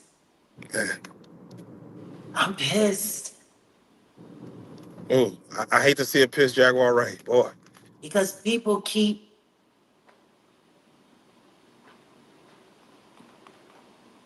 playing these games, you know? They keep pretending like I'm making stuff up. They keep pretending like I'm just doing this for shits and giggles.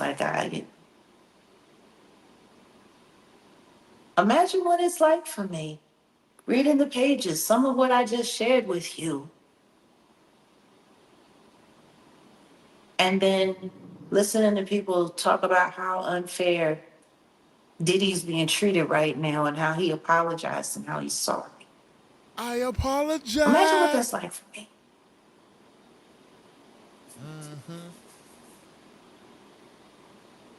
Without question, Jag. For those, I don't know when these Derek conversations are coming. If you're able to give us, okay, and On the where, Jaguar Wright Effect, yes, and on my Patreon, and I'll be sharing some clips on the rest of my social media outlets. A lot of stuff is going to be members only because a lot of stuff is going to be really hardcore. But I would say just tune into the Jaguar Wright Effect or get a membership over on my Patreon. Yeah, you know, I'm like, I just, I don't got time. I really don't. Like, these people out here, the stuff that they want to believe what you want to believe. I'm going to tell you this. Every time you refuse to fight for what you know is good, all you're doing is voting for evil. What you know is right. Like, we've gotten to a point now where we need to acknowledge that there is no in between. There is no safe place to stand. It's either you fighting for the angels or you sliding down the devil's shaft. Like Lil Nas X twerking all the way down. Like, I don't, people look at Lil Nas X butt naked in the street in the middle of the night, and people think this is.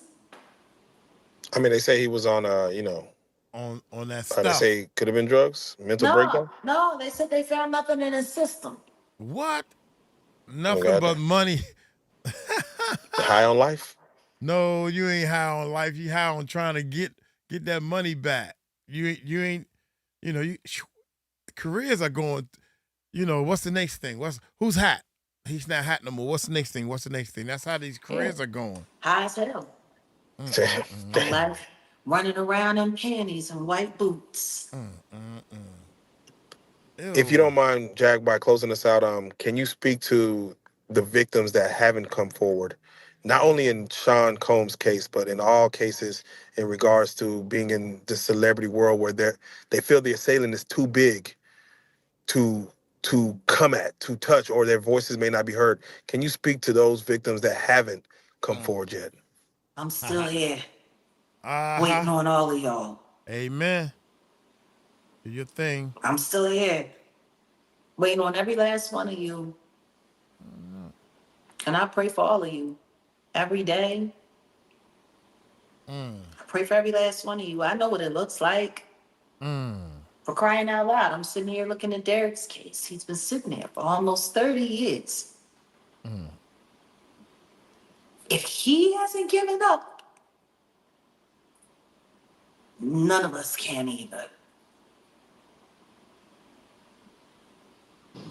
And yeah, I keep you all in my prayers. And I pray I pray the whole world sees all of you soon. And lastly, Jaguar Wright music. What can anything in that world? Doing my best. I'm doing my best to try to get some stuff together. You know, it's funny. Every time I try to pull a project together, pull something out, something goes wrong. There's some kind of agitation. There's some kind of this. There's some kind of that. You know, I would like to meet the people that work so hard to pay people or harass people or scare people from working with me. I would love to meet them. Well, I'm not I really scared would. to work with you, They dude. might fuck around and like you. I'm not giving up on music yet, but right now, everything is going to happen in God's time. You know, I gotta, raising money is almost impossible. You know, the amount of money that I have to spend to keep my life safe, just everything. It's a lot. It's a lot. I'm actually going to be doing a donor day, and I'm going to be doing them more. You know, if I can get things to the point where we're able to pay for everything ourselves and we don't have to go into business with anyone or, work with anyone, because everyone we try to work with, we end up getting screwed over one way or the other because somebody comes along, offers them money to do this, to do that. It's always the same. So, all I can say is if that's really what you want, then donate. Donate to my platforms. Trust me. People donate to a whole lot worse. What I've given, I should just be able to make music for the rest of my life and perform for people and do whatever I want to do. I should be able to with everything I've sacrificed. But in God's time, I guess, that's what I'm really learning. It really doesn't come down to what I want or the way I want it. It really all comes down to what God wants. Trust me, I wish I could just be able to go into the studio and hire a bunch of musicians that I don't have to worry about whether or not they're informing on me. Facts. No. Oh man. I wish. Thank you. Yeah, it starts with that. And for every business deal that went bad, are you protected legally in those matters? Or are you? Is it kind of It's not a matter of me being protected legally. It's about why can't I ever seem to be able to successfully sue anybody that screws me over. Hey. But then again, you got to do this, you got to do that. The system works in very interesting ways. I wish it would just leave me the fuck alone and do something right for a change. But that might be asking a little bit too much in the devil's USA. And the devil's USA. With that being said, Jack, thank you as always for finding a home here to be able to get your voice across not only to your fans but to our fans as well.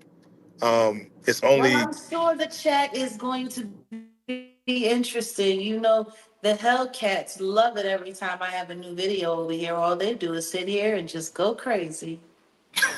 Oh, man. Bless them. Well, this right here is an important conversation. I guess. Well, they let them dissect. Let them dissect. With that being said, please reiterate where to find you, where to follow cruelty-free artists. Not the fake one. I don't know what the fake one is out there, but the real. It has an extra wide. This is the right one. Feel free to donate here or my PayPal. You can go over to thejaguarright.com. We have everything listed there, updates, whatever you need. Subscribe to my Patreon. Come over to my YouTube channel, The Jaguar Wright Effect.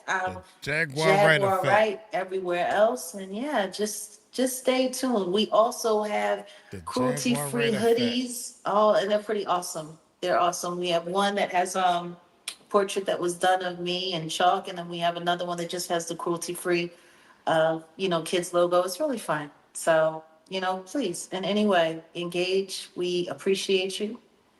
And yeah, that's it. Definitely. With that being said, Jack, we have to say it. I feel like it should be automatic, but y'all already know, Jaguar Wright, you are a real life street star. A real life We street salute. star. Until next time. Real life. Hey. If it ain't real life, it ain't Jaguar Wright, man. Hey, she is trying to do some music. Jaguar, I'm trying to tell you, you can do some music with Uncle Mike. I ain't gonna try to get them people to pay me more money. Look, if they pay me money to not work with you, I'm gonna split it with you. That way we both get some money, and then we'll still do the music. F them Bammers. I'm like, I didn't do that music. Somebody else. My twin, my evil twin did the music. Game recognized game, baby. Hey, shout out to my live. Y'all hit that thumbs up. Hit that subscribe button. Now, y'all got to know. Oh, well, let me get off of this right here. Look here. I'm going to get on up out of here, man. Talking to the live channel. Check it out, man. Shout out to all my enders. The live channel, the Music Recording Network Live. That's a separate channel. Check out the Music Recording Network Live. It should be links down there. I'm going to have to straighten out our thing below. But if you search it, right? You search it, scroll down a little bit, you'll see live written in the world. It's written in red. Look for that channel, man. Do Uncle Mike a favor. Go over there and subscribe. Y'all take it light, take it slow. Tell him Uncle Mike told you so. Peace out.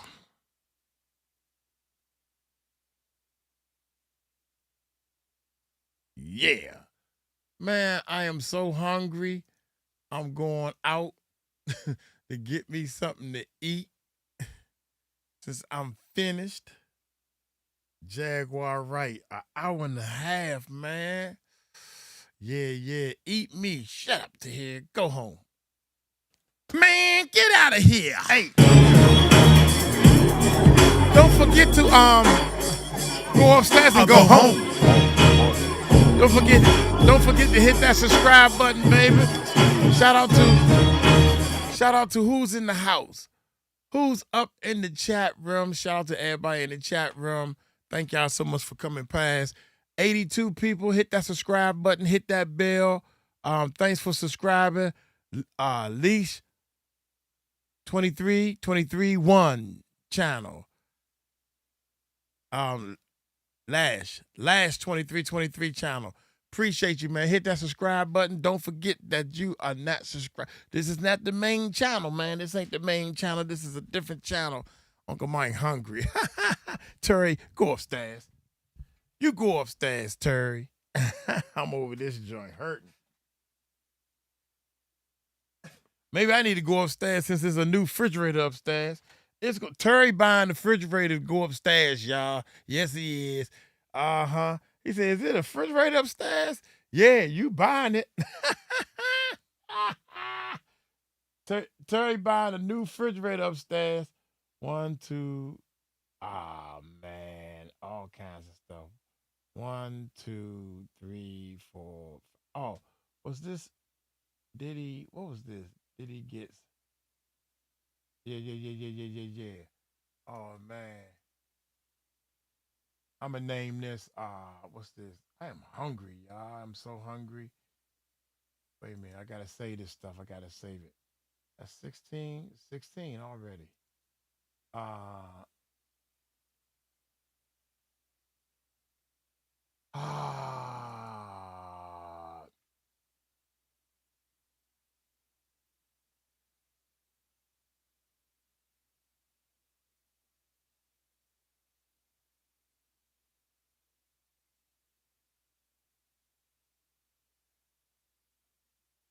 All right.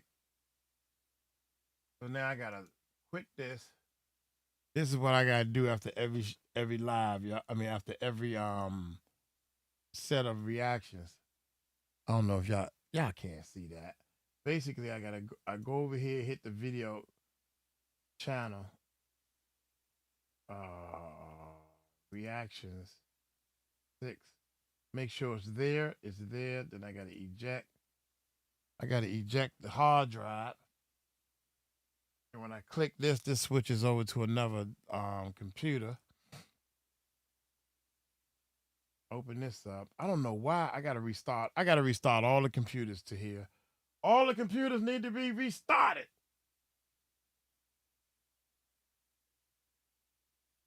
The live computer is messing up. All right, then I actually come over here, hit the reaction 16. We already got 16 here. So we got 5 in this one.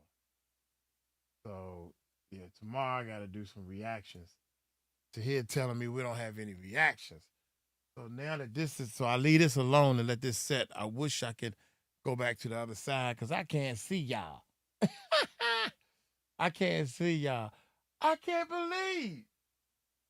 believe Diddy locked in a cell, tunnels under his house, and he can't make bail. Neighbors scared stiff, won't retrieve they ball, because when it bounce over Diddy gate, they won't call. I can't see nobody, man. I can't see nothing. Wait a minute, y'all. This thing is saying we don't have no.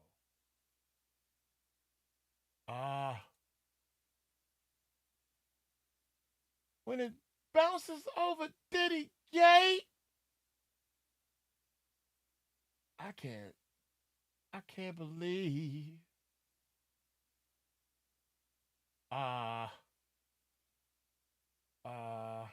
Clicking on stuff until there we go. Let me see if I can see now. Man, that was funny. Okay, I can see now. It's been fun hanging out. Peace. Yeah, we're gonna do it more often. Right now, I'm just trying to figure out some things. We gotta do the live stream more often. So I hit a thumbs up. Yeah, I had to pull up another window. All right, y'all. 75 people watching. Hey, thank y'all so much. Hit that subscribe button, hit that bell. Check out the live channel and all that stuff. So y'all take it light, take it slow.